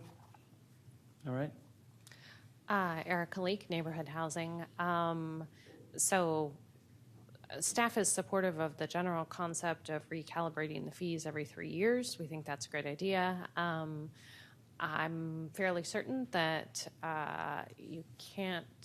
that Planning Commission cannot direct the auditor to do anything. And there was one other part of it. There's nothing that we're doing by ourselves. We're only recommending to council to do things. Oh, well, okay. So I suppose maybe council could direct the auditor? Yeah, I suppose so. Okay.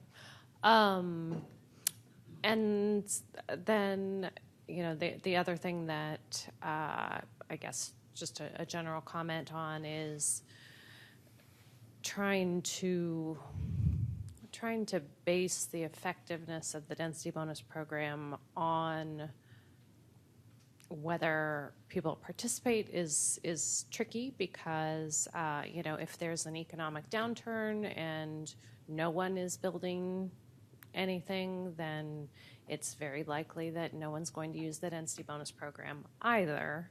And I mean, of course, it may mean that the fees need to be recalibrated, but there are a lot of factors that could impact whether a bonus program is being used. So general concept, absolutely supportive. The specifics, I think we need to look into. Can I ask we offer the option here of amending the strategic housing blueprint. So if something happens and we're just not getting people to change the bonus, maybe we should change our plan to more realistically reflect. I mean, what this amendment is essentially saying, like, either let's meet the plan or let's acknowledge that we can't meet the plan and change the plan. City Council was very clear when they adopted it that they set ambitious goals to try to meet the need and knew that we didn't necessarily have the tools or funding available. So I assume it's probably up to them to decide whether they would like for that to continue to be ambitious or actually aligned with what we have the funding and resources to achieve. And can I ask you, I had heard that 3 years was the preferred calibration time, but what we've done up here at least is recommend to council a series of changes that really stuck to only doing increases in capacity and that's what the staff draft as well says. All of our, or not all, but a tremendous amount, if not most, of our growth in market rate units that we're trying to achieve is predicated upon people taking the bonus. Mm-hmm. So that's hence the reference to market rate in here as well. And I guess it just makes me very nervous that we would wait. Let's say let's just say that like less than 5% of redevelopment cases or development cases are taking the bonus. We're not producing nearly as many market rate units. Would we not know within 2 years at the outset that something was seriously wrong? We could, and so you might say the fees should be assessed at least every 3 years. I mean, that might be one way to address that issue. What do you think about initially after 2 years and then every 3 years after that? Sure. Okay, thank you. Other questions? Commissioner Shea? So I have a concern. I mean, I'm glad this is brought up because now we're thinking about if it doesn't work, what can we do?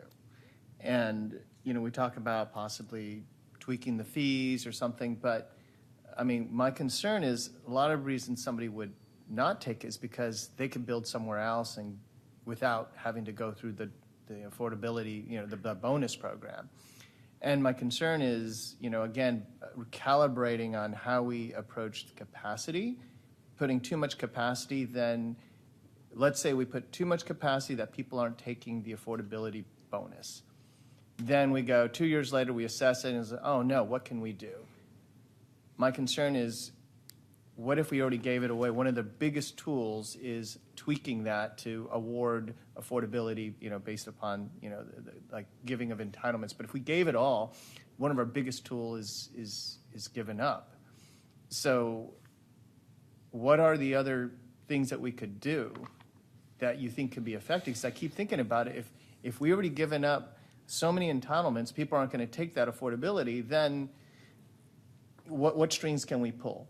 So I have a concern about that, and if maybe in considering the tools 2 years, 3 years down the road, should we find a way to throttle things back and forth? I mean, to assist that before we just dump it all in there? So you have any thoughts on that?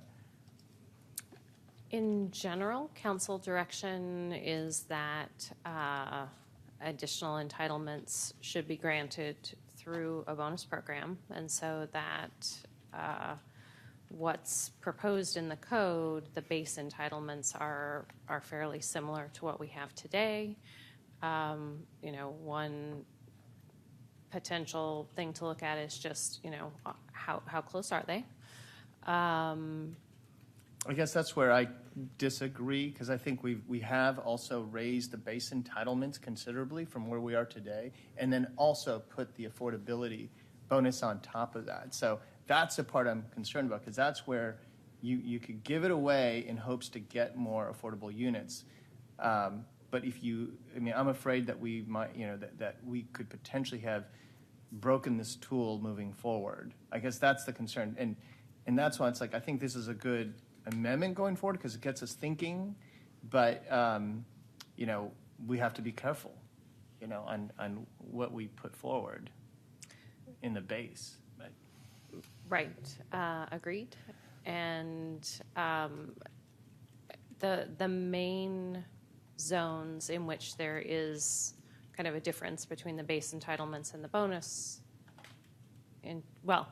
where there are additional entitlements granted without an affordability requirement is in the R4 and the RM1 zones, which again are about 2% of the city. But that's one of those.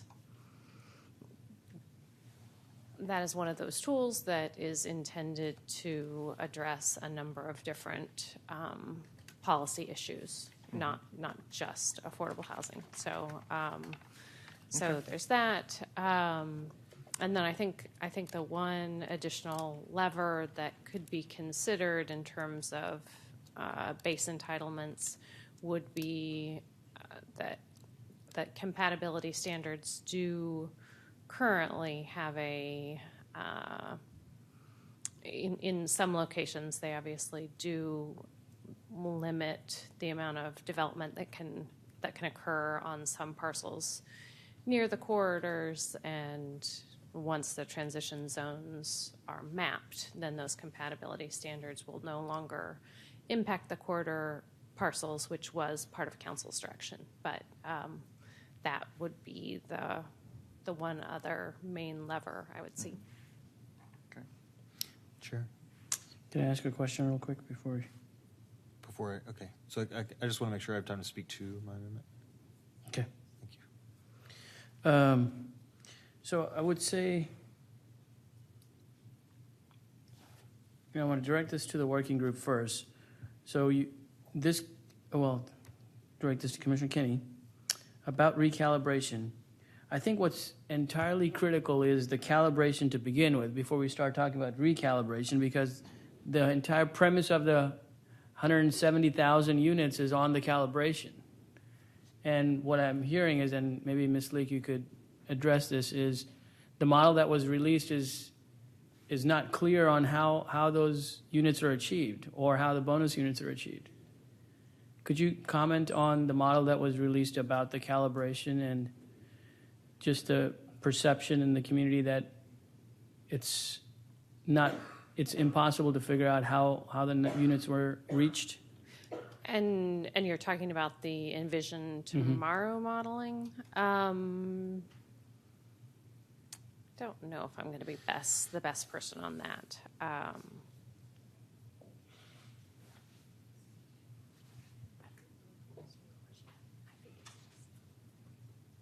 And while they're discussing, did you want to speak to your motion? Yeah, and I'm going to pull it down and put it back up because I wanted to amend it with the language that I discussed before, that the initial calibration happened no later than 2 years after adoption of the code and happened at least every 3 years after that. And just to speak this, I'm happy and proud, but extremely nervous about what this commission has done with regards to meeting our capacity goals. 3/4 of our new capacity is dependent upon people taking the bonus.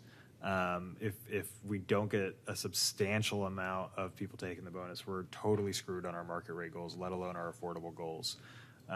So I think that we really held that line, but then we have to be just careful to the point of paranoid about making sure that this stuff gets taken. And that's why I was fairly specific in this guidance. It's suggested, council can take it or leave it. It's just suggested. But it offers some specific suggestions and also puts it in the hands of the auditor, so a third party who's good at evaluating, progress against city goals, and then empowers the manager to even come to council and say, hey, there's a tool that I need that's not in the code, and I need you guys to give me this tool. So I think it would really behoove us to take a strong stand on this and say that the kind of work that we've done has to be accompanied by a very strong and specific commitment to recalibration, as well as calibration initially, but I just don't know how to really give direction on that, and it's all going to be a guess anyway, so. And what I also really hope that this language does, by both saying we got to be meeting our housing production goals and we need to be showing that it maximizes the number of income restricted units, is that it's not just builders coming in and saying the fee is set too high. It's housing advocates coming in and saying we're not producing enough income restricted units, the fees are too low, or like the percentage of on-site units is too low. So it could go both ways. That's it.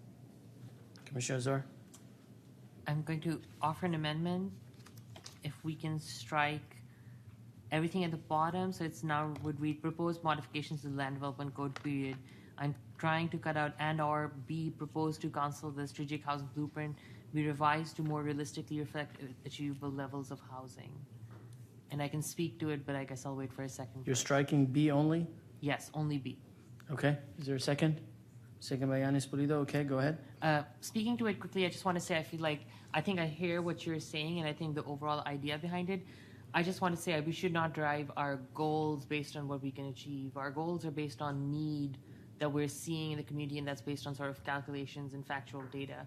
So we should set our goals and try to achieve them, and if we cannot achieve them, go back and recalibrate our tools and look in our toolbox for other things. I would just not like to recalibrate our goals based on what we're doing on the ground. So that's sort of the argument. All right. Questions? After this amendment, we'll get back to my question. Questions on this amendment? Speaking against? Well, I'll ask a question. So, Commissioner Azar, could you elaborate on, I guess what I'm having trouble with is the calibration is producing 9,000, and if there's something in the calibration that is not calibrated right, we're going to get less than that. Currently, we're getting less than 800 a year. And all of the tools are being used. And I think the rhetoric in the community is, well, we got to get all 60,000 with this density bonus program. And I think the message I guess the message that's being conveyed is a 60,000. What's not being conveyed is this practically impossible. Could you comment on that? I think I'll agree that yes, there is that sentiment, right? I think there's two things to consider. One, the goals that we set for ourselves And I agree with the staff that when we set this, council was very clear in saying we're being very aspirational. In some cases, folks were like, 135,000, what are we talking about? And folks were saying, this is an aspirational number and let's try to work towards it, even towards the overall goal and then the affordable housing goal. So that's one thing. And I think to the second piece, I think staff has been clear in their presentation to council, and I hope folks are, I know this is hard, folks are not keeping up with all of the details, but I think one thing I would like to clarify on that question is that that 60,000 number was never meant to be in some ways be achieved through our density bonus programs alone. It was density bonus plus a litany of other things and things we've not even considered today and do not know exist out there. But I think I hear your point that I think that 60,000 number has in some ways demoralized folks. I hope that we can energize folks and tell them that we're achieving something and we're trying to make sure that we achieve more as we go forward. And I think that we all have a commitment towards this. So that's the best answer I can get, but I understand your concern. Yeah, I mean, even on this dais, I've heard comments about the bonuses aren't doing enough after they've achieved 9,000 units. Even on this dais, there's this idea that just the bonus program is going to generate more than that. Anyway, other questions? If not, Commissioner speaking against or neutral? Anyone else speaking for? I'll speak for. Go ahead. I'm going to speak for this because, for one thing, I think it's important on this one in particular that we be as unified as possible. But in thinking about it, I've also thought, if the city manager comes back to council and says, this is what it's going to take to help you achieve your goals, and council really blanches at that and says, like, that is too much or something like that, then it's on council to say, okay, our goals are not realistic. Mm-hmm. So, Commissioner Seeger, were you speaking for? Am I speaking for an amendment or Amendment. the main proposition? The amendment. The amendment. I support it. Okay. I wasn't. Let's take a vote. All those in favor, raise your hand. Any opposed? Okay, that motion carries 11-0. All right, back to my question. So I wanted to clarify, are you asking about the capacity analysis that was completed by Cascadia or the calibration of the density bonus program itself? So both. Is that enough of an answer for you to respond, or?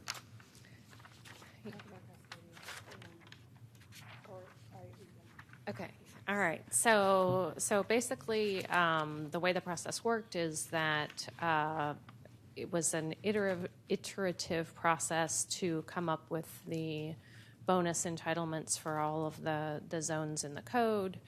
And actually, there were kind of original zones proposed. Eco Northwest looked at those and said, actually, we think we could get more affordable units if the bonus entitlements or the base entitlements were changed, and so there were changes made to try and maximize the affordable unit production through the code. So then Eco Northwest looked at the percent of the bonus units that could be required to be affordable and still be an incentive for people to participate in the program. And again, I know I've said it before, but because we're in Texas, the bonus program has to be something that people opt into, and they will generally only opt into it if there is economic incentive for them to do so. And you're speaking to the Cascadia or the calibration? This is the Eco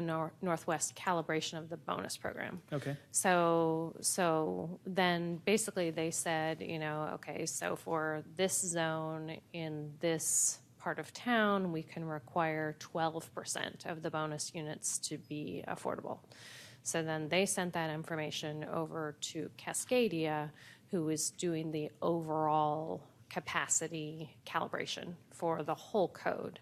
And so they basically used that modeling to develop their overall capacity numbers. And Laura can tell you more about that.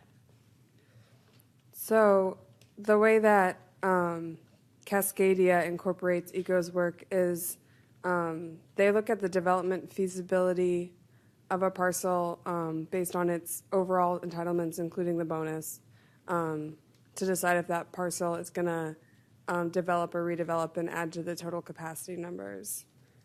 Then they have certain density build-out assumptions that aren't max build-outs, assuming that some lots will build to max entitlements and some lots won't.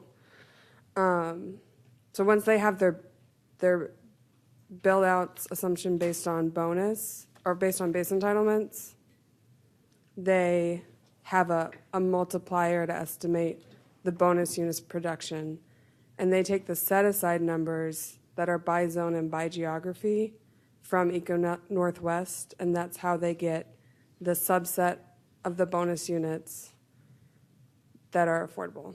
Okay, so I've got 20 seconds. So just very quickly, so the pro formas from Eco Northwest, there were some concerns last time with the community about whether those pro formas were actually realizable or not. So have those been released, and can they be released so we can take a look at them? They will be released in the next couple of weeks, so yes. Okay. All right. Thank you. So let me see. Are there other questions? We already used up all of our questions, although Commissioner Azar did an amendment. So there's one spot left. Speaking against? Speaking for? This is amendment number 1 by Kenny.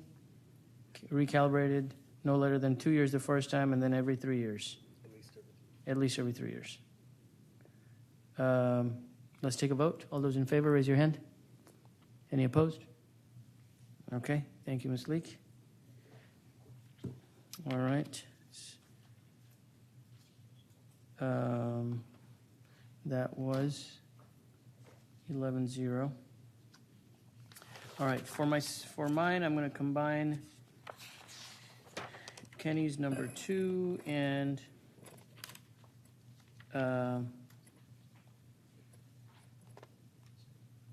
Thompson's number 4, if possible.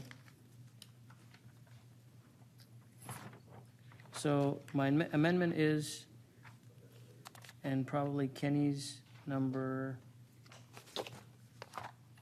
2 is a good one to start with. So rezone some Highland tracts, and I'm going to add to some Highland tracts and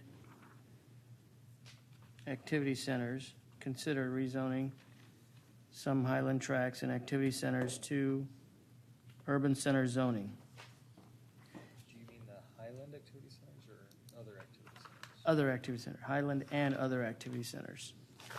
And I'm combining Kenny Thompson's to say and apply transition zones from the activity centers. So we've talked about this a couple of times. Let me get a second if there is one. Second by Kenny, and then I'll speak to my motion, and then we can get staff to comment on it. So the idea is we've talked a couple of times about the activity centers just sort of being left alone and the council direction really not being applied to them. What we've heard from staff is generally activity centers are at the intersection of 2 corridors, and so the corridors do all of the work of the transition areas. And our point is the activity centers themselves need some boosting, and the boosting is through this amendment of considering applying certain UC zones, and then transitioning from them. Because what we're seeing in the domain and so on is just residential very close to the activity center itself. That's sort of kind of my reasoning behind this amendment. There's an exhibit for Highland. Okay. I'll give you a chance to do that. Okay. Greg? Regarding the zoning, I think we would be amenable to that if it's not increasing the base entitlements. Okay. So if it was using that UC 60 zone that had a bonus on top. Sure. We previously passed an amendment stating that the base entitlements for UC should match whatever was there before it was UC. Yeah, I think, Greg, you remember that? Yeah. Mm-hmm. Okay. Thanks for that. Okay, questions?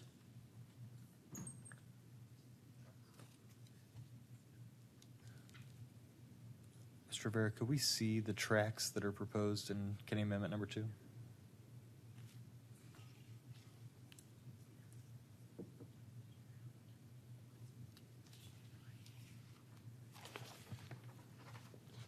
question, Mr. Dutton, or Ms. Patterson.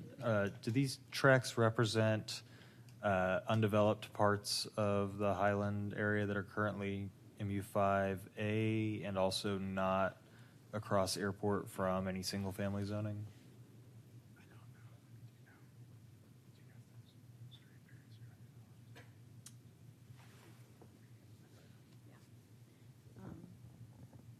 Lacey Patterson, Planning and Zoning. Is there a question about these two properties? Yes, I believe, as has been represented to me, and I have verified that these two tracks are the reason they weren't upzoned is that there was a plan a while back for Highland had these two tracks as being lower, but in the intervening years since that plan has been adopted, there might be some new considerations there, and my understanding is that those two tracks are undeveloped part of the Highland area, and there's another undeveloped part, which is that little kind of butterfly tract, but it's kind of across airport from that single-family zoning, so it could maybe avoid going to UC just for compatibility-ish issues. Mm-hmm. Yeah, I think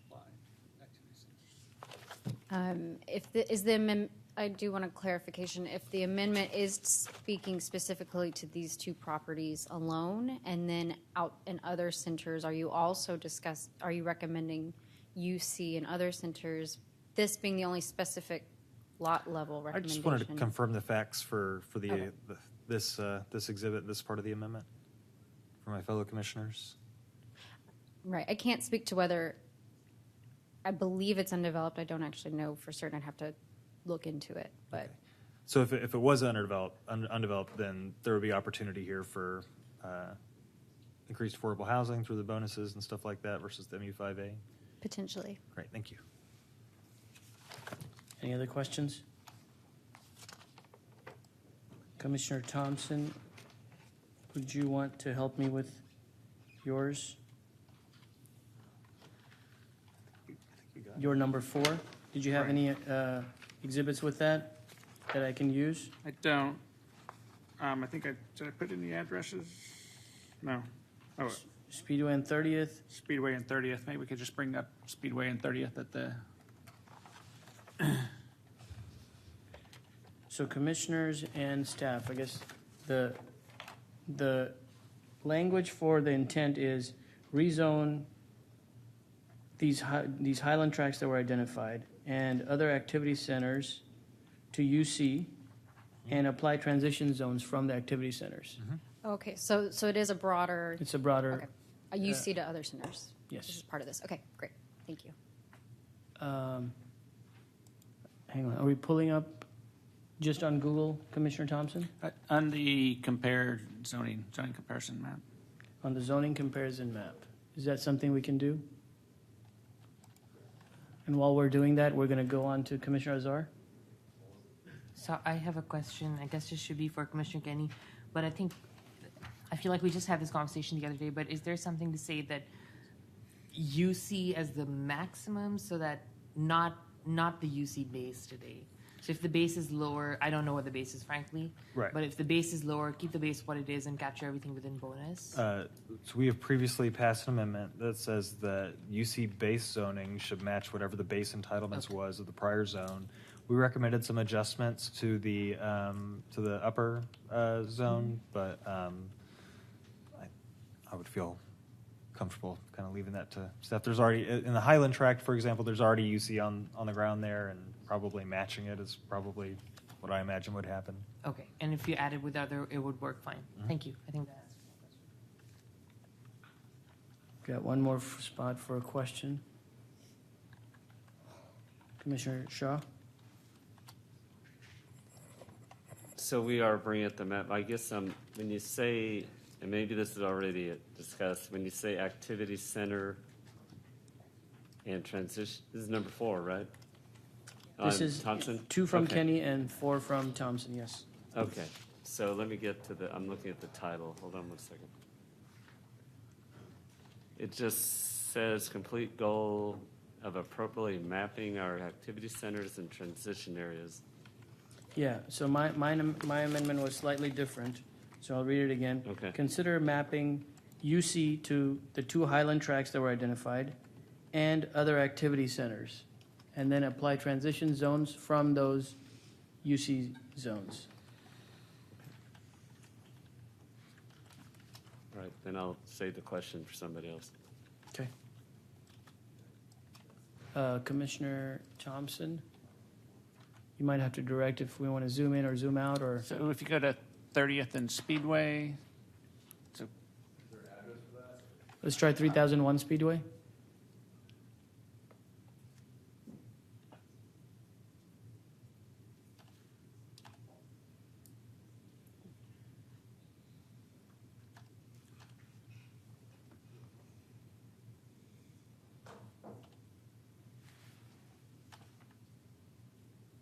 so this should be an activity center.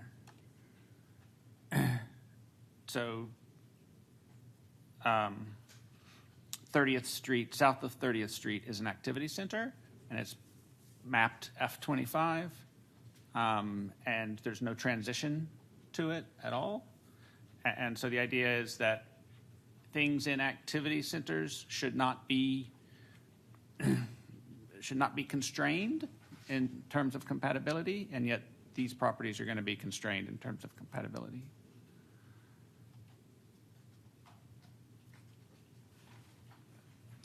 Are these properties in CCD? They are, but I thought NCCD wasn't supposed to, that things on corridors and in transition would still be mapped. So, But this is just one example Right. of, I mean, basically what happened is along the corridors, you mapped transition areas, but in the actual activity centers, if that wasn't a corridor, then they're not mapped, and therefore the properties in the activity centers are being constrained by compatibility. I see. Yes, that is correct. Transition area mapping was based proximity to corridors, designated Imagine Austin growth corridors and transit priority networks. But council direction said activity centers as well. Yeah, there is language in there. There's also the direction language in the direction about the 2 to 5 lots. There is specificity given to corridors. There's kind of an emphasis on corridors, which is part of the reason we stuck to corridors as part of our methodology. However, we do understand that there is a need to potentially do more in centers, high opportunity areas, all these areas we've talked about previously. So, happy to look into what could be, if this passes, happy to continue looking at centers. I think it wasn't the 2 to 5 lots that I was looking at. It's just like the one lot to keep the compatibility from kicking in. Okay, those are all the questions. Commissioners speaking against or neutral?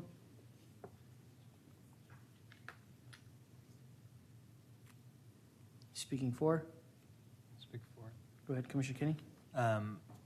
So I would ask this in a question, but I just don't quite understand why the council's direction on that transition zones they say quite explicitly that compatibility should be eliminated within activity centers. And so I don't quite understand why transition zones weren't mapped all around activity centers. The council direction also talks about increasing the units within activity centers. So I would almost view this as redundant to council direction, but it didn't seem like it was done on the map. So we don't have any questions left, but Okay. so I see this as just saying, this is kind of like corridors to me, and the competing regulations. Like it didn't get done. I don't know why. We're not opposed to this direction. Thank you. All right, against or neutral? Or for? Let's take a vote. All those in favor, raise your hand. Any opposed? Abstaining? Okay, 2 abstaining. All right. So that is 902. And we have 10 minutes left. And I hear it's not, let's just say I've been getting text to get home. because it's not nice out there. But we've got 10 more minutes. Do you want to take another one? Yes. All right. Commissioner Flores? Did you want, if you need one, we've got Commissioner Schneider's, and he would appreciate you taking his on. Yeah, I'll bring forth Commissioner Schneider's amendment on the creation of a new article, Article 23-3F, diversify, sustain, and cultivate art, music, and culture. And thank you. This is something that I know that a few of the commissioners on PC here have brought up, and it was talked about a lot during the public hearings. So. Okay, thank you. Is there a second? Second by Commissioner Anderson. Staff? Any comments on creating a new article for art, music, and culture, 23-3F? And just hold it just as a placeholder, is my understanding. And if there's other commissioners that have music-related amendments, this is a good time to tack those on. Yeah, sorry. Just a question, really, about whether it would serve as a placeholder for future code language. That is Yes, my I think- understanding. Yeah, I think Okay. that was the understanding of bringing this up. Great. Thank you. Did you respond to that? You're okay with that? Yeah. Okay. Any other commissioners with music-related amendments? Okay. Commissioner. It's the same one? Okay. All right. Are there any questions? Commissioner speaking against or neutral? Speaking for? Let's take a vote. All those in favor, raise your hand. Any opposed? All right. Awesome. Thank you. 11-0.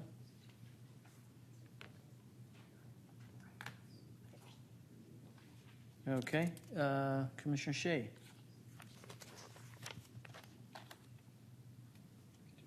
Okay, so I'll just start a couple. I'm going to pick, the winner is, I don't know, I'll just pick this one. Reduced percentage of short-term rentals type 3. This is Shaw, number 2. In MU and MS zones to prohibit income-restricted units from being permitted as a short-term rental. This continues to help ensure adequate rental housing by reducing the percentage of short-term rentals allowed in MU and SU zone and prohibiting any income-restricted housing to be permitted as a short-term rental. So this helps. I'd say this helps to maintain at least that we don't take too much out of the housing supply. Still allows a percentage of rentals, and it also restricts any of the affordable ones from being changed into some type of short-term rental. Okay. Commissioner Shaw, are you seconding this? Okay. Just real quick, is the suggested language part of the motion? The 5% going from 25 to 5? I had it in there as a suggestion, but we could definitely be open to amending that. I don't. Yeah, I leave it open. We want to reduce it. I don't want to. I mean, again, it's all this calibration thing, so Okay. I'd rather leave it. All right. All right. Okay. Greg?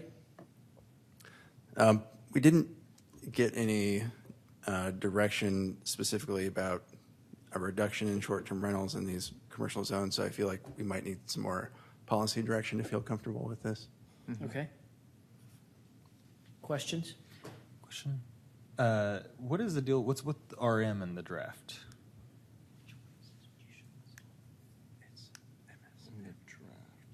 In the draft code. Is RM at 25%? Is it a different? Yeah. Is it prohibited? I don't think ours. So RM would not be 25%. And it's not type 3, is it? It would be type 3, but it's not a commercial-based zone, so not 25%. It would be subject to the 3% cap. Okay, great, thank you. 3%. So RM's 3%. Mm-hmm. Okay. And is it one unit or that percent, whichever is higher? Yes. Okay. Yep. Other questions? Commissioner Azar? I just have a quick clarifying question. Staff, from my understanding, an affordable housing unit cannot be used for an SDR anyways. Isn't that correct? Yes, that's getting a nod from Erica. I really just want to make sure that that is clear to a lot of folks. There is a misconceived conception that any of our affordable units can be used without any income guaranteeing and restricting, and I just want to make clear that that is not how our units are run. But I appreciate being clear. So I'll just comment, Commissioners, I just couldn't find it in the code. I looked, and maybe staff can point where it is. I just couldn't find that limitation. My understanding it's not within the code, but it's essentially because you have to do a guaranteeing of someone's income. You would have to do income certification, and so our affordable units could not be used as an SDR, and they're monitored and there's monitoring compliance is handled in a different way. But I think I hear your concern. Any other questions? Speaking against?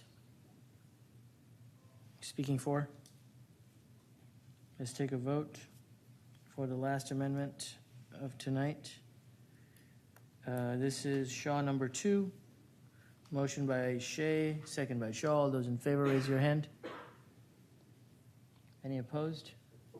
Okay, so that's 10-0.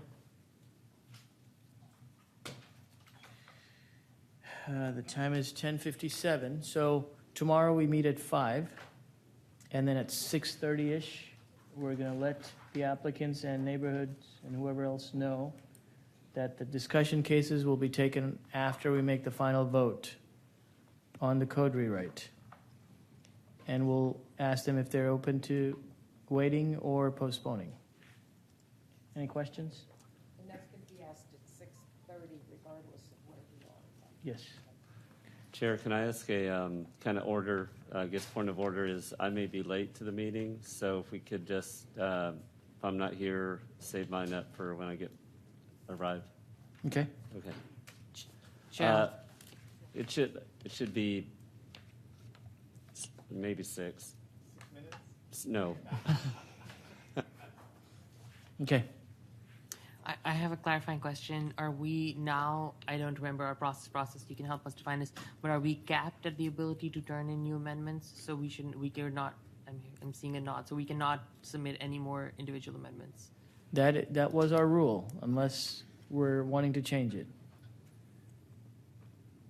I'd like to move to suspend that rule and allow new amendments tomorrow as time allows.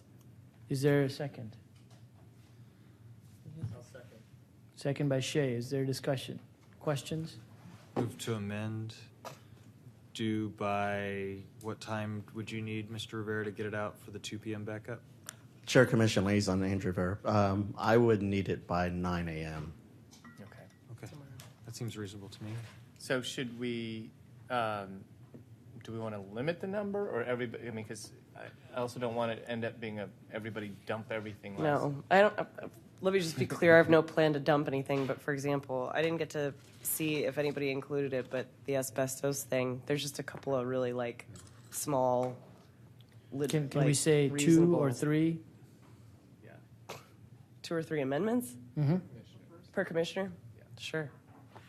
3 limit to 3 per commissioner. And we may not get to all 3. We'll just have to. Right. We'll just do round robin until we finish. It gets on the list and that's it. And so Okay. it might not get picked. So by 9 a.m. so that we can all have them by 2 to review. Okay. I'm sorry, Chair, can I make it? Sorry, go ahead. Can I make another amendment to that to say 3 for only those commissioners who currently do not have any individual amendments? Okay. I mean, I already have 5. I should not get to throw on more. Can you stop Yeah. looking at me that Sure. way? It's unfair if we start throwing on more. So I think if you've not already submitted anything, Well, I'd say the I'm fine opposite, with that that. it is fair for you to get another chance because you did your homework on time. okay, that's fair enough. I'll rescind my comment. Chair, do we and- need 5 minutes? We're at 11. No, we're taking a vote right now and adjourning. So we'll get to say 3 for everyone, no more than 3 Yes, for no everyone. more than 3 by 9 a.m. tomorrow. Okay, all those in favor, raise your hand. Aye. Any opposed? All right, 10-0. Meeting's adjourned at 11 p.m.